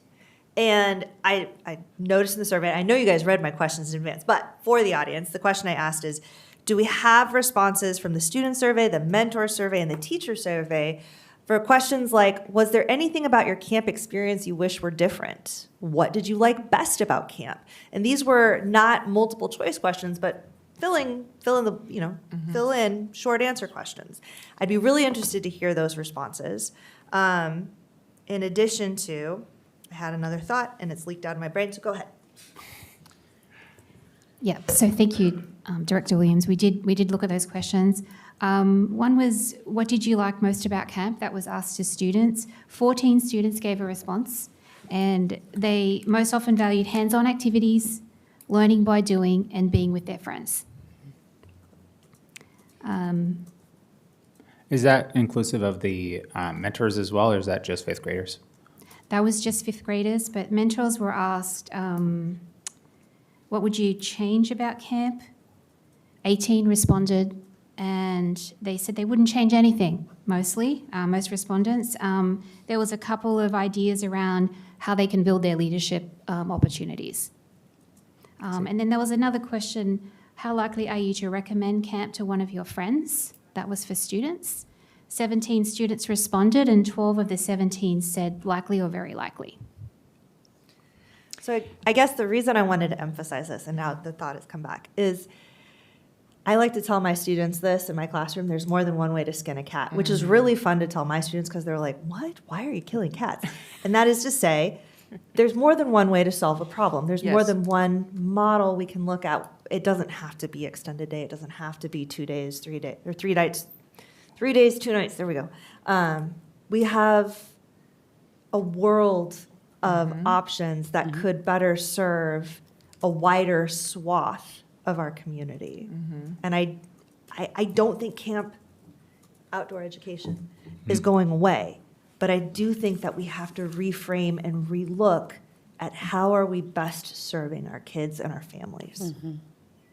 Well, I appreciate that, and when you were sharing that, I was thinking back at, I can't remember who made this comment. We need to make sure that we are, have a curriculum, that we have standards that we're following, that the state actually puts out. And I know that Ms. Miller knows these. And so thinking of yourselves as a board superintendent governance team, that's a responsibility. We have to make sure that that's happening. How we do that is, I think, the conversation that we're having, which is very rich. We're trying to utilize data for a shot at the survey. There may be additional information or data that we can get from a one-day setting. But I think what I'm getting at is, to your point, is there may be other ways, and there are many ways to learn curriculum and to also have hands-on support I'm going to talk about math and applied math as an example. So do I learn algebra? Do I apply algebra? Do I learn math or do I apply it? Our state, I believe, had the right thought in mind. Let's fund this so we could have hands-on experience in addition to hearing it. To hear it and do it is much different. We heard it today in what we're trying to do with our STEM, STEAM, and our apprenticeships. It is one thing to learn it in classrooms. It's another to do that and combine it with another experience. So I'm just sharing that for the board in that this applies to other things, not just outdoor education. So given the disparity between the different demographics of our groups there and how they responded, have we contemplated meeting people where they are, right? Our different schools are different, right? They have different demographics within each school. And, you know, there might be some schools that only want a single day camp. And they don't want to go any further because they don't want to have an overnight experience for whatever their reason might be. And then and I know for a fact that there are schools that absolutely want and would pay for themselves to go to camp for 3 days. I know that we want to do things equitably, but is it not more equitable to meet people where they are, as opposed to trying to shoehorn everyone into the same thing? Because to me, putting everyone in the same exact situation, that's not equity. That's not us giving them what is best for them, unless we're saying that we know what's best for them.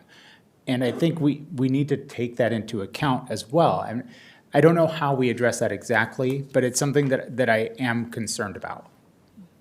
Yeah, thanks for raising that, Director Cook. I think the reality is we haven't heard from all of our stakeholders. We haven't heard from some communities, so it's hard to meet them where they're at when we don't know what it is that they need. So I think we need to, as we've talked about, some intentional outreach, so we are aware of what it is that they would need around the outdoor education experience.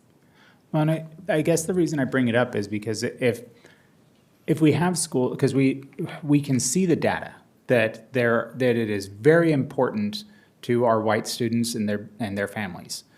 And we know that there are some schools that are more predominantly white than there are others. It's just a fact. There's no way that you can get around that fact.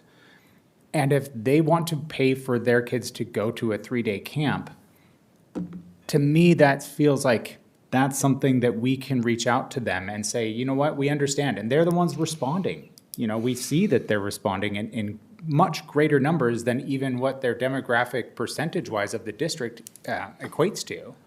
And I'm not saying, I do really want it to be equitable, but I want us to meet everyone where they are. I don't want us to tell our students from, Northern Africa and India that they have to do an overnight camp. And I also don't want to tell our students that, are growing up here and whether, no matter what race they may be, they are far more likely to be interested in going to an overnight camp, because camp is something that is kind of American. I mean, it doesn't happen everywhere, right?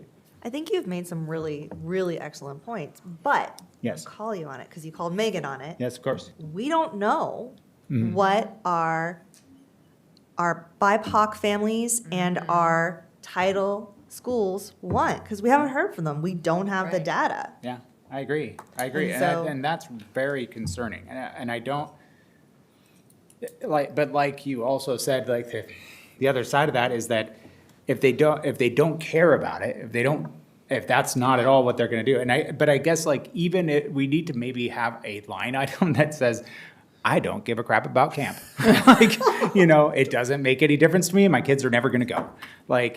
And I know that they could answer that within the survey, but if it's just like the first question, like before you get any further into it, you decide whether you even want to be answering this at all, because you're never going to do it, so you don't care. And that part, maybe we get a bigger response because all they're being asked is that single question and they can exit out of the survey. Does that make sense? Well, I have a question for the team. Because right now, I think we're getting so caught up on like all these what ifs, the hypotheticals of the possibilities. I'd like to hear from you guys, though, in response to some of the things that we've been discussing. What are the next steps in terms of surveys, additional outreach? Like, I guess, what do you guys have planned before we start to get overly invested in just our thoughts of what possible solutions could be? No, thank you for that, bringing us back together. We do have a plan.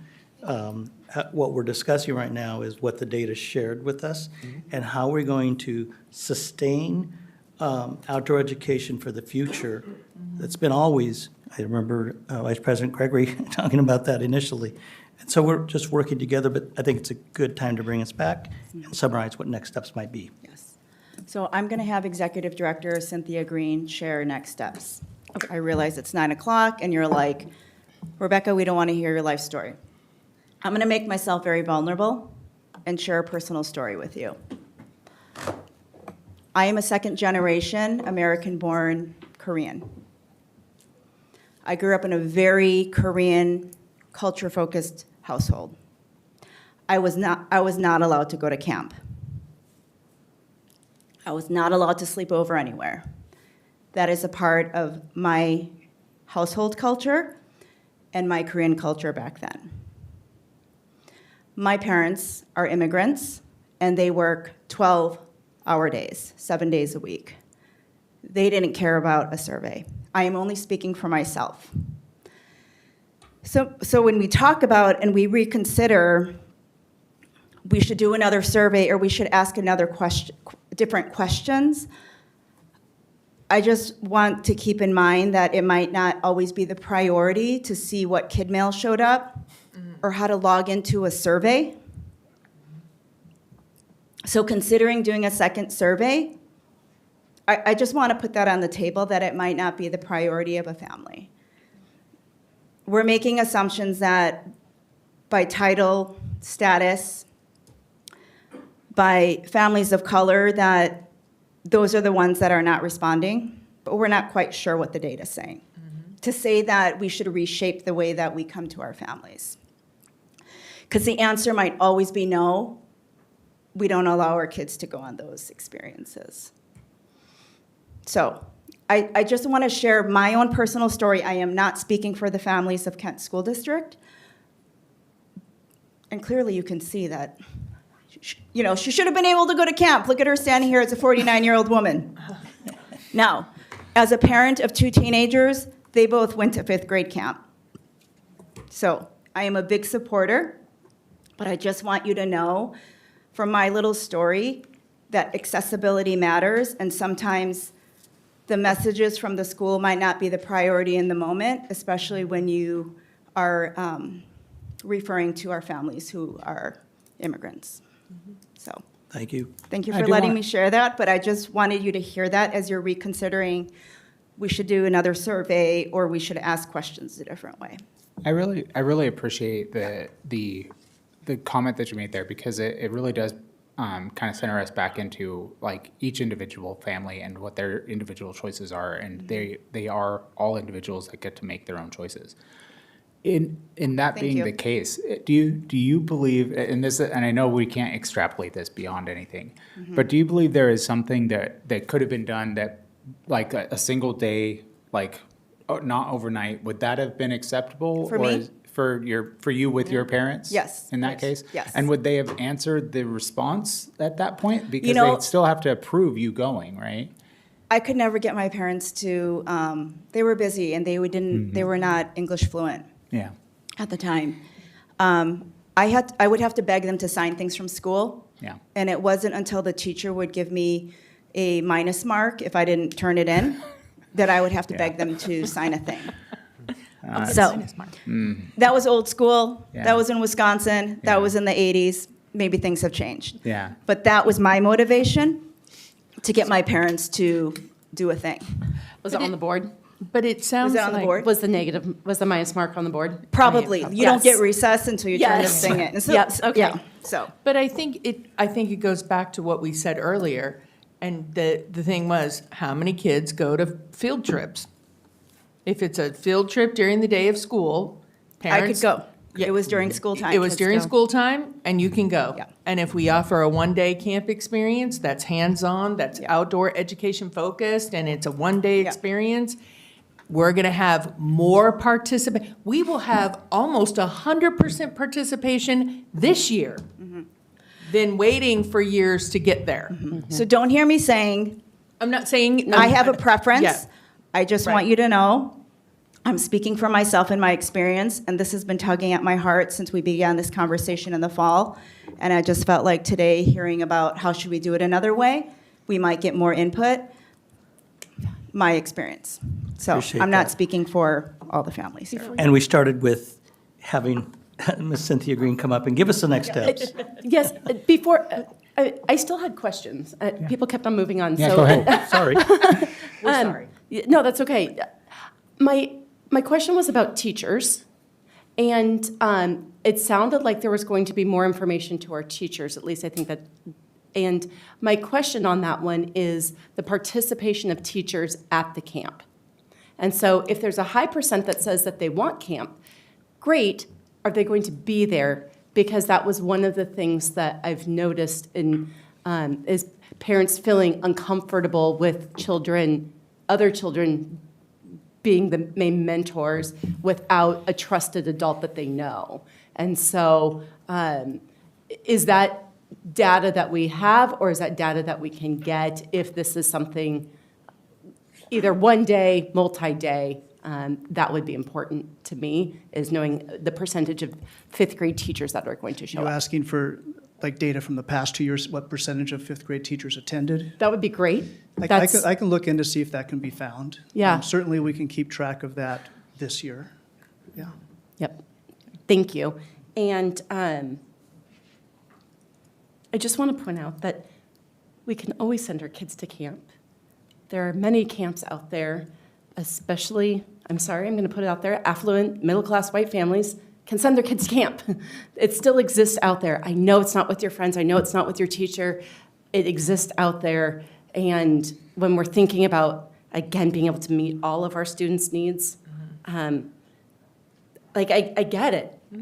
On the other side of that, though, I grew up poor. My parents would Yeah, be so did I. lovely happy with me being able to go to camp, and that they would be disappointed if I was not able to go due to funds, and they would have felt awful about the fact that they couldn't afford to bring that. And that's part of the reason that I say we, splitting it up somewhat, because those parents that are at those schools where they can afford it, there are still many students in those schools that couldn't, but would want to go, right? And so that's where I'm saying, like, I'm not saying we can fix everything. And maybe as we grow the program, if we have some schools that do go through that and we start growing it more, like you said, we go from 50 to 60%, and maybe we can't afford to pay for it for everyone throughout the whole district, and we allow there to be more fundraising as an option individually. I don't know. I don't know what the answer is with equity, because I do believe we need to address that. And I think we need to have a serious conversation as to what equity means in KSD and how we're going to address that equity piece in a way that speaks to each and every one of our students as best as we possibly can. It doesn't mean we're going to get it right for everyone. We'll never do that. But at least we can try to get as close to that as we can. I agree. I think it's important. I would just hope that just because you're a smaller minority of a larger school, that your voice isn't just as heard. President Yeah, Margell, and did you have another question? No, that. I was going to Yeah. say, I'd like to go back to Director Song's. Yeah.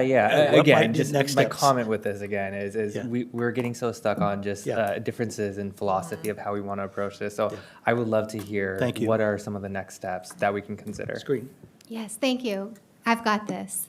The next steps include... Can I have a point of order? I just need to go to the bathroom, and I do want I to was hear going what to she do has a to break. say. It's written on here, break Break. right after this. Well, I know, I just don't know if other people are going to have questions. I really have to go. I'm not going to have. I think we're all done with questions. We have no Okay. questions. That's fine.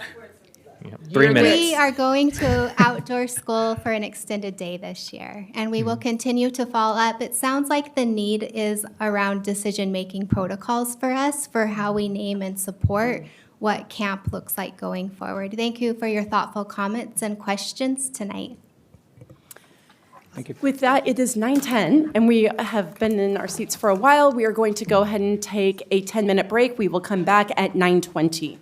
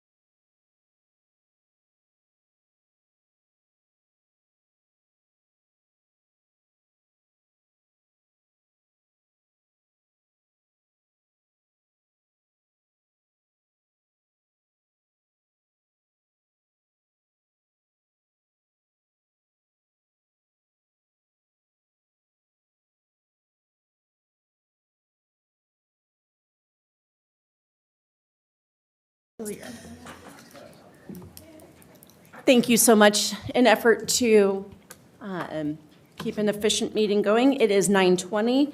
We are now, thank you very much for all of our presentations, by the way, before we move on. Really interesting discussion and comments from all of them. We now move on to section 6.0, the superintendent report. And for that, I call on Superintendent Bella.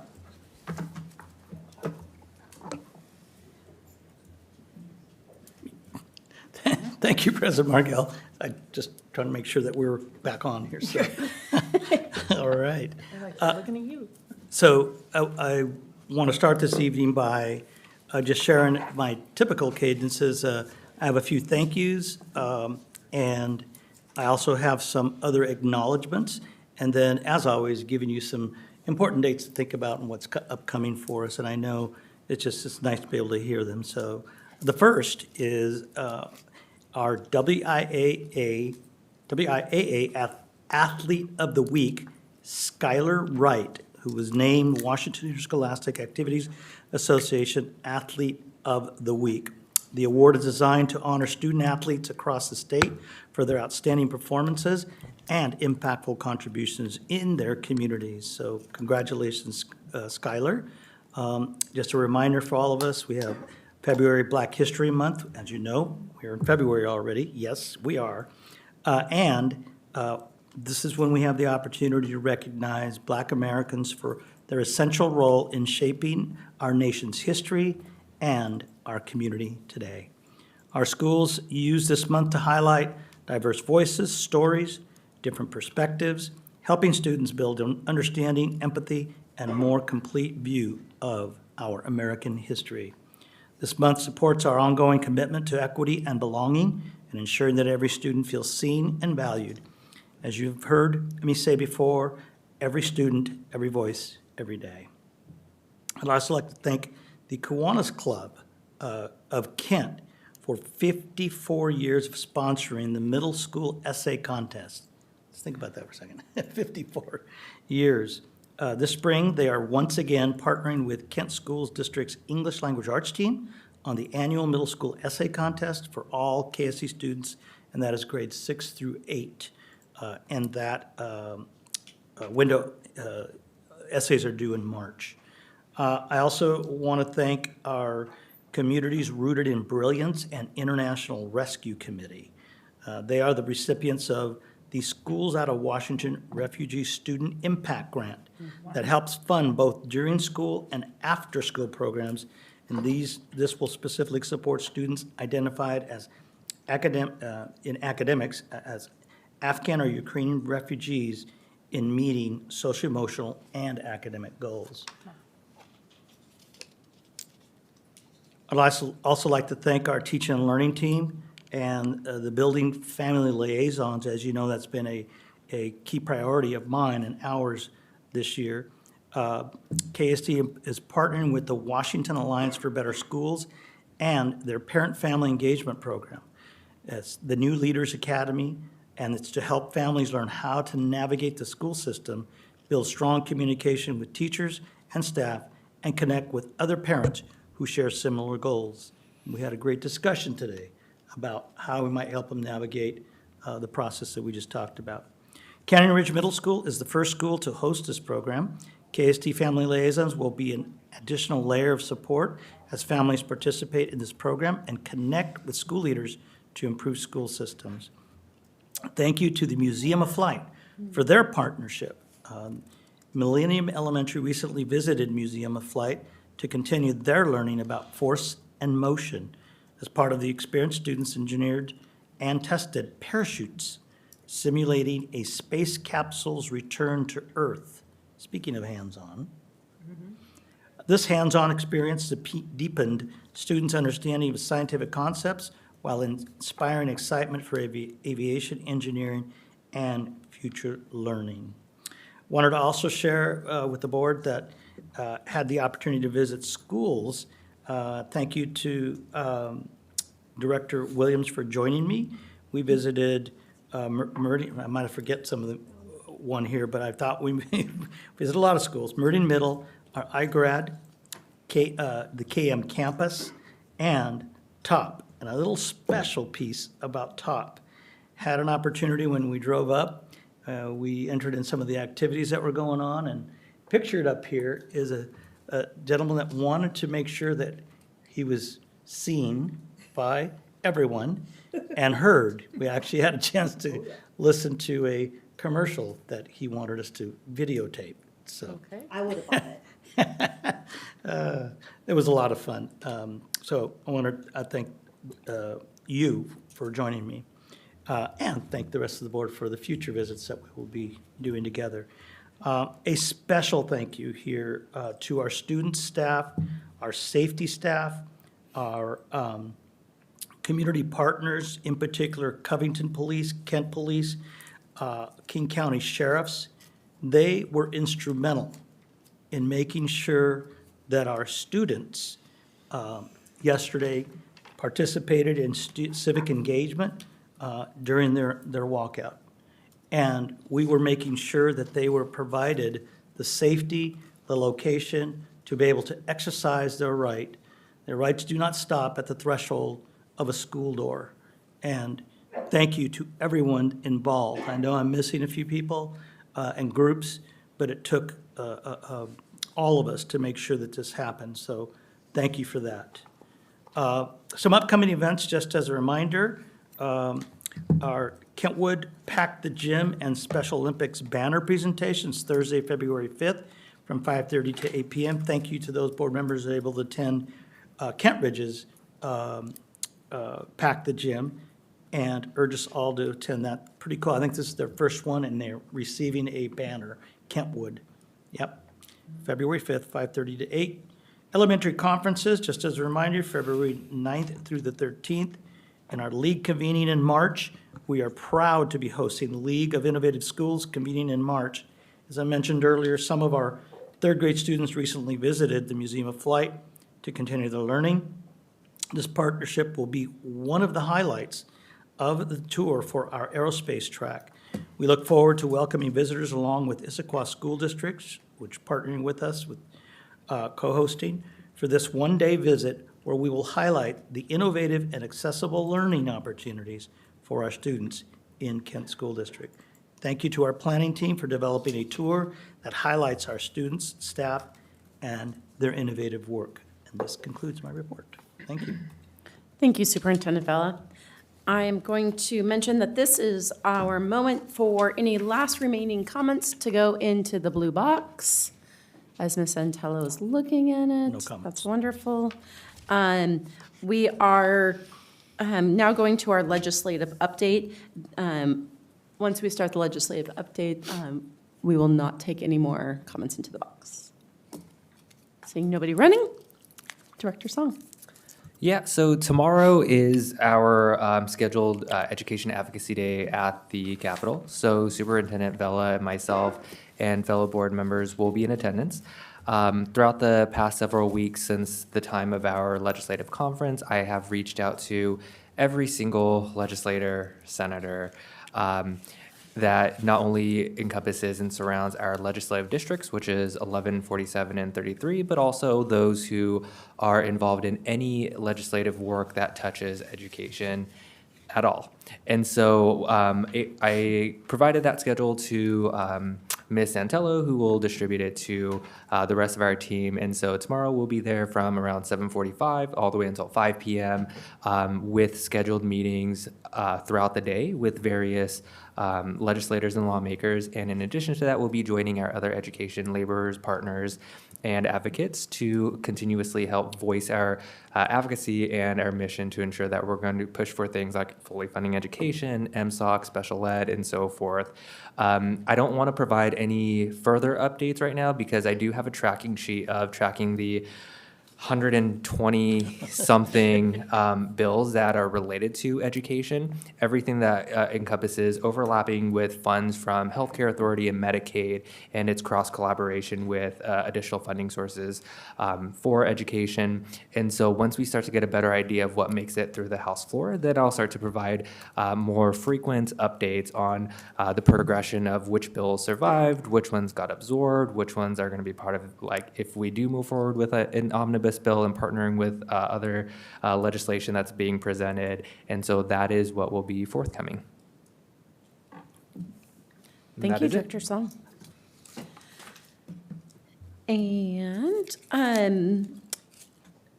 perfect. We now move on to 8.01, board discussion to identify requested reporting topics for the City of Covington for the upcoming joint meeting. I requested for this to be added to our agenda tonight. No decision necessarily has to be made. What is being asked for. Oh, okay, good, sorry. We were having a separate conversation. No, totally fine.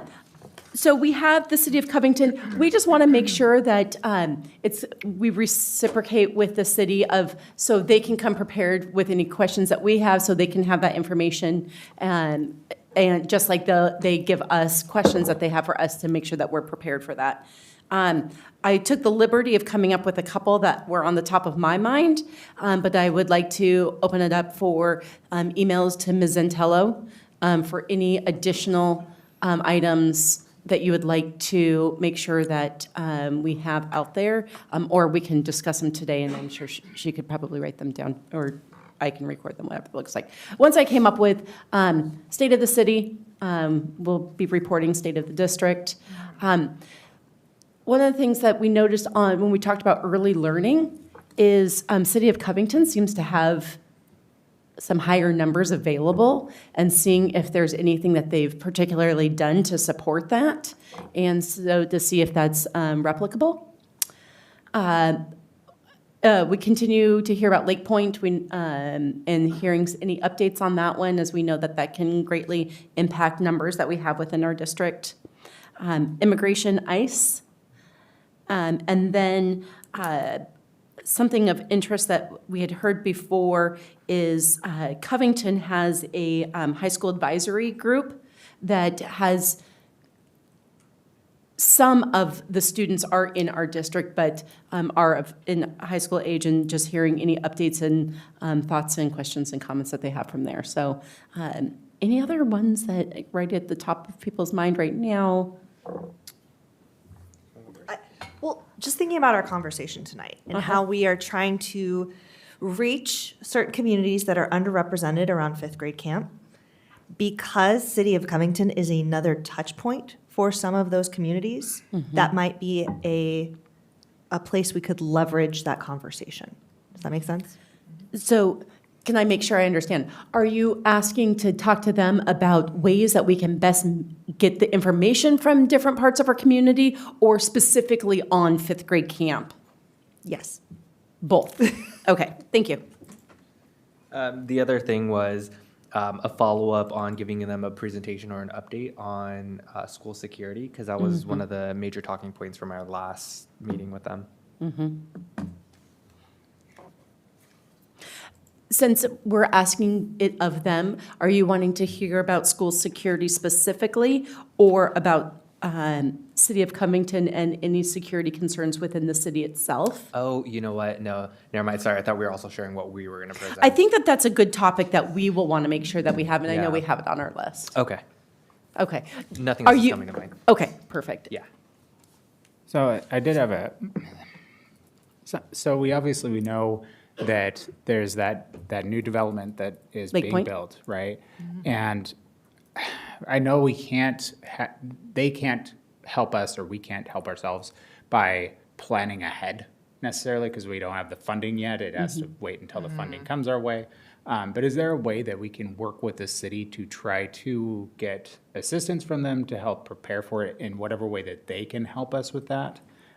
Because they're obviously going to be needing to up their amount of social services and things like that. Because I mean, when you add 1,000 homes to an area, it's going to be a massive increase of population in the area.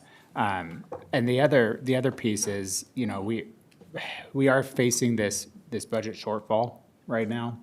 And would it be a good idea for us to discuss how they can assist by parks programming, youth services, other resources? It's not really a topic like that we would report to them or they would report to us, but maybe it would be something that we can discuss with them to see, like, can they pick up some of the slack of things that we may not be able to afford to keep as a district. For the board, I just wanted to, for context, Dr. Berenger and I meet monthly with both mayors. With former Mayor Wagner, that one of your points was brought up because of the impacts and the things we might need to partner in to prepare for. So I appreciate you bringing that up. Yep. So make sure that I have this down. I had already had the Lake Point update on there. And so hearing if there's anything that the school and the city could partner on in preparation for the 1,700 kids, I think was the number I remember hearing, that would be added to district. Am I right in that number? That number's changed. Okay. It's lower. It's been a delayed It's still going to mean at least, what, 2 schools worth of kids, I would imagine? Some, like elementary wise? But it's spread over Yeah. all the, the other thing is, as we're coming into more constricted resources, ways that the district and the school, or sorry, the district and the city can partner together. For some have made those ancillary activities for our students that we share. Okay, perfect. Thank you. I think that this is a great list that we can give the city that they can come prepared with. One other thing that I had jotted down about our meeting with them is mental health and family support. Because, you know, we've been working with Hazel Health, which I know is controversial in some ways or what have you, but we do work with them, and then they also have you know, their Human Services Commission that focuses on youth and families. And I don't know if there's some way that we can work to combine our efforts there, and not financially, like that we're trying to get them to pay for that stuff or anything, but just so that we can try and help identify students, if possible, that might need support, and if they need support, something that the city can provide versus what we can provide, just things like that, because I know that's a big topic for a lot of our families out there is the mental health supports that we provide to our students that are facing, you know, mental health struggles. Yeah, I do remember when we met with City of Kent, Mayor Ralph did talk quite a bit about kind of that overlap with mental health concerns in families and the district. So I have that written down on here to cover with Covington or ask them. Okay. Seeing no further discussion, we will move on to the next item. Thank you all for all of your comments and thoughtful contributions. We are now to the discussion and approval section. Is there a motion on the floor? Move to approve gifts, donations, and/or memorials acceptance. Second. A motion's been made and seconded for approval of item 9.01, gifts, donations, and/or memorials acceptance. We are now open for discussion. I'd like to take a few moments to highlight some of the amazing gifts and donations that our district has received in the last month here. To Glenridge Elementary School for a school assembly, Carrie, and I apologize if I mispronounce your name, Carrie Colonzo, donated $500. To Sunrise Elementary for the purchase of library books, the Sunrise PTA donated $2,088.91. To both River Ridge Elementary School and Jenkins Creek Elementary School for learning resources games for students from Foundry 10. They donated $4,000 in equipment and materials. To Matson Middle School, dance team fees, uniforms, and supplies from the Meridian Matson Diamond Dance Booster Club. They donated $839.84. To Kentwood High School, the Kentwood Key Club to attend the district convention from the Kiwanis Club of Kent AM. They donated $1,500. To KSD Transportation, we had our bus driver safety banquet from Propel Insurance. They donated $2,500. And to Kent Elementary School for student supplies and backpacks for students from Costco Trading. They donated $500 as well as $4,600 in equipment and materials. So thank you so much for all of our community partners and their donations. Thank you very much. Seeing no further discussion, the motion's been made on the floor for approval of item 9.01, gifts, donations, and/or memorials acceptance.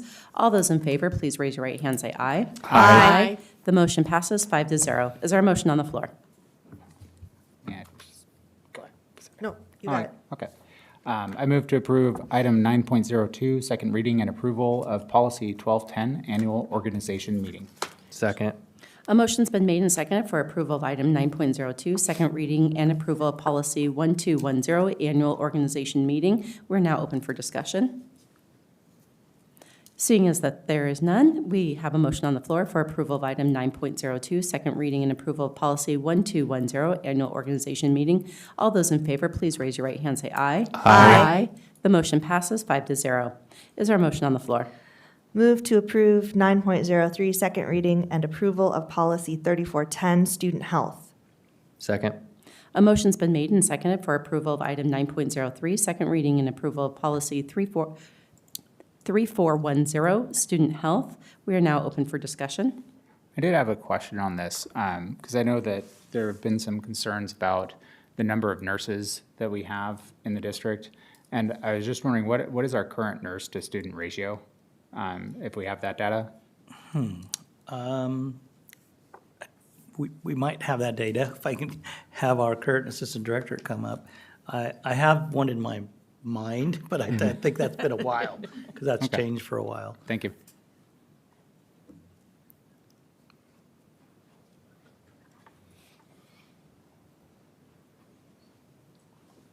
Good evening, Board, President Margell, Superintendent Vila, and Ms. Curry.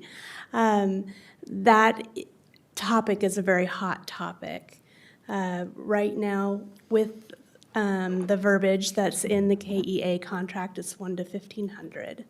I try really hard not to put a nurse in that position. I myself, for the last 3 years, had 1,900 to me in 2 different schools, and it's stretched amazingly.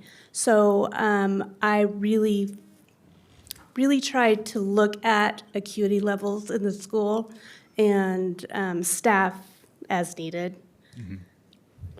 But as far as direct numbers, it's really hard to say because of the fluid of the acuity. Every week we're getting something that the nurses have to step up and deal with, and we're trying to make sure that all the children are safe and risk factors are decreased with the amount of caseload they carry. I see. Given this is, a policy on student health, does it address mental health, or is that something that we deal with through counseling instead and might be in a different policy? This specific one does not address mental health. Okay, thank you. Seeing no further questions, a motion's been made and seconded for approval of item 9.03, second reading and approval of policy 3410, student health. All those in favor, please raise your right hand, say aye. Aye. The motion passes 5-0. Is there a motion on the floor? I motion to approve 9.05, second reading and approval of policy. Could you do Did I skip over one? 4? 9.0. Oh, He didn't like that one. He apparently didn't. I move to approve 9.04, second reading and approval of policy 3412, automated external defibrillators. Second. A motion's been made and seconded for approval of item 9.04, second reading and approval of policy 3412, automated external defibrillators, AED. We are now open for discussion. Sorry, I'm going to ask another question on that. I was wondering how many AEDs do we have in each building? And do we have the locations of them available, like easily available so that people know where they are if they need them, and especially those that would use them? As we shared in the work session, we have more than we've ever had. And we talked about training, and it's very easy to use. And so we have them spread out all over our district. Yeah. So. I just think it's good that our community will, because no one watches our work sessions. I wish they did, but they don't. And so I just like to bring it up so that people can hear it from these if they do watch them. Sure. Thank you. I can answer a little bit about that and talk about that. I did research whether or not there was a WAC or anything in particular how many AEDs that needed to be in the building, and all that I found is an OSPI guidance that parallels American Heart Association saying that the AED has to be in a place where people can recognize it. A lot of the nurses have asked for that AED to be in their health rooms or beside the health room, which is a really great spot for it because if in an emergency, the nurse really just needs to grab it. Mhm. And when it says selected staff getting training, what does that mean? Is there a minimum number? And, you know, as we don't necessarily have a nurse in the building all the time, is there someone else that's identified that's able to use that equipment? There are several positions that require a CPR first aid AED certificate, and one of them is a health tech. They work directly underneath the nurse's license. Anyone who comes into the health room in particular, will just speak to that, has to be certified as well. I see. And so there wouldn't be a period where there would be no one that could help with that? Like there would have to be someone, because we can't just leave the nurse's office like without anyone that can go in there and do like basic stuff, right? Oh, in the health room? Yeah. Oh, yes. Okay. So we always have at least 3 backups. Okay. And 3 backup nurses as well at each site. Okay. Thank you. Seeing no further questions, a motion's been made and seconded for approval of item 9.04, second reading and approval of policy 3412, automated external defibrillators, AED. All those in favor, please raise your right hand and say aye. Aye. The motion passes 5-0. Is there a motion on the floor? I make a motion to approve 9.05, second reading and approval of policy 3416, medication at school. Second. A motion's been made and seconded for approval of item 9.05, second reading and approval of policy 3416, medication at school. We're now open for discussion. Sorry, I'm going to keep calling you up. So on this one, the policy explicitly prohibits medical marijuana on school premises due to federal law. Have we received any requests for accommodations? And if we have, how are those being handled? You can't. So as far as I know, we have not received any requests for medical marijuana. As I researched this, I went to different districts to see what their policies were. There are a few adjuncts that we could add to this, but for the safety and liability at this time, I felt like it was just a blanket no until we can research a little bit more and make sure that we safeguard any parents giving medication before school. And is there a procedure in place, like if a student were to want to accommodate that for some reason, like what would they have to do, reach out to the nurse? At this time, we would, nurses are not allowed to distribute at this time. And then for preschool students, it says the policy requires in loco parentis model, since nurses can't delegate to unlicensed staff. What does that look like in practice? In practice, we're still working it out, honestly. This is the first year that we have addressed this problem. It's not a problem, but it's a situation that we're dealing with and rolling with. We did find out that there was a advisory board that nurses cannot delegate to preschool staff to do the procedures or give medication or whatnot. So we had to emulate the DCYF forms that our early childhood partners in our school right now follow. So I did a lot of collaboration with our PSESD nurses and those nurses that are running early childhood. We're in the process of making a procedure for that, because that is going to involve some labor partners and training them. And we're really close to rolling that out. Okay, thank you. But for now, our nurses are caring for our preschool kids. I appreciate it. Thank you. Seeing no further questions, a motion's been made and seconded for approval of item 9.05, second reading and approval of policy 3416, medication at school. All those in favor, please raise your right hand and say aye. Aye. The motion passes 5-0. Is there a motion on the floor? I move to approve item 9.06, second reading and approval of policy 3417, catheterization. Second. A motion's been made and seconded for approval of item 9.06, second reading and approval of policy 3417, catheterization. We are now open for discussion. Sorry, I have more questions. So what's the decision threshold for, oh wait, I'm looking at the wrong one.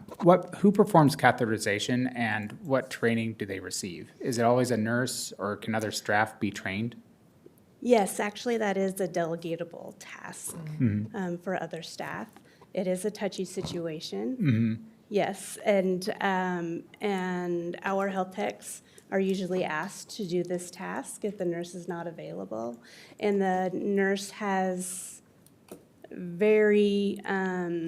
a lot of time making sure that they're comfortable. We usually do at least 3 return demonstrations with the nurse there, making sure that they're comfortable, talking with the parents, talking with the student. It is, of course, pretty invasive. Yeah. Best practice is always having 2 people doing the procedure. However, sometimes that's not happening because of the busyness of the health rooms. And how are we addressing student dignity and privacy in this situation? And like, where does the procedure occur? Right. What safeguards exist against embarrassment or disclosure, that sort of stuff? We make sure that there is a high-low table available in a private bathroom, whether it's the nurse's bathroom or the ASC adaptive bathroom. Okay. So we make sure that there's privacy, absolutely. Okay, thank you very much. Seeing that there's no further questions, a motion's been made and seconded for approval of item 9.06, second reading and approval of policy 3417, catheterization. All those in favor, please raise your right hand and say aye. Aye. The motion passes 5-0. Is there a motion on the floor? I move to approve 9.07, second reading and approval of policy 3418, response to student injury or illness. Second. A motion's been made and seconded for approval of item 9.07, second reading and approval of policy 3418, response to student injury or illness. We are now open for discussion. Thank you. So what's the decision threshold for calling 911 versus calling the parents? Who makes that judgment call and what training do they have to do so? It all depends on the situation, honestly. If the nurse is in the building and how fast they can get there, they usually are going to be able to assess the situation pretty fast and make that call. If the nurse is not in the building, and usually kind of a workflow for you, if there's a situation that comes up in the health room, the nurse is at their other school, let's say, they'll take a minute, the health tech will take a minute and call the nurse and say, hey, I need guidance. If it's in an emergency situation, it's always, if you think that there's something amiss and serious, call 911. Makes sense. Because you better be safe than sorry. Yeah. How are incidents documented and reviewed for patterns? If multiple injuries occur in the same location or during the same activity, is there a process to identify and address systemic issues that we're seeing? There is, we do have safety groups at the school. So I know the nurse, most of the time, will meet with their safety groups and address situations like this. Let's say they're, every day they're getting hurt on the volleyball standard or, things like that come up. But also within cumulative, we have a specific student injury report that they are to fill out and document any emergency situations. Okay, thank you. Seeing no further discussion, a motion's been made and seconded for approval of item 9.07, second reading and approval of policy 3418, response to student injury or illness. All those in favor, please raise your right hands and say aye. Aye. The motion passes 5-0. Is there a motion on the floor? I move to approve 9.08, second reading and approval of policy 3419, self-administration of asthma and anaphylaxis medications. Second. We have a motion made and seconded for approval of item 9.08, second reading and approval of policy 3419, self-administration of asthma and anaphylactic medication. We are now open for discussion. I have a question on this one. Yes, ma'am. I'm in before Cook. Did you see that? I had to get in there before that. So in the policy, we talk about children need to demonstrate that they can self-administer, and really this is around asthma and anaphylaxis. And I have Girl Scouts that are 5 that carry EpiPens because they are that allergic to peanuts and peanut oil and latex and a variety of other things. And we go through a similar policy where they had to show and demonstrate. So how, do we have an age cutoff? Because it doesn't, we don't have it listed, but is there, if the child can demonstrate they can do it, that is our threshold, correct? It's based on the individual child, it's not based on an age, correct? There is no age cutoff, and it really depends on what actually the doctor notes on their medication On their order. medication. If they can check self-administered and there's a self-administered check, and they sign on that, and the Yes. parent signs on that, that's when we roll into the process of, okay, so let's meet the nurse, and we're gonna show you with the trainer, and you're gonna demo back, tell us the signs and symptoms of your allergies. Why would you give yourself Right, why would that? you do this? Yeah, injection. Okay. I just want to make sure that because kids who have life-threatening allergies at the age of 5, that's when we're teaching them, like, this is the symptoms, this is when you go get an adult, this is what you need to do to keep them safe so they don't inadvertently suffocate and have all these life-threatening and make it more traumatic. So I do know that we go through that training with them when I've worked with my kids to do that. So I just wanted to clarify for the community that it's based on the child and what they can do, and it's not an age necessarily. Thank you. So my question on this is what happens if a school doesn't have a full-time nurse? Obviously, we have many schools that don't. Many of the schools that share nurses across buildings, like how do we, how does a student demonstrate their competency if they're not there all the time? Does that make sense? That is also a delegatable task. I see. Yeah. Oh, good. Thank you. Seeing no further questions, a motion's been made and seconded for approval of item 9.08, second reading and approval of policy 3419, self-administration of asthma and anaphylactic medication. All those in favor, please raise your right hand and say aye. Aye. The motion passes 5-0. Is there a motion on the floor? I move to approve item 9.09, second reading and approval of policy 3420, anaphylaxis prevention and response. Second. A motion's been made and seconded for approval of item 9.09, second reading and approval of policy 3420, anaphylaxis prevention and response. We are now open for discussion. What reasonable measures to avoid allergens are we taking currently? Does this mean, peanut-free tables, classroom bans, building-wide restrictions? The policy language is kind of vague. Yes. Yes. We do All of all the those above. things. We do all those things, and we align all of our policies and procedures with WASDA to make sure that our guidelines are Research-backed. legal and evidence-based. It is a little bit vague, but we do any kind of accommodations that's necessary to keep the students safe. So whether it is reading ingredients, making sure that if families bring in baked items, that we are clear on what's in those ingredients. If the parent would like the student to sit at a peanut-free, absolutely. If it's bad enough where just the smell of it, we definitely do accommodate the room being allergen-free.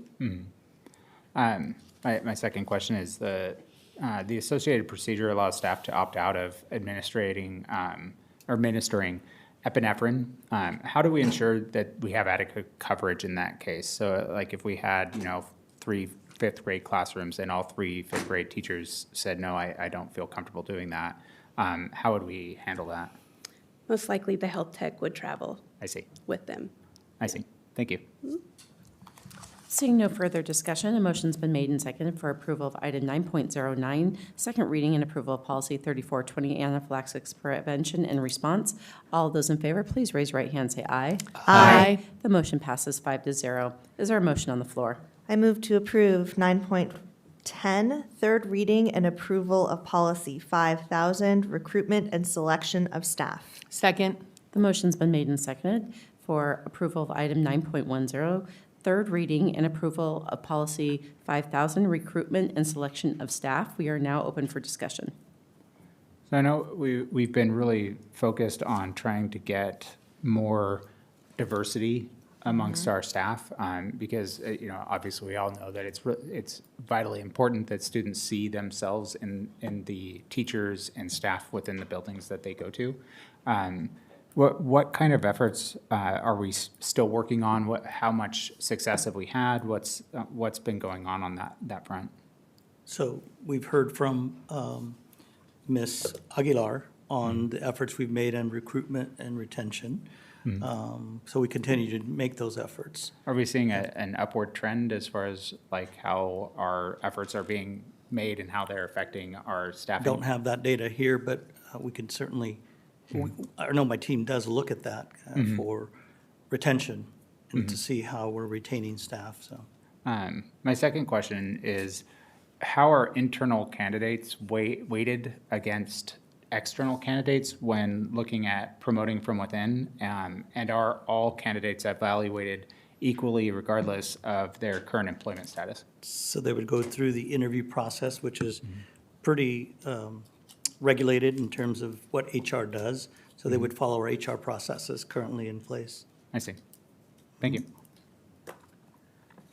Seeing no further discussion, a motion's been made and seconded for approval of item 9.10, third reading and approval of policy 5000, recruitment and selection of staff. All those in favor, please raise your right hand and say aye. Aye. The motion passes 5-0. Is there a motion on the floor? I motion to approve 9.11, second reading and approval of policy 5010, discrimination-free workplace. Second. A motion's been made and seconded enthusiastically for item number 9.11, second reading and approval of policy 5010, discrimination-free workplace. We are now open for discussion.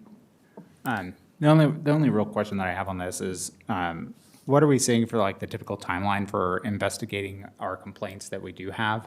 And what kind of accountability measures exist for us to make sure that we are following that?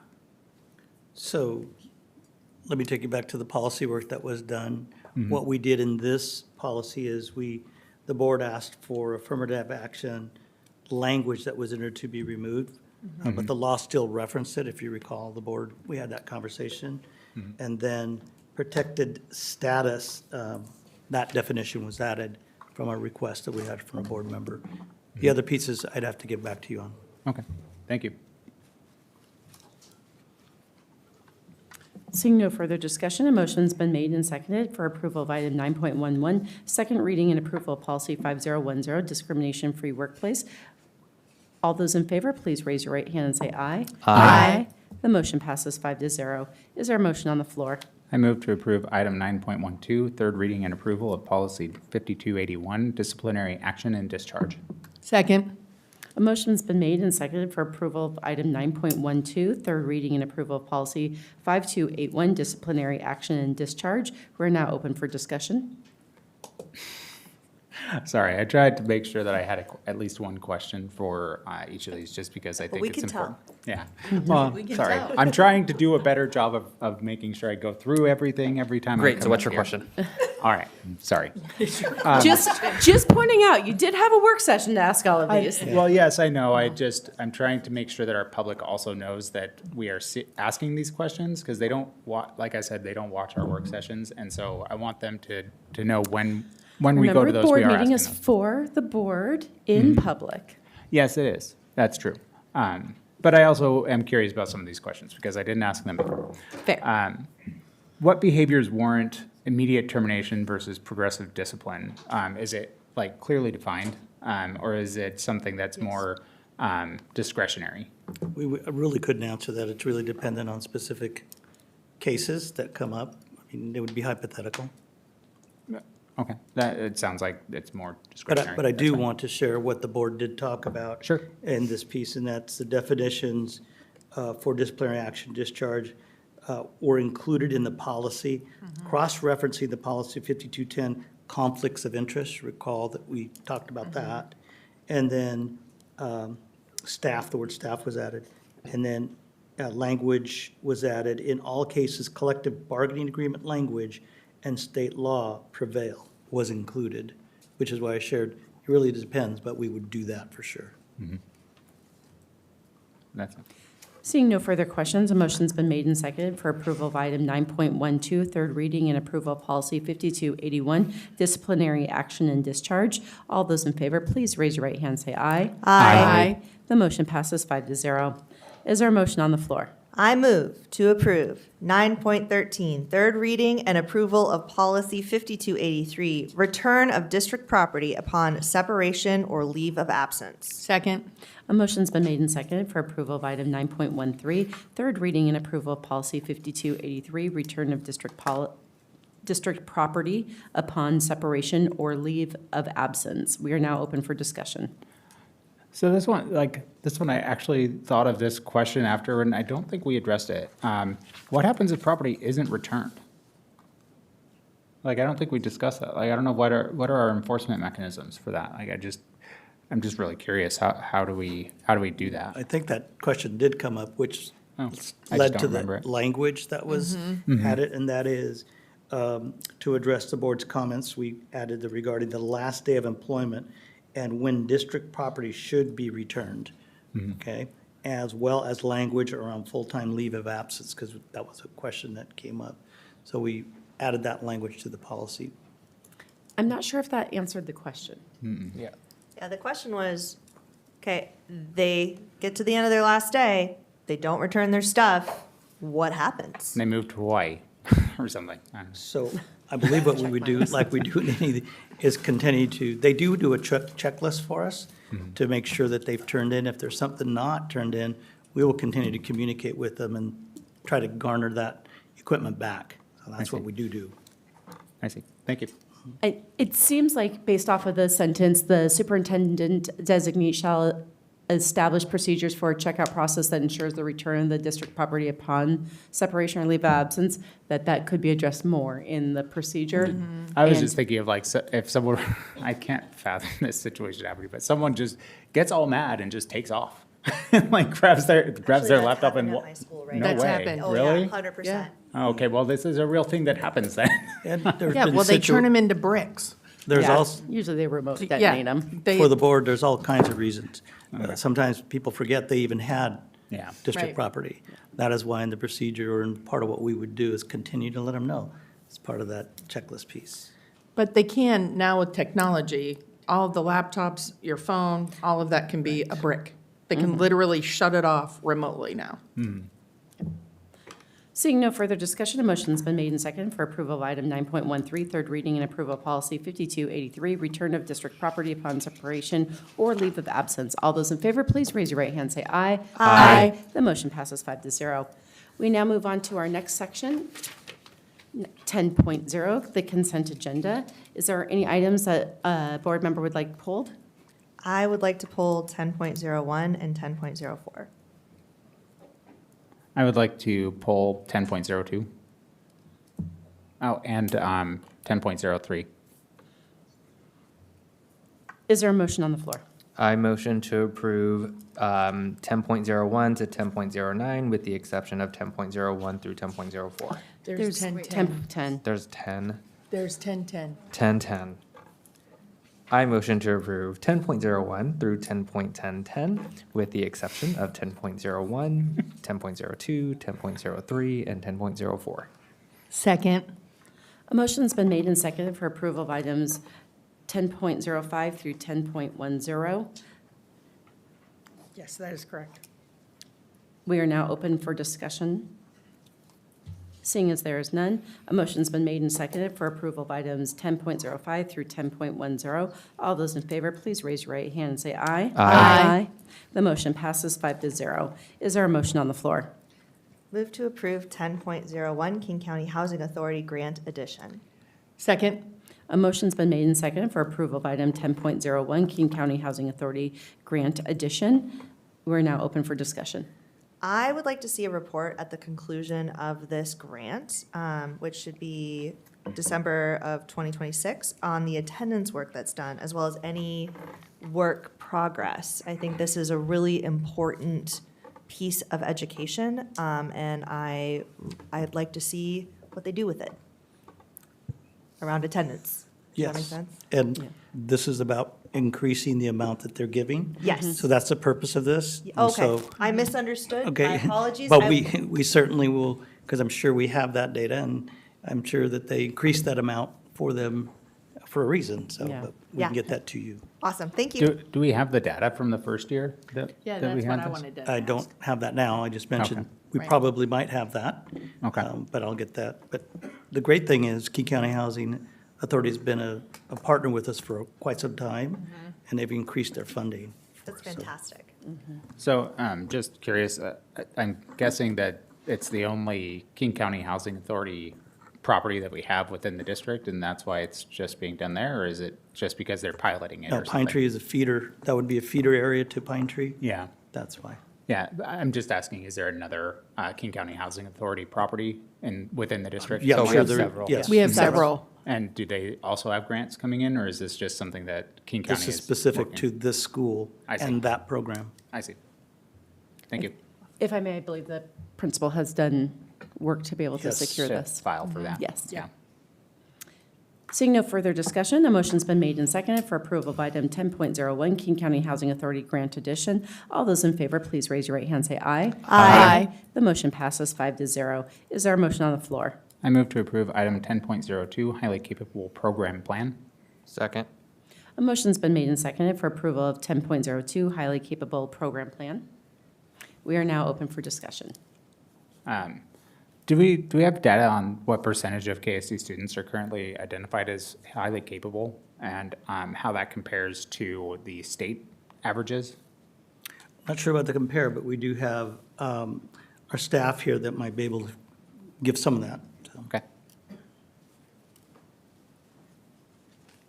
Hello, President Margell, members of the board, Superintendent Vela, Ms. Curry. I'm Karen Stevens. I'm Assistant Director in Teaching and Learning, and I oversee the HiCap program. We are currently serving about 14% of the students in Kent. Last year, we were serving 11% with the students that left. Not many were HiCap or receiving HiCap services, so we serve about right around 15%, 14, 15%. Are we seeing that is, are we seeing a disparity with like our Title I schools versus non-Title I schools as to how many kids are being identified?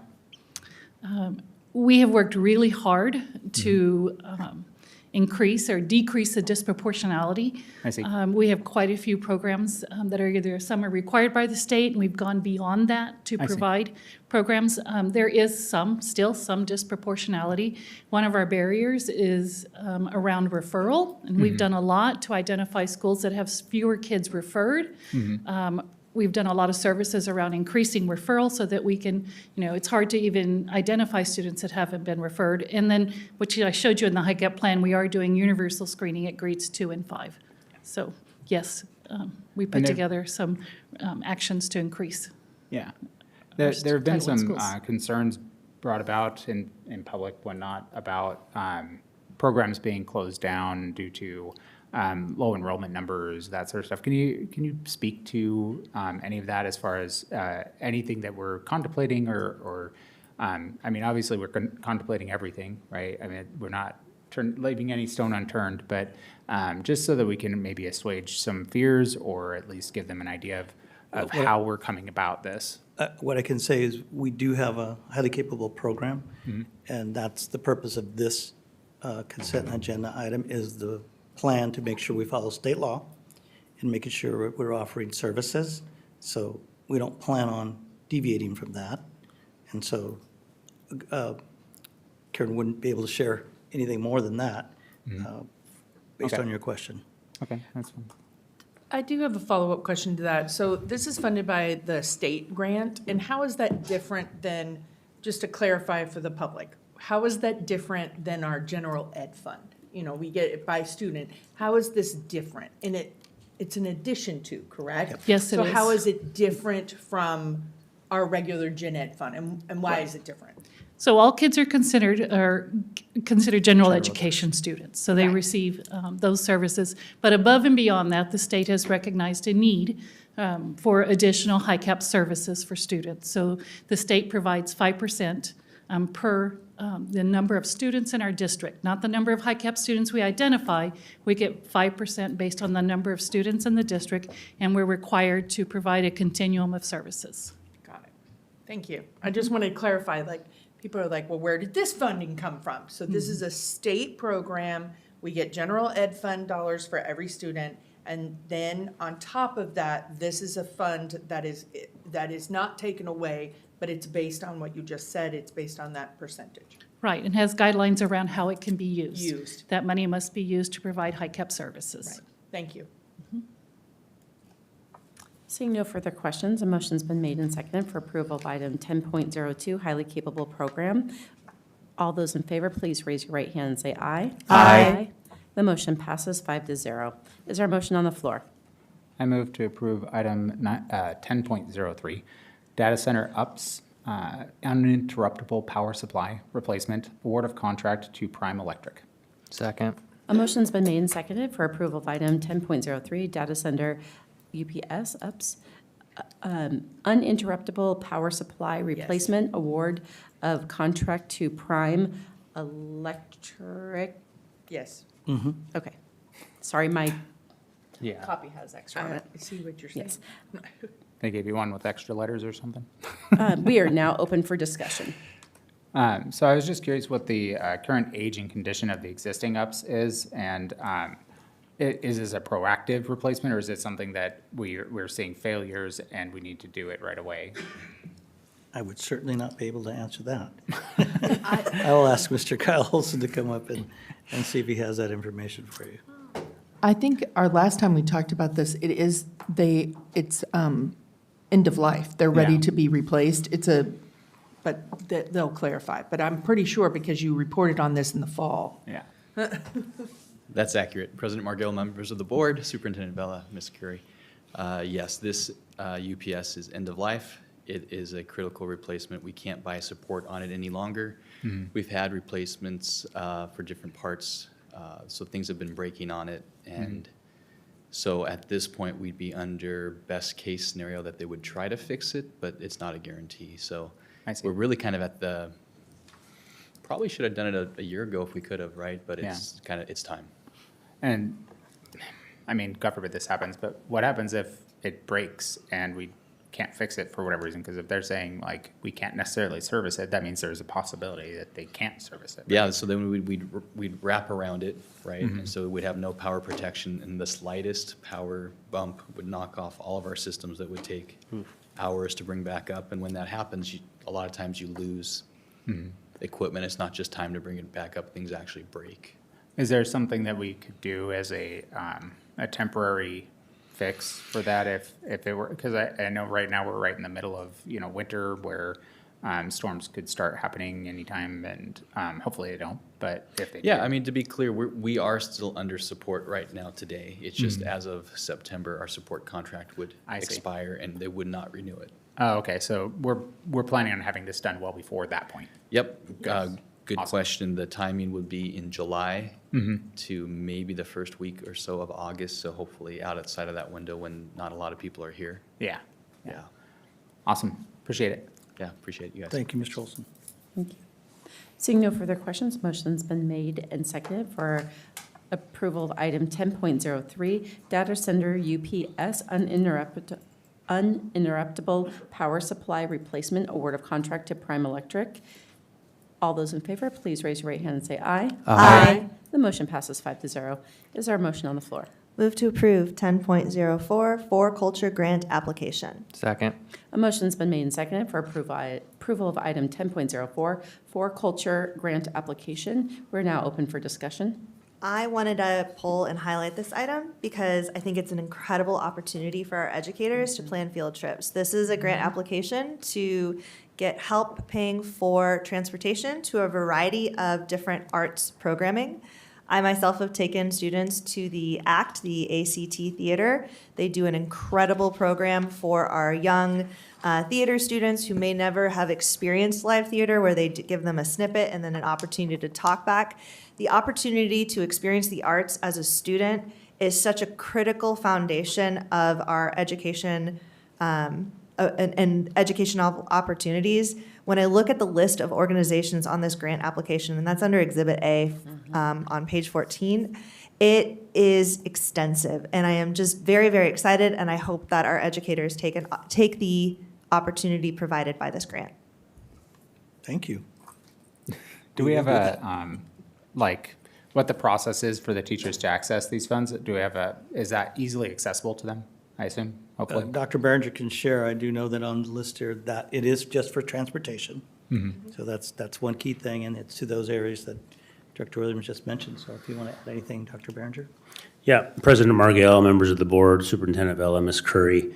Great question. As soon as this is approved, then our finance, transportation, and teaching and learning team will be meeting with our principals and letting them know they will have access to these funds.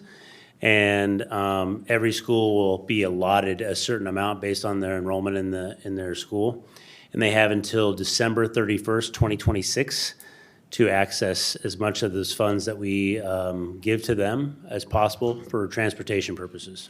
So just to highlight that, for all of our educators that are watching tomorrow on YouTube, because it's very late for them and me and Andy, they have a little less than a calendar year to access these funds. So they need to get those applications in for the field trips. Yeah, and the nice thing about the For Culture Transportation Grant, we actually got to retroactively go back to October 1st of 2025 and count those field trips. So they reimbursed us for those that we started in October, so it's been great. Amazing. Do we know how much that ended up taking out of the funds at this point? Or- I do not have that answer for you, sorry. That's Still, okay. this is a good chunk Yeah. of money, and I hope our teachers take advantage of it. Yeah, just to give you an idea, $260,000 is, an average field trip is $350 per bus, which then that means 742 school field trips. Wow. Bus trips. Now, if you have three buses per school, but plenty of opportunities. Yeah, please, please, please take advantage of this. We Are we- want to definitely re-up this grant if we have the opportunity. Are we doing anything to ensure that we're doing this with an equity lens so that those schools that have difficulty going on field trips more so than others are being targeted to make sure that they are taking advantage of this? Yeah, that's part of the conversation that transportation, finance, and teaching and learning will have. So our EDSLs will be working with our principals as well as teaching and learning in and around the various opportunities. That Exhibit A, as Director Williams mentioned, is a quite extensive list and amazing opportunities. And so I know that it'll be a priority for our EDSLs as they're working with principals to ensure that we really lean into this space and our students and our teachers have the opportunity to engage in any type of field trips that they could imagine and want to do, as long as they can fit it into their week and their day and their curriculum. And many of them, isn't it true that we've had many of them, especially for our Title I schools, waive if there's an entrance fee? Yeah, absolutely. There's lots of ways to make sure that our students that are in Title I schools have access to all field trips, especially entry fees, without them being not able to attend or participate. So, and this just covers transportation, doesn't cover that, but again, we have other avenues to be able to. We have other avenues to be able to take care of that, absolutely. Awesome, thank you.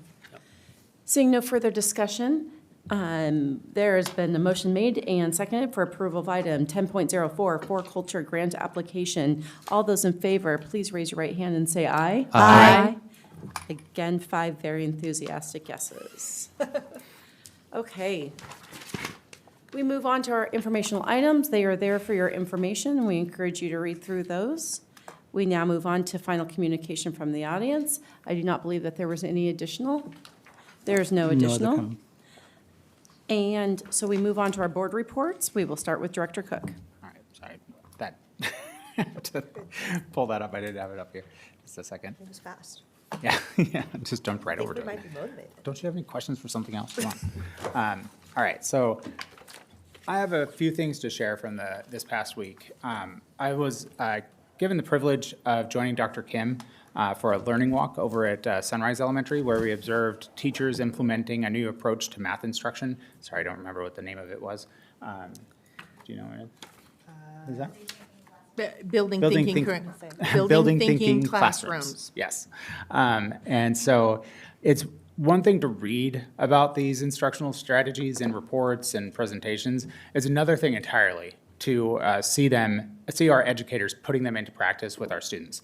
I want to thank the teachers who opened their classrooms to us.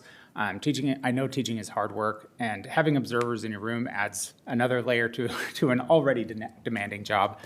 Their willingness to share their practice reflects a commitment to continuous improvement that benefits all of our students. I also want to thank the principals for their leadership and bringing these new approaches to their buildings. The work of improving student outcomes happens in classrooms, but it's supported by building leaders who create the conditions for that work to succeed. And it was incredible to watch how our leaders here from the district office, like Dr. Kim, go into these spaces and assist the principals in finding ways to help each other when we're working with new curriculum or new ideas of how we're going to change the way that we teach things. It was just wonderful. I want to address the student walkout. I did go out there to Kentwood. I had planned on going to Kent Meridian as well, but I ended up spending the whole time at Kentwood, helping to direct traffic while I was there. I was just really impressed with the students exercising their voices in response to the recent events in other parts of the country. And I want to be clear about our role here. I was there to help with the safety. I was not there trying to encourage or discourage students from doing anything of that sort. Which is also the case for our students with our staff. Staff don't go in and tell people what they should feel or anything like that, but they will open up the discussion and allow students to lead that discussion so that students know that they have agency in what they're doing in their communities. And I think that's so important that we encourage kids to know that they do have a way of changing things in the world around them. If we just leave it be, we can get complacent and not think that we can change what's happening around us. And I just would absolutely hate for that to happen. Finally, I want to bring up the special education presentation. I asked about our evaluation timeline compliance and was told that we have no OSPI complaints filed against us. I want to clarify something for the public. The absence of complaints is not the same thing as meeting our obligations. Most families don't know they can file these complaints with OSPI. I pulled the actual data. Our compliance rate is 98.41%, which is solid, and this is data from a few years ago because it is trailing data, so it takes a few years for us to get it. But that number doesn't tell the whole story. There were 6 students during that year that were delayed specifically because of district staffing issues. 5 more were delayed due to data entry errors. The staffing concerns documented in tonight's report aren't theoretical, they're already affecting families. On disproportionality, I appreciated the transparency in acknowledging that Kent is showing racial disparities in special education identification of Hispanic males and in discipline of Hispanic and Black males. The district noted we're not yet at the threshold that would require a mandatory funding redirect under federal law, but I want the community to understand what that means.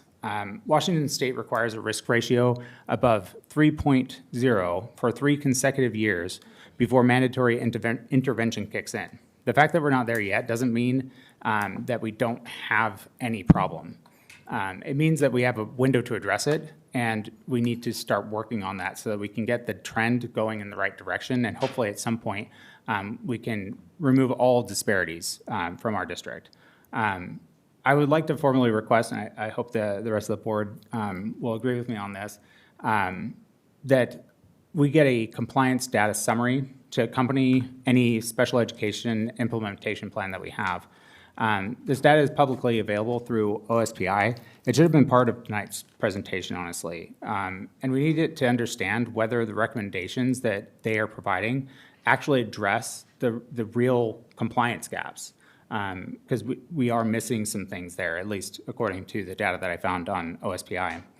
I also want to follow up on my earlier question about compensatory or education, because I think it's important for our community to understand what's at stake.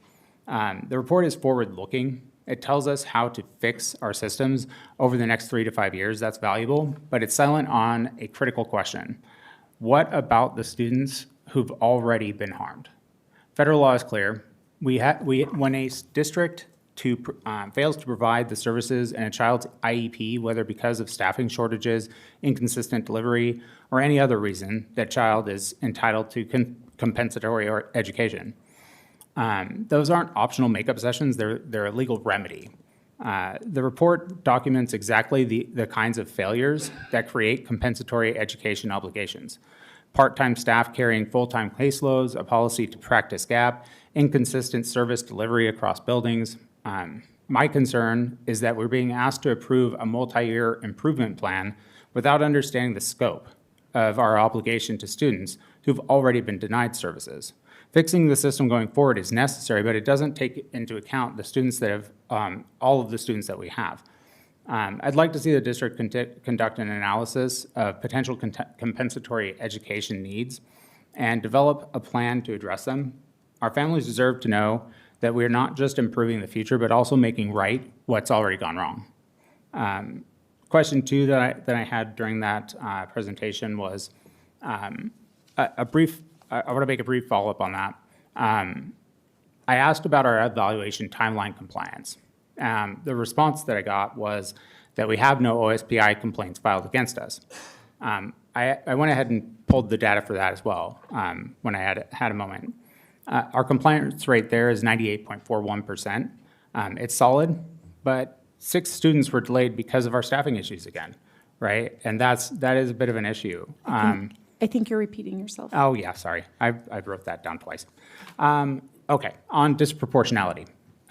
I learned that Kent is showing racial disparities in special education identification, like we talked about earlier, or like I talked about earlier. I'm a little concerned about that. I really hope that we're taking that seriously.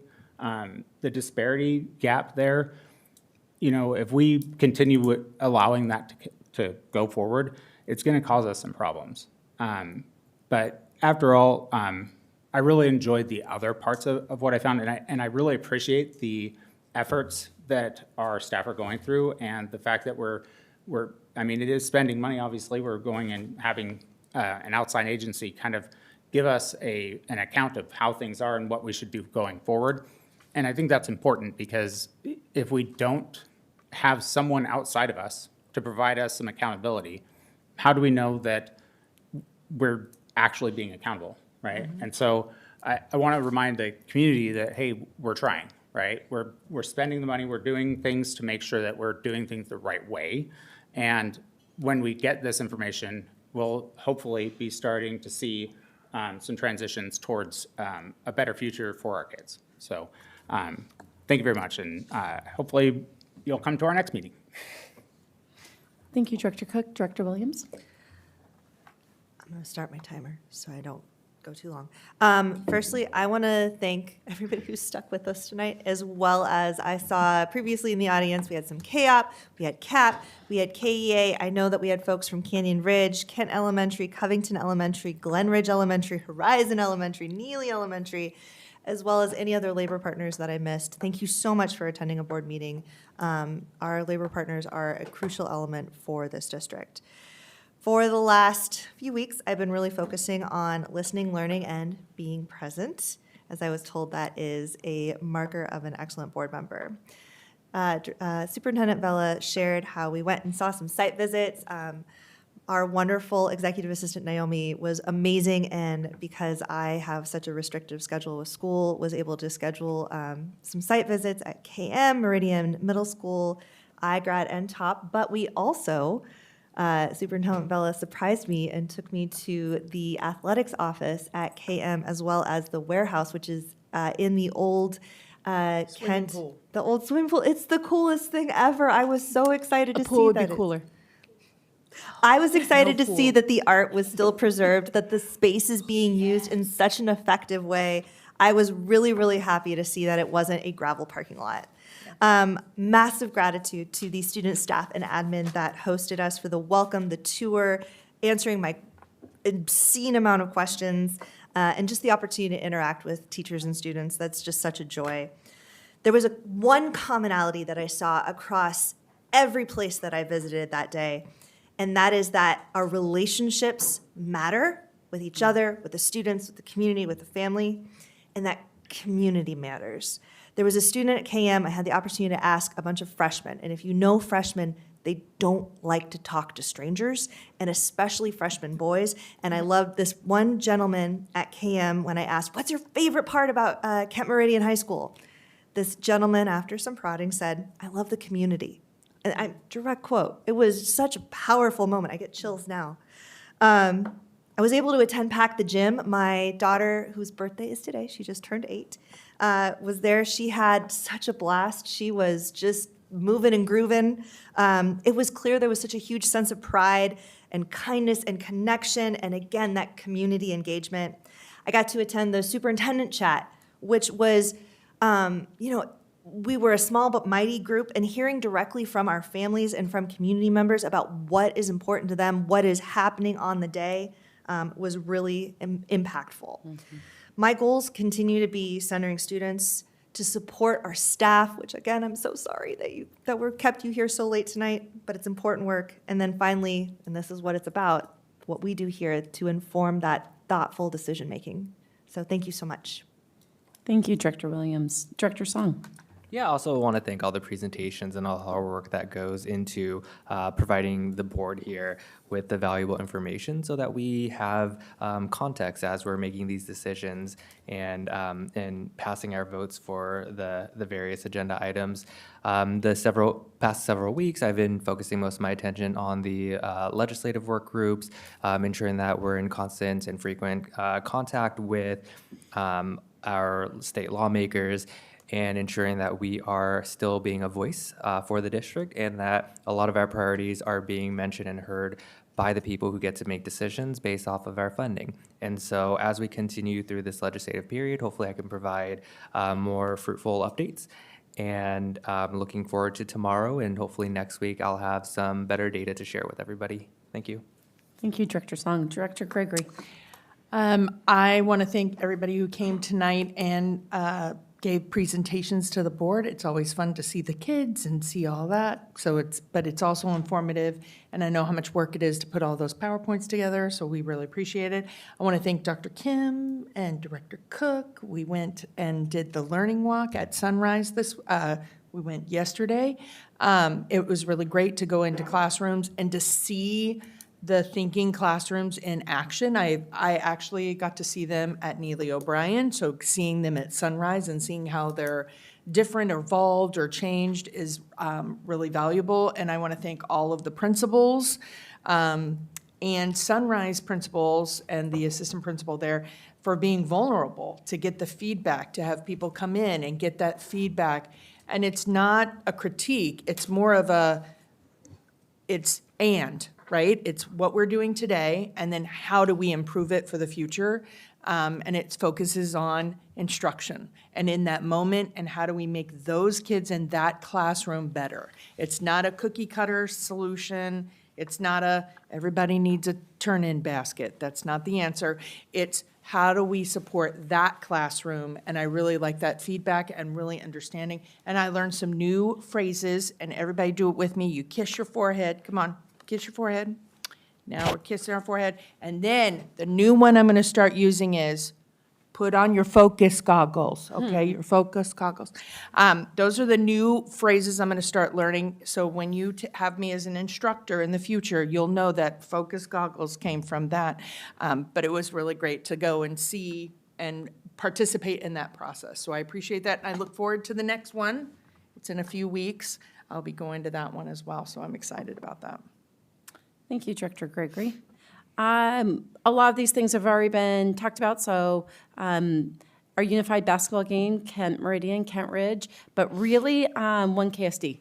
It was fun to see our teams end in a tie, and just the support from both sides, both student sections cheering for all of our athletes out there.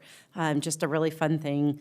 Look forward to the next game against with Kent Lake and Kentwood participating. Congratulations to our teachers. They made it through the first semester of the year. And so we're moving on to semester 2. I continue our countdown of 136 days till graduation. Thank you to our representatives who will be on the Hill tomorrow and speaking to our legislature about the need for funding for our schools. Again, I understand work conflicts will keep many of us from being able to go to that, but thank you. We know that we are well represented for those that will be there. Looking forward to March 4th with City of Covington. Thank you for the work tonight on the board for coming up with topics that we are asking the city to come and be able to share information with us on. And then fairly soon right after that, March 24th, City of Kent. Thank you to New Beginnings Christian Fellowship for opening up their doors for our community chat, and Dr. Behringer and Superintendent Vela for leading that discussion. But really, it's our community and everybody part of that chat. It's a very open forum. It's a great opportunity for our community to be able to bring their questions, and they do. And Director Williams for joining us at that too. Our presentations tonight, inclusive education, hearing from our student ambassadors from Meridian Elementary, hearing from East Hill about our strategic plan, about our 5th grade outdoor education. We have no lack of information coming, while we might consolidate it on just a couple days out of the month as opposed to every week. The information is no less than it ever has been. And in fact, this year we continue to get through the items that had been prioritized by the board. And so I'm really excited, and thank you for all of the work that goes into that from the administration and all of your team that prepares that so diligently for us. Again, I end with the beginning. Students, the whole reason that we do this, thank you for entrusting us and the time that we have with you, and we do it all for you. So with students as our focus, it is 10:42, and we are adjourned.